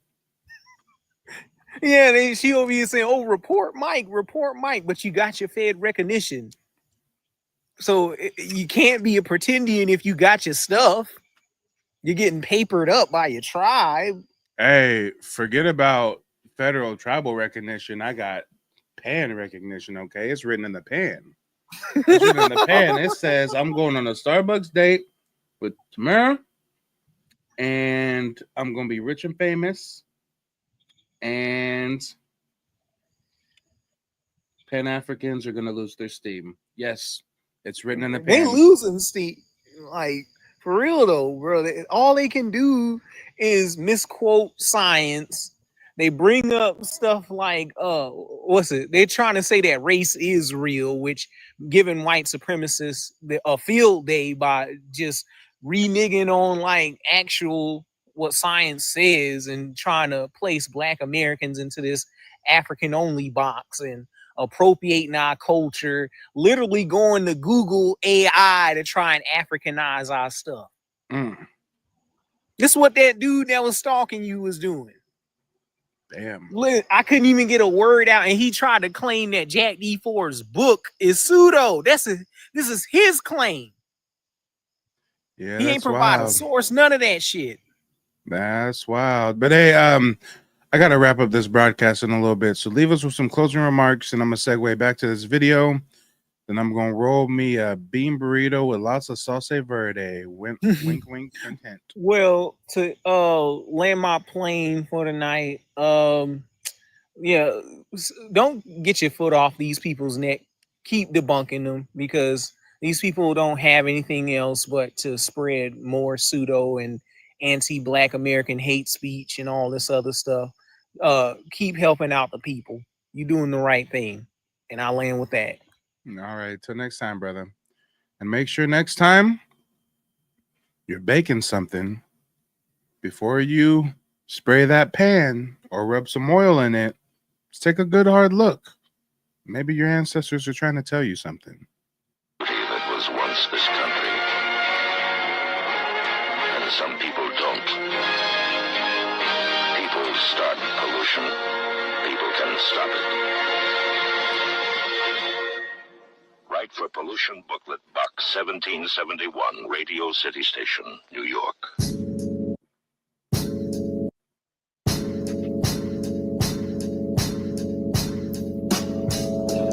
Old Iron Eyes Cody, a.k.a. the Crying Indian. AKA the original Pretendian, y'all. The original Pretendian. Shout out to Faith Ministry. Faith says, love, light, enjoy being with the real tribe. Hey, thanks for tuning in, Faith. Nice to have you in the chat. Engine Radio says, I'm about to go look at my pans now. I'm telling you. I'm telling you. Hold on. Do you guys hear that? I think I'm getting a download.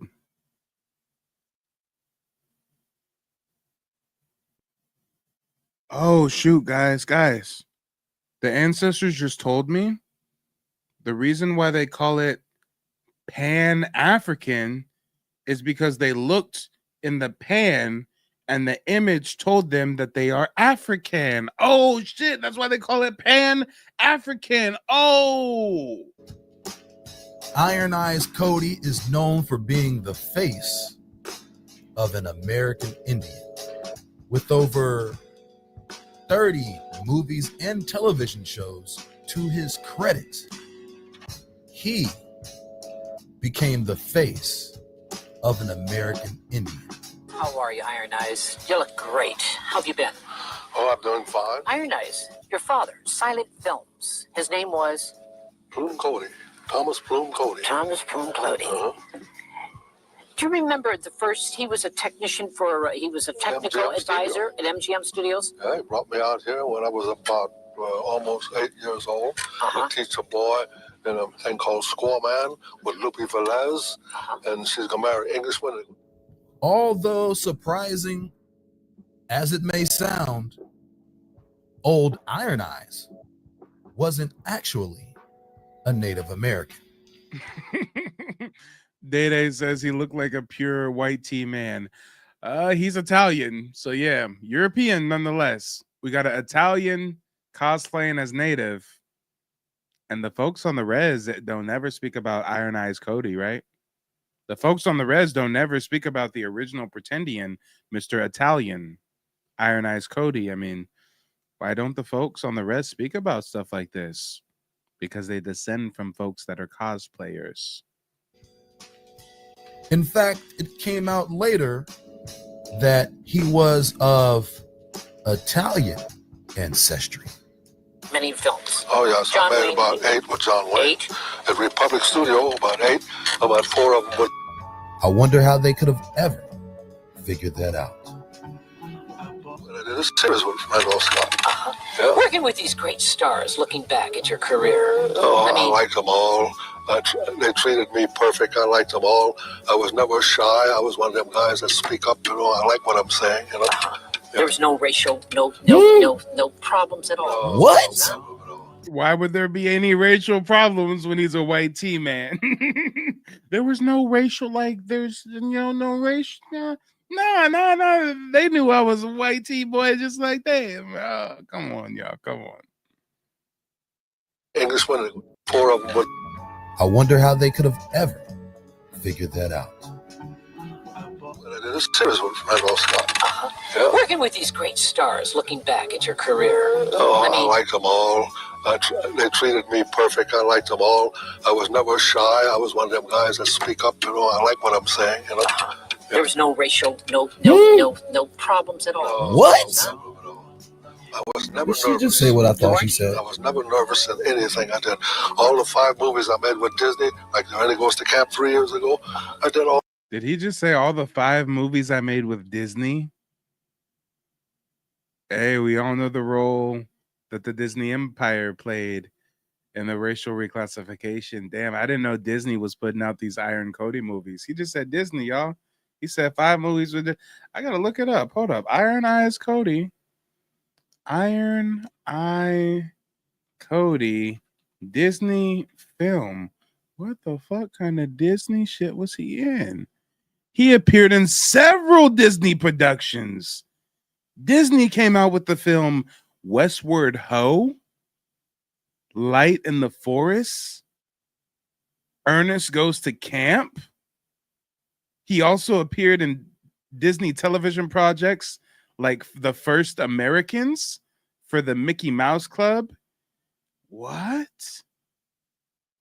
Ernest Goes to Camp. Cody played an old Indian chief.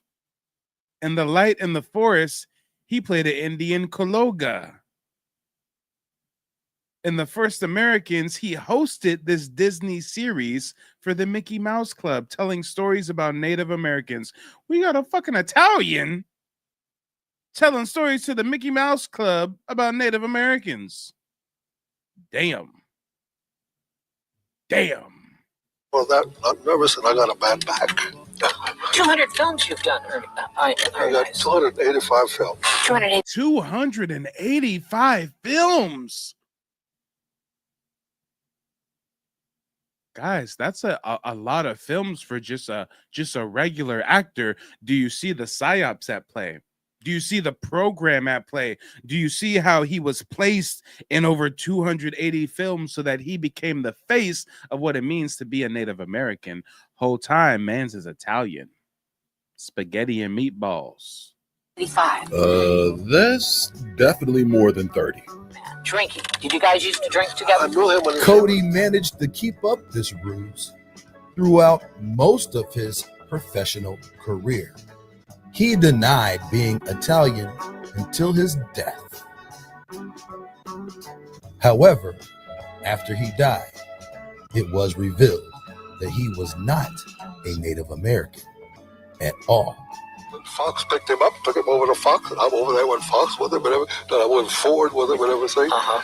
John was a guy that was. It says Iron Eyes Cody, born Espera Oscar de Corti, April 3rd, 1904. Passed away January 4th, 1999. He was an Italian-American actor. He portrayed Native Americans in Hollywood films, famously as Chief Iron Eyes in Bob Hope's The Paleface, 1948. He also played a Native American shedding a tear about litter in one of the country's most well-known television public service announcements, Keep America Beautiful. Living in Hollywood, he began to insist, even in his private life, that he was Native American. Over time, claiming membership in several different tribes. In 1996, Cody's half-sister said that he was of Italian ancestry, but he denied it. After he passed away, it was revealed that he was of Sicilian parentage and not Native American at all. Hey. But ain't nobody gonna call him a pretendian. Ain't nobody gonna call him a wabo. But Mike can be up here with his tribal citizenship card in hand, and motherfuckers still coming up here questioning my heritage. I mean, do the folks on the res just want to be down with the white tea? Or do they just want to be down with the white tea? Because I don't ever hear them speaking critically about things like this. An easy man to get along with, but If he really liked you, right? Oh yes. But you're going to say something. Go ahead. Like what? He liked everybody if they like him, and they got to listen to him. This image of an American Indian has been remanufactured to appear as a European. This deception is by design. Hey, come on. Come on. You know, this is so crazy that this image is on the screen, because I've had people come in my broadcast before and be like, Mike, I bet you your blood quantum is only 132. It's interesting how people will say things like that to me as if it's a negative. Meanwhile, you'll have the whole chief of the tribe be blood quantum 132. Bill John Baker was the chief of the Cherokee Nation, and he was only 1/32 blood quantum. So is it that you have issue with people who have low Indian blood, or is it you only have issue with Black Indians? And if you got the complexion for protection, it doesn't matter if you're 0.5% Native, they'll accept you if you look like Bill. I mean, if you look like Bill, no one's gonna question your indigeneity. No one's gonna question a thing. But if you got some melanin, oh, you're from Africa, you're from Africa, you're from Africa, you're from Africa. Oh, you're Native, you can prove it. Well, you're an African that mixed with a Native. You're from Africa, you're from Africa, you're from Africa. But Bill, hey, Bill's just the chief of the Cherokee Nation.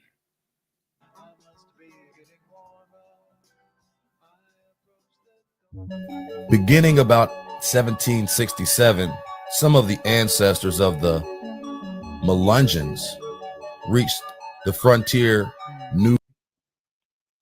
Mer Clean says plenty of white tea passing natives are questioned about being native. You're lying. If you guys were on the res actually auditing the tribal rolls and trying to get the descendants of the $5 Indians from amongst you, guess what? We would have heard about it. There would have been a news conference. There would have been an article. There would have been a video published on YouTube. Anything. I'm seeing videos about your guys' public emergency on the res. I haven't heard any news about you guys calling out white tea tribal members.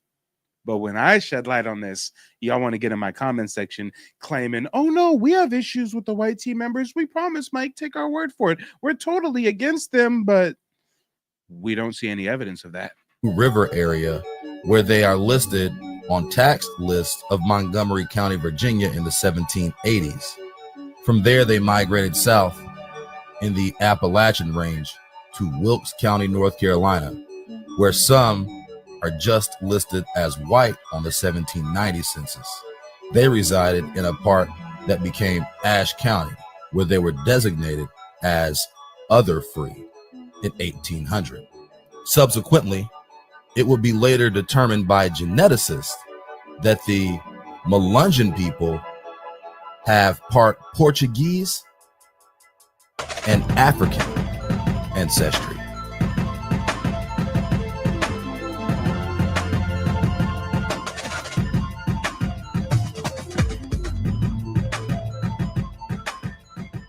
Quote, the historian Valmiki notes that in ancient times, a race of people had arrived and settled in regions of Tibet.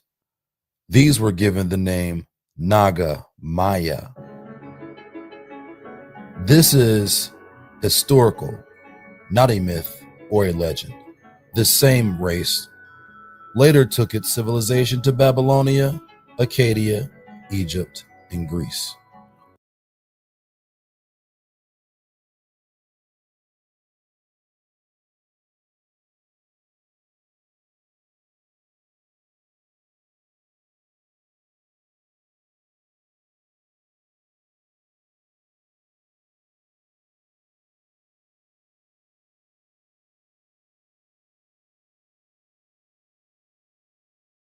Also, Duarte states that the Mexican solar cosmolith is almost identical to that of Egypt, and that the creation ideogram is almost identical to that of the island of Crete.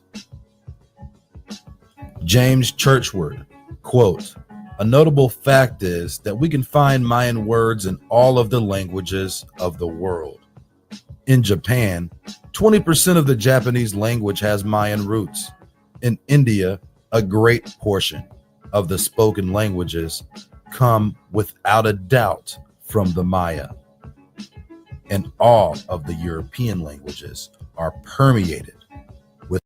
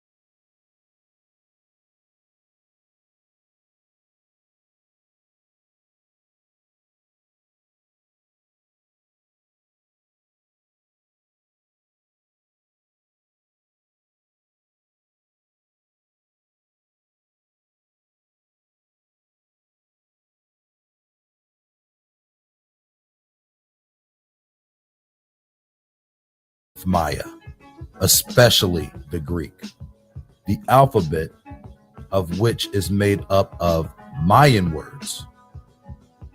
A Mexican Indian and a person from Japan can understand each other without the use of an interpreter. There are many common roots in both languages. End quote.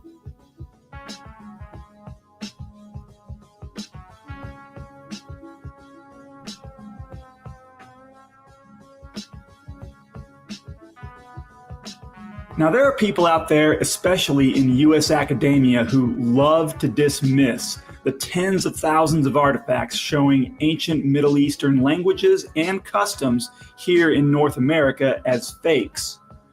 But then how do they explain some of the Middle Eastern languages and customs, particularly Hebrew, that are still preserved among some Native American cultures? Is it just coincidence? Of course not. And I'm going to show you a few examples. Now, I'm not saying that all Native Americans have Hebrew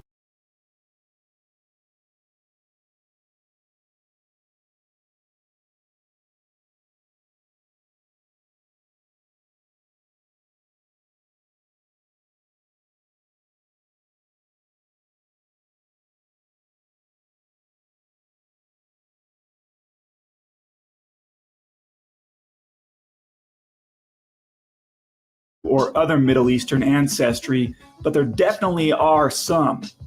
Now, if you're a Native American watching this video, it may or may not apply to you, depending on what tribes are in your ancestry.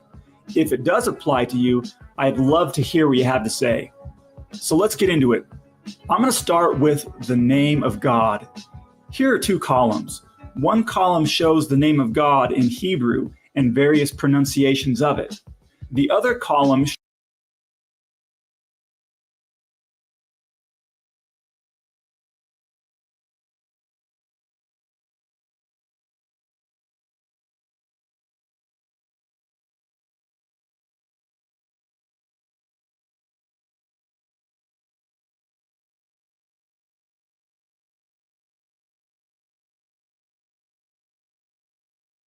shows various pronunciations of the name of God or Creator, as he is more often called, in various Native American cultures. Look at his name. Coincidence? No. Next, I want to show you a list of Algonquin words and phrases from a book printed in 1825 called View of the Hebrews by Ethan Smith. Now, like many books in this time period of the United States, it calls the Native Americans savages, which I don't agree with. Just because the Native American tribes had different cultures than the European settlers doesn't mean they were savages. But anyway, be prepared to see that term in old books like this. So here's a list of words and phrases from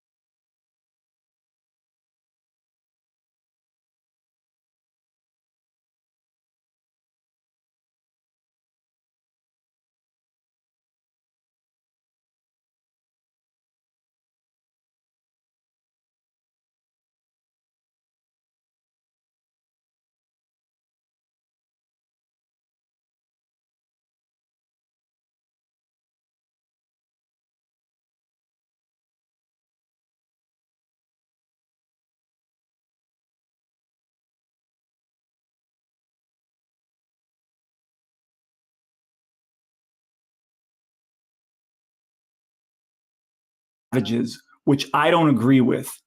Just because the Native American tribes had different cultures than the European settlers doesn't mean they were savages. But anyway, be prepared to see that term in old books like this. So here's a list of words and phrases from View of the Hebrews shown in 3 columns.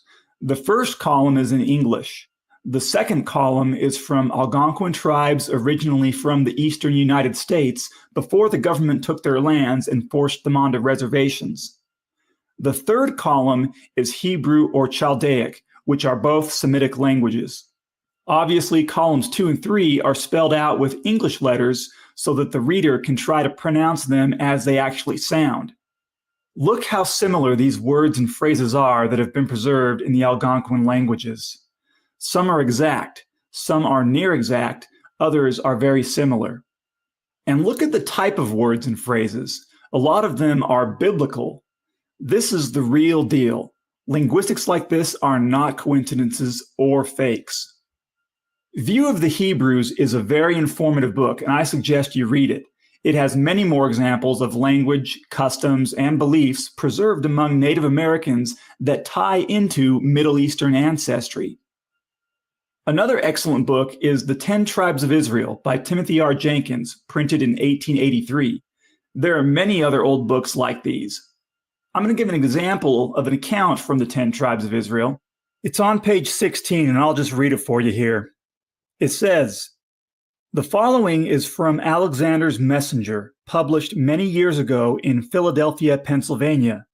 And again, this book was published in 1883, so many years ago from 1883. Anyway, it goes on to say, "A government officer stationed at Lake Superior at an early day, before any white settlers had invaded that part of the country, after becoming acquainted with a number of Indian tribes, found one tribe in possession of a copper tube, tightly soldered. And when asked what it contained, they said they were not able to tell, but they had received it from their ancestors a long time ago.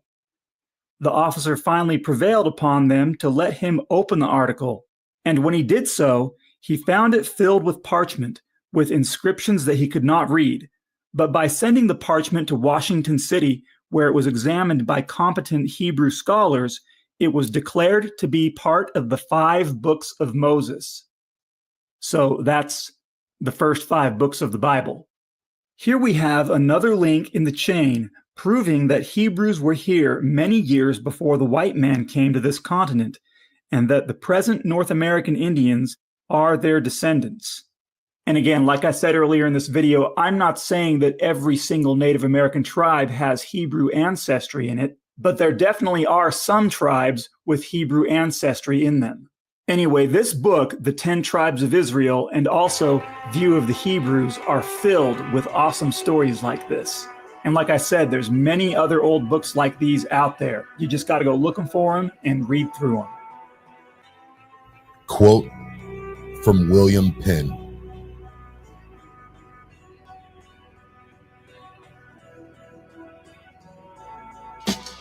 "Their language is lofty, yet narrow, but like the Hebrew in signification, full. Like shorthand in writing, one word serveth the place of 3, and the rest are supplied by the understanding of the hearer. Imperfect in their tenses, wanting in their moods, participles, adverbs, conjunctions, interjections. I have made it my business to understand it, that I might not want an interpreter on any occasion. And I must say that I know not a language spoken in Europe that hath words of more sweetness or greatness, in accent and emphasis than theirs." End quote.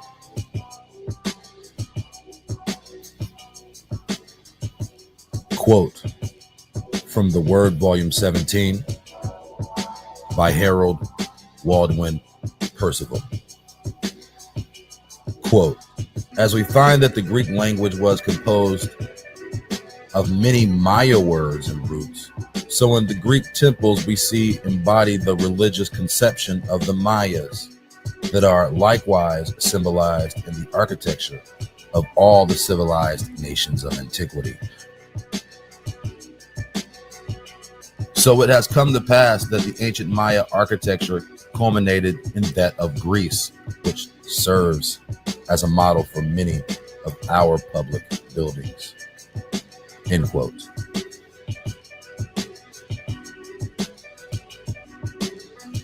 Quote, "Unless this extraordinary identity in the language, architecture, and many other things that could be enumerated, were it necessary in the present instance, be attributed to mere casual coincidence, which is most improbable, it must be admitted that in very remote ages, the Greeks and the Mayas must have been branches of the same family."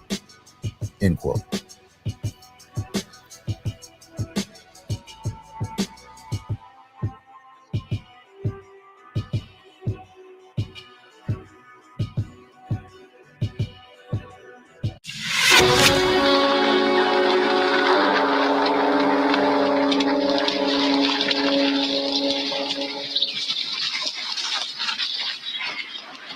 too soon to rest. He's your man.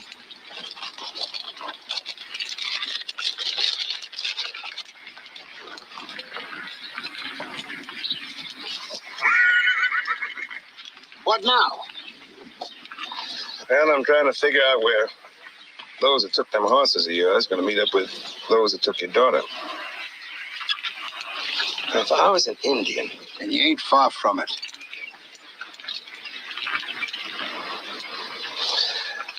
here's where I head for. Rock Bluff? Why? Well, if I was an Indian, which I ain't,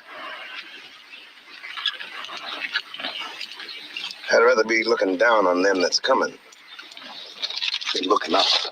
Hey everybody, welcome to the first of my travelogue videos. This is the Johnson Humrick House Museum in Coshocton, Ohio. It's about an hour and a half east of Columbus, Ohio. So what you see here, these are called the Newark Holy Stones, and they were found in 1860 at Newark, Ohio, which is only about an hour east of Columbus. They were found in the burial grounds of an ancient mound builder civilization, which the United States calls the Hopewell civilization, who were here from about the 500s BC to about 400 AD. They were found by a man named David Wyrick and about 7 other witnesses. This first stone you're looking at here, this is nicknamed the Decalogue Stone. It was found in November of 1860 in a large burial mound. And the reason why it's called the Decalogue Stone is because it has the entire 10 Commandments inscribed on it in ancient block Hebrew letters. You'll notice there's a person carved here in the middle. It looks like he's wearing a robe and a turban on his head and holding a tablet. The letters above his head say Moshe, which means Moses. As you can see, the inscription of the 10 Commandments is all over the front, sides, and back of the stone. After the stone was discovered, when word got out about it, many people automatically dismissed it as fake because they didn't think it was possible for an ancient Hebrew artifact to be found in a North American burial mound that was a couple thousand years old. And they weren't aware that block Hebrew was a genuine written form of ancient Hebrew. They thought it was made up. Now, if you notice behind the Decalogue Stone, you have the case and the lid, which the stone was found in. And as I mentioned before, David Wyrick had witnesses with him. They dug up thousands of wagon loads of dirt and stone, and at the very bottom and center of the burial mound, they found a wood coffin. When they opened it up, there was a skeleton inside that soon crumbled to dust, as ancient skeletons often do when they're exposed to air. There was a stone found with the skeleton, and when they picked it up, they could hear rattling inside of it when they shook it. And it turns out the stone was a stone case cemented together with something inside of it. They couldn't get the case open, so they cracked it open with a shovel. And that's when they found the Decalogue Stone inside of it.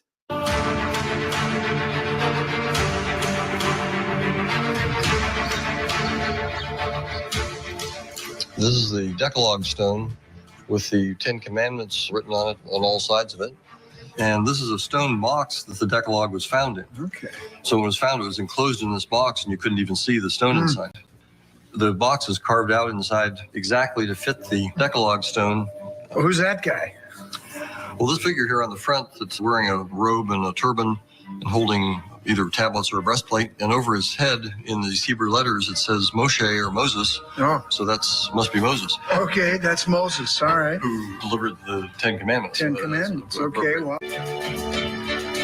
It seems to pass the scrutiny of the skeptics as far as the Hebrew text in the language. So now I'd like to try to add some evidence to this whole discussion.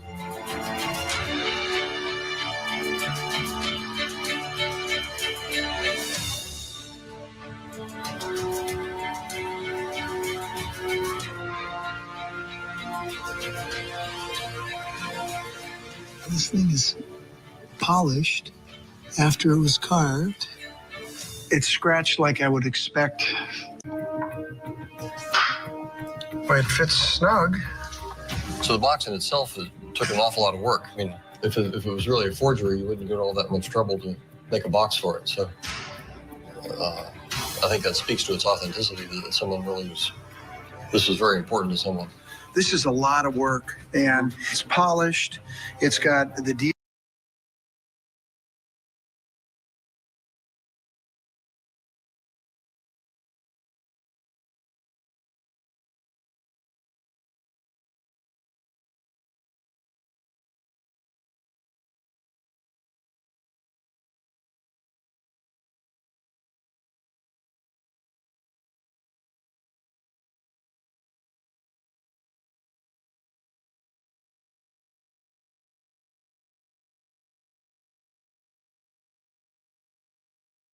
So, for anybody who is on the fence about having Mike help you or walk you through or educating you about genealogy and the genocide that has happened with the paper trail, I implore you to reach out, allow him to educate you and assist you in this process. I have learned so much in this consultation. I feel educated, empowered, and excited for learning about my history and looking forward to the future. So if you're on the fence, please go ahead, hit up Mike. I promise you will not be disappointed.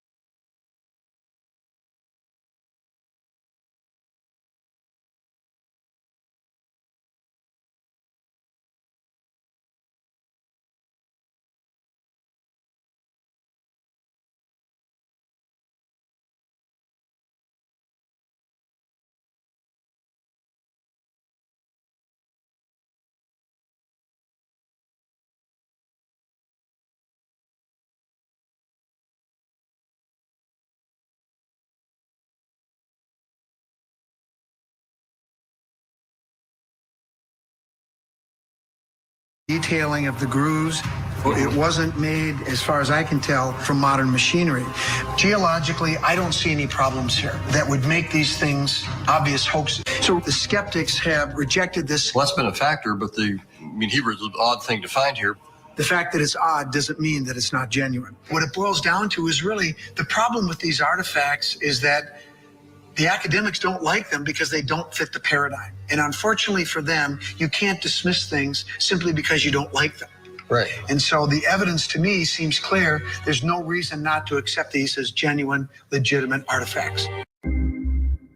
I hope you have sorrow in this over. Oh, oh, oh, you know, oh, son. A well accepted fact among Europeans during the first era of colonialization was that the Indians who lived in the Americas were Hebrew. This wasn't just apparent to the priests and missionaries that traveled with conquistadors. It was obvious through their rites and customs and languages. It was often observed that the Indians spoke language that resembled Hebrew.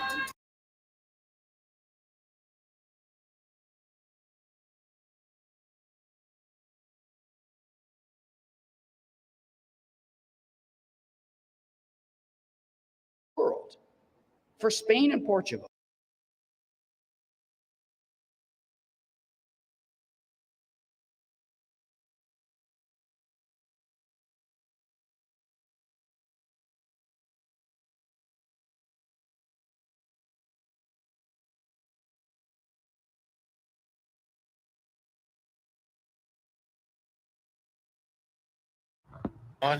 He worked hard. Work hard. He work hard. I work hard. I get up at 4 o'clock and get my breakfast done. Just at dawn of day, I go to the field and we pick cotton. Mr. and Mrs. Haywood Jenkins of Sharkey County, Mississippi have, between them, picked cotton for over a century. My boss man came along. He says, Mary Jane? I said, sir. Says, I say, when you wash,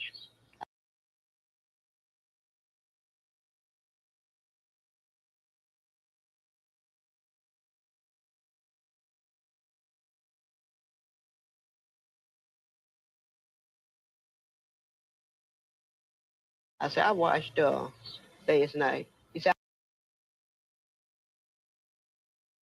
I don't want you to do that no more.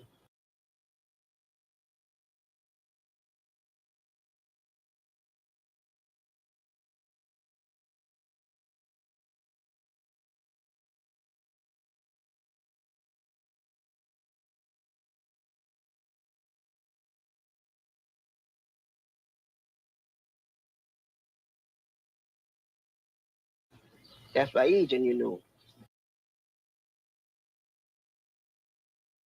Aging, you know.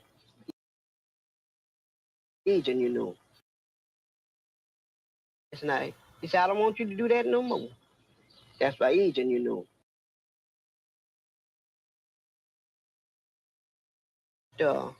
Last night. He said, I don't want you to do that no more. That's by aging, you know.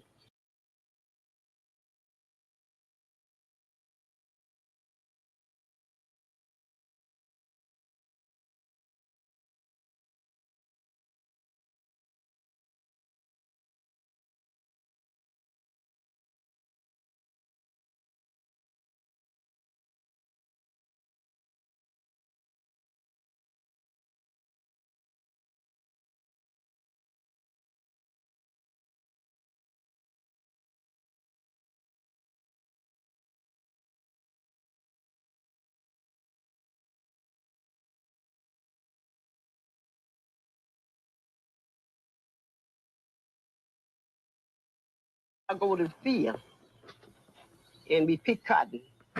Mr. and Mrs. Haywood Jenkins of Sharkey County, Mississippi have, between them, picked cotton for over a century. My boss man came along. He says, Mary Jane? I said, sir. Says, I say, when you wash? I said, I washed last night. He said, I don't want you to do that no more. That's by aging, you know. He says, every Friday.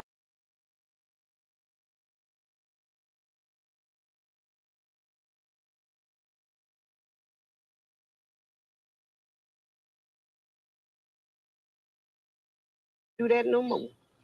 That's by aging, you know. He says, every Friday morning or Friday evening, you wash.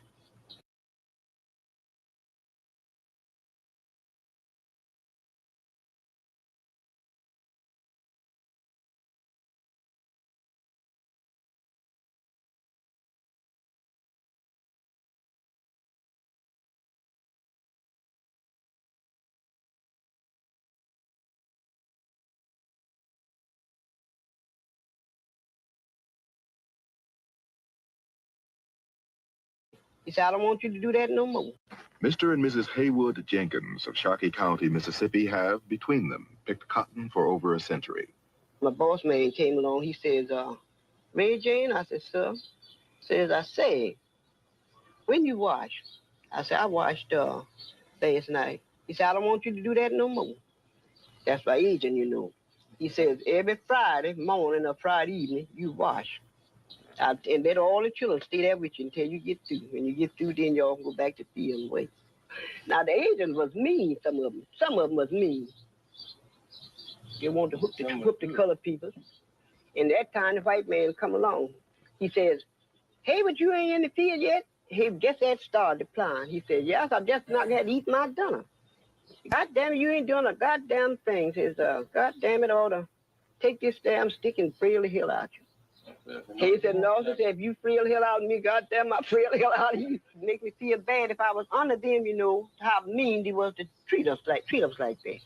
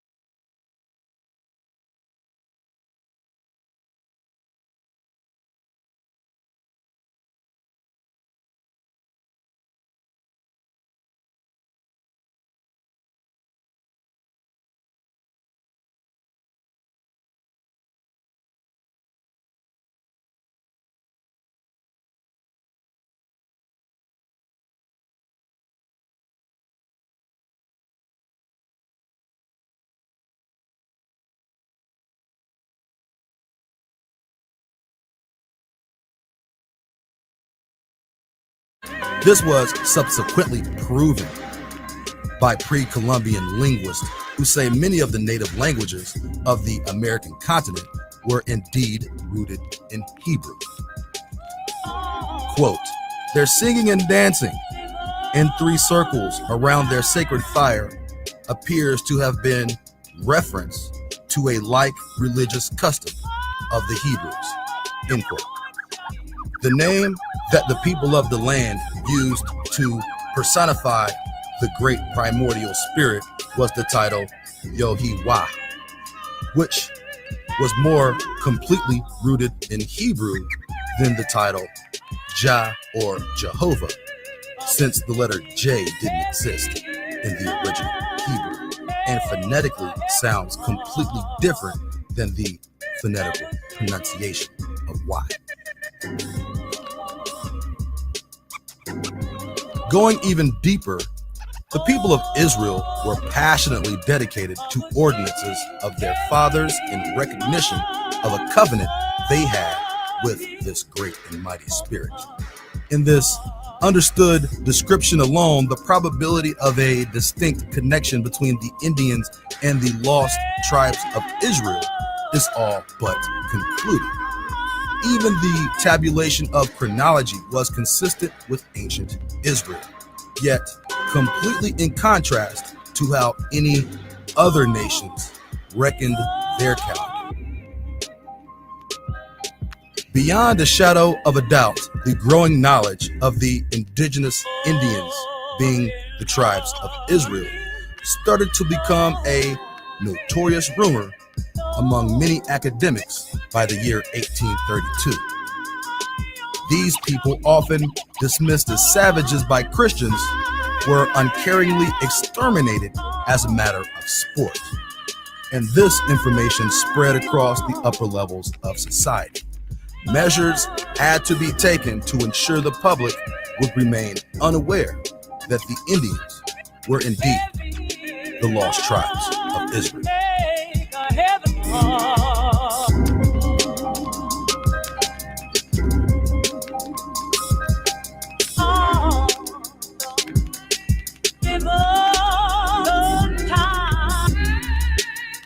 Along with this new information grew the reluctance by some Christians to continue killing Indians and pushing them off their land. And many whom had supported the position that the Indians were savages changed their stance.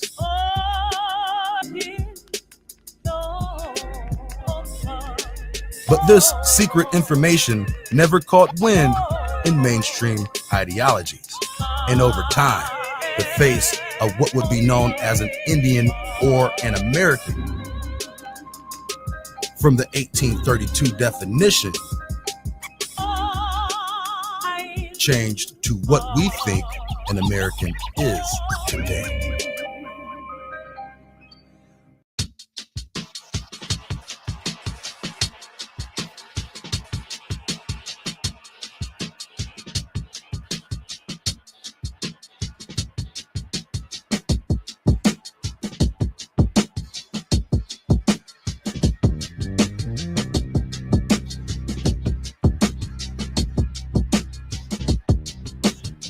There is nothing new under the sun, and this parallel history is tattooed across the facade of the American landscape.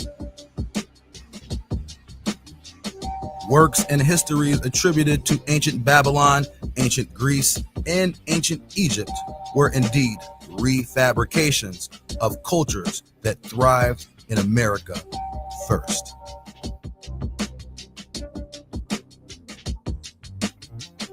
The connections between ancient Egypt and the Mayan civilization are undeniable. The histories between Egypt and Greece have long been intertwined, and the roots of those empires are steeped in the lost history of the Mayan civilization. How could the roots of ancient languages such as Greek and Hebrew have more targeted origins and use and definition in the Americas than their modernized uses in Europe?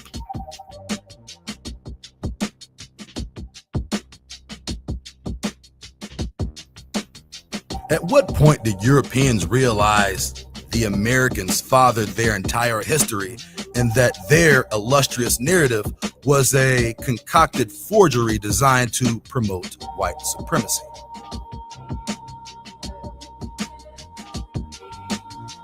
The smartest of them quite possibly had already known the secret of the ages and likely cooperated alongside the machine of deceit to further suppress the truth.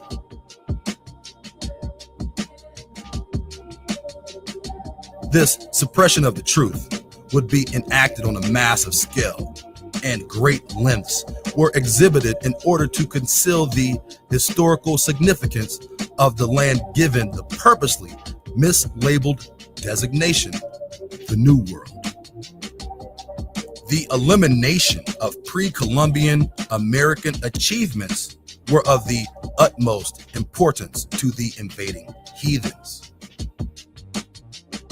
Let's destroy everything they created, enslave them, displace them from their homelands, and teach them to worship our God.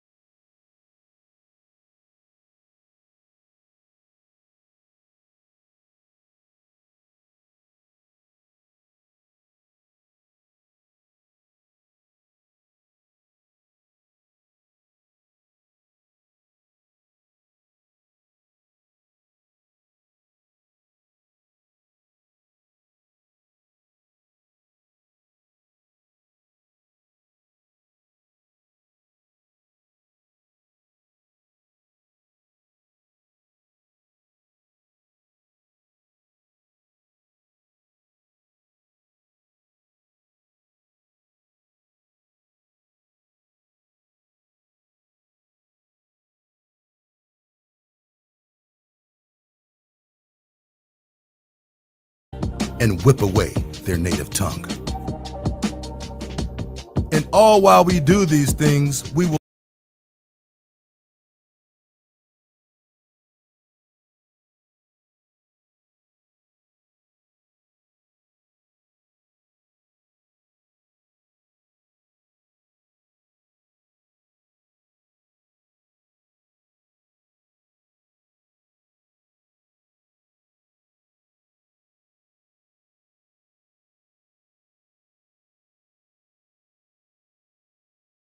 steal their land, knowledge, and achievements and claim them for our own. Let nothing be left to remind them of their fathers. If this thing be accomplished, may we rule the earth forever.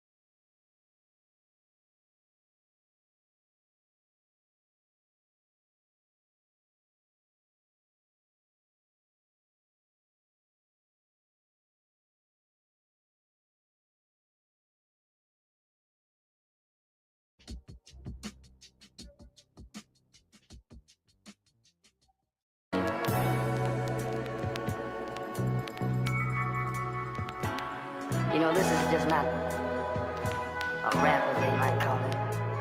I'm trying to really comfort my soul with this, because I want you to really believe and really feel what I'm trying to say. You see, because this is that moment in my life that I'm giving my very soul to you. Our story will not be written by anyone but us. His story has confounded nations into servitude. Their story began when ours ended.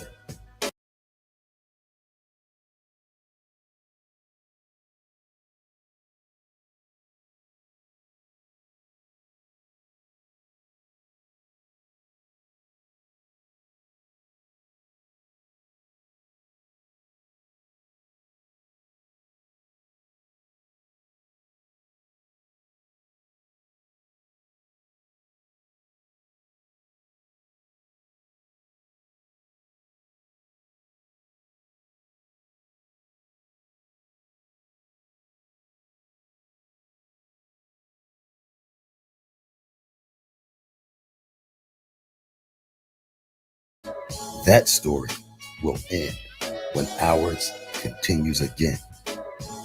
Until then, we diligently prepare for truth to reside in our hands, that we may understand the cause behind our calamity. The transgression behind the cause falls at our feet. A debt was to be paid at the cost of our freedom. Our freedom never dwelt within the hands of the heathen. But in their words we became corrupted, and in their laws we grew wicked, and in their ways we strayed. So far away, wisdom vanished into the wilderness of wickedness. Stones and idols, swine and serpents, scribes and pens, schemes of treachery, consciousness of beasts.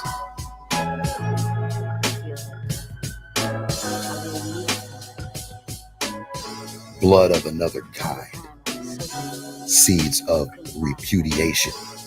We were warned of this, and we took no heed. to our scholars or our teachers.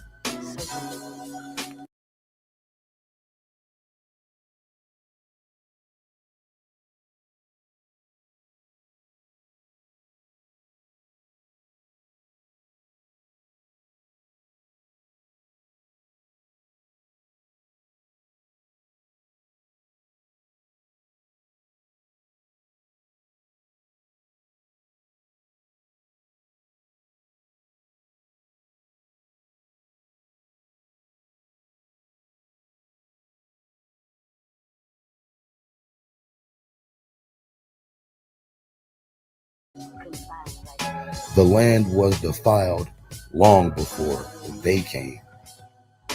What role did we play in our own demise? Once we recognize the consequences of our past iniquities, the reality of our situation becomes more clear. In a land once ruled by our fathers, we have become servants to a nation of foreigners.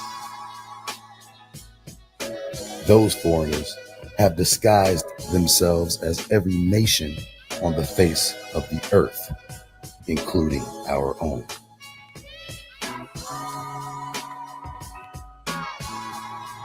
They would like us to believe that we are all the same, but they know this isn't true. So why do you subscribe to their madness?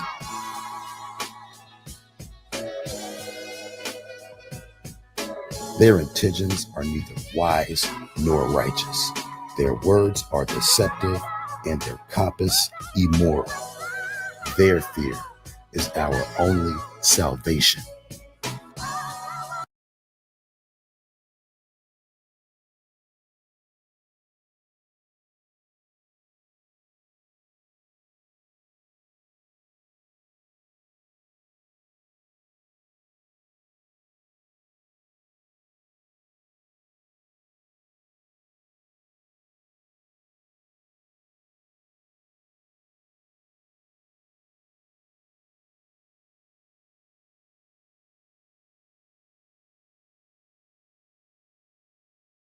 The truth.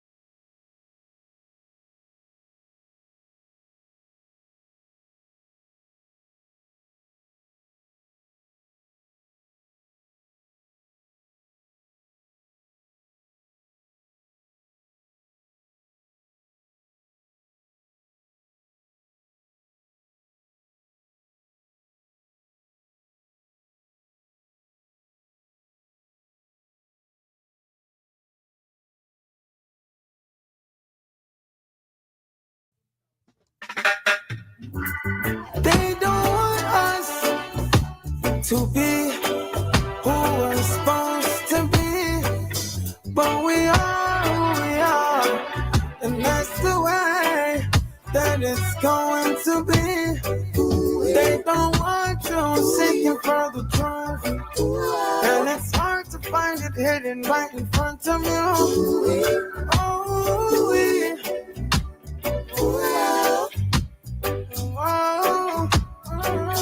and they're showing us to fight through every struggle. Never ever let them put you in a bubble, and the brimstone will rain from our fire. Tell me if that is what you Control.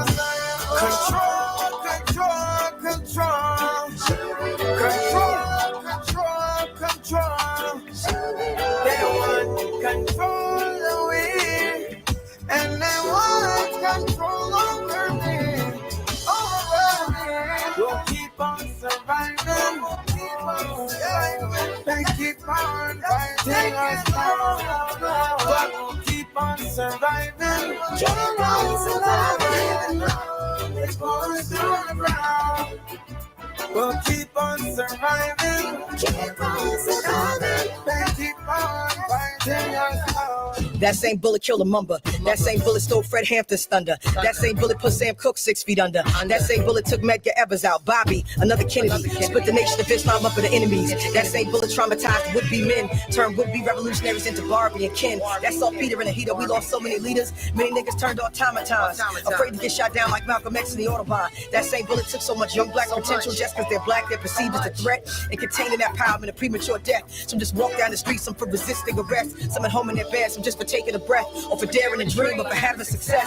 This construct is tricky, it was made for a few. If you don't hold your peace, they'll come after you too. That same bullet is for population control, and we'll all have to face that dark night of the soul. If you gonna walk with your soul, if you haven't been told, you gonna have to have faith. It's calculated and cold. That same bullet tries to control the appeal of men like Huey Newton and his man Bobby Seale. That same bullet even shot at Bob Marley for preaching one love is a single authority. And that bullet doesn't have to be literal. They'll try to take a man down just for being political. Assassinate character with the click of their thumbs like a gun to make the people go deaf, blind, and dumb. So overcome to be content with the crumbs. I keep reminding my sons that's how business gets done, and reminding my daughters to watch for verbal assassins. Should they decide not to cash in, they like puppets, they control the strings, levers, and pulleys. And if seduction don't work, then they'll be back to bullying. Control, control, control. They want control away, and they want control over me. Control, control, control.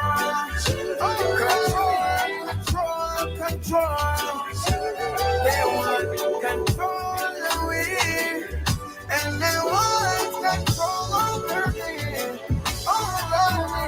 We'll keep on surviving. Keep on surviving. They keep on fighting us down, but we'll keep on surviving. Keep on surviving. Keep on surviving. We'll keep on surviving. Keep on surviving. They keep on fighting us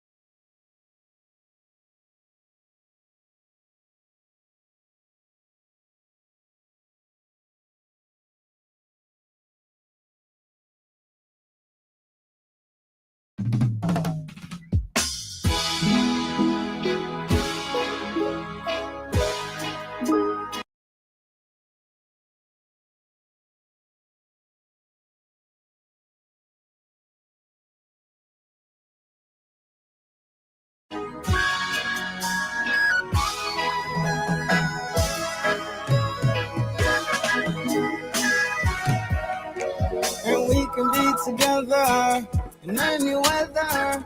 Coming in from the cold, so I got my sweater. Oh, and if you feel alone, we can make it better. Oh, make it better. Now we're running, now we're running, now we're running, now we're running, running to a resolution.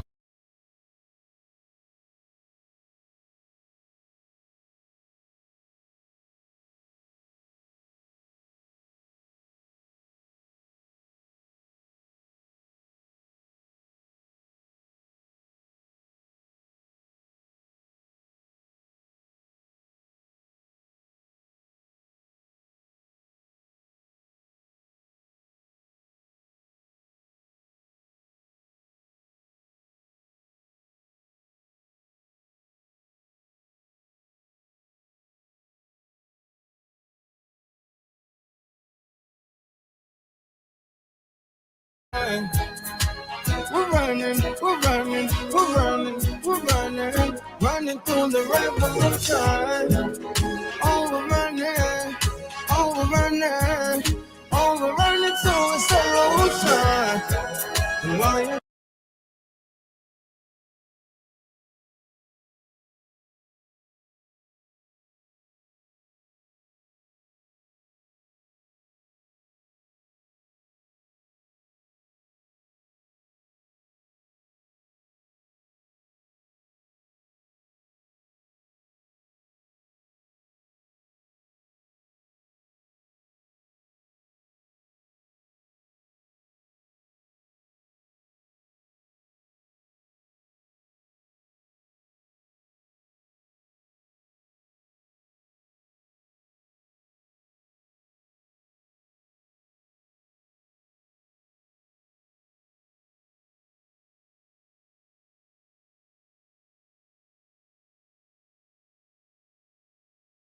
dreams come to fruition, we'll be running to a solution. And I'll be marching for your freedom. Y'all know my people need them. And we're just revolutionaries. So the team we have to carry, no matter where you come from. We are gonna make the fire burn, all the blood are gonna run. And there's way too much war going on in these streets. I just want to give all the kids food to eat. And it's a cycle of bloodshed and tears. Couldn't amount to your biggest fears. But I'm watching the way that y'all we did. Oh, oh. And we're running now, we're running now, we're running now, we're running, running to a resolution. We're running, we're running, we're running, we're running, running through the revolution. Oh, we're running, oh, we're running, oh, we're running to a solution. And while your dreams come to fruition, we'll be running to a solution, giving joy to glory. Oh, oh, that's the only story. And we're doing joy, that's the only glory. We are telling them we're getting no laboratory. Oh, oh, oh, and your blessings will fall down. Oh, oh, oh, and your blessings will fall down. Oh, blessings of the highest we see. And with your grace, we can do it properly. Highest of the frequencies. And with your grace, we can do it properly. And we're running now, we're running now, we're running now, we're running, running to it. We're running, we're running, we're running, we're running, running through the revolution. Oh, we're running, oh, we're running, oh, we're running to a solution. Why the dreams come to fruition? Oh, we'll be running to a solution.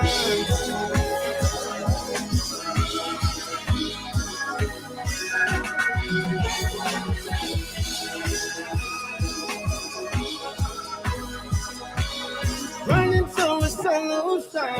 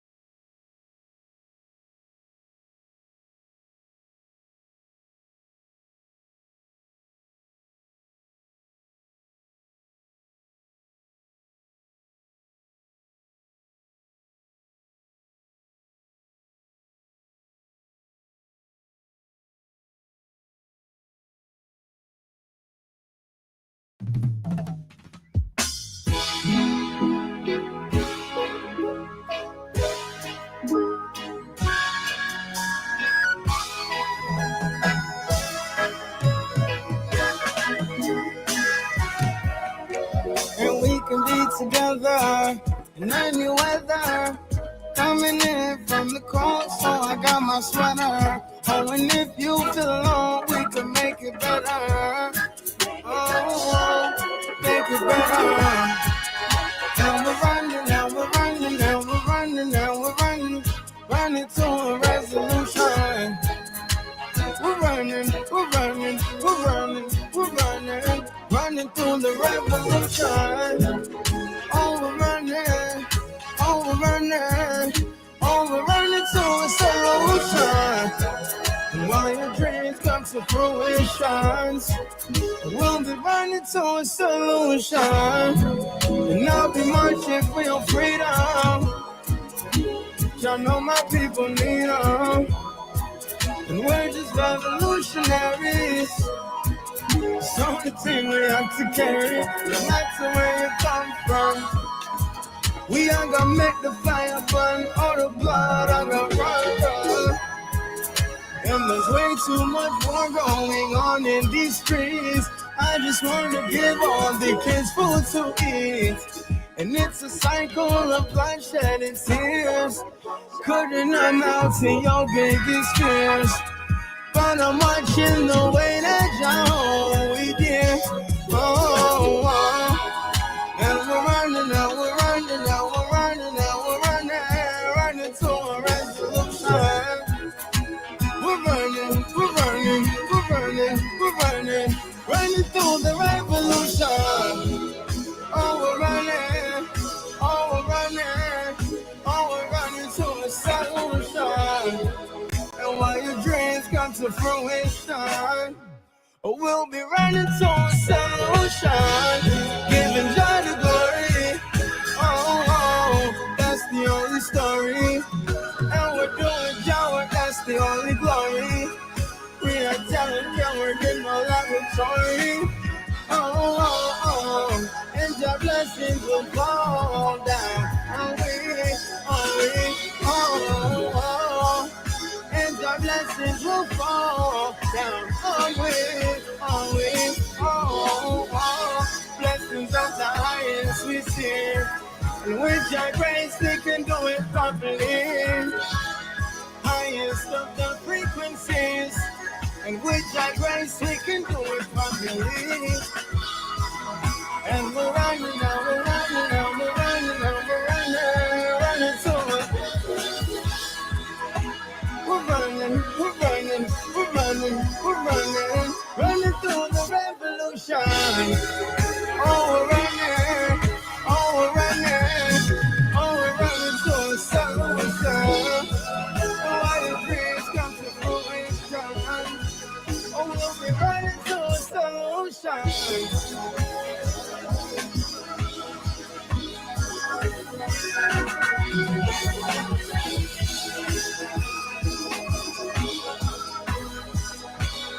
Running to a solution. Oh, we're running, oh, we're running, oh, we're running through the revolution. And while your dreams come to fruition, revolution. Yeah.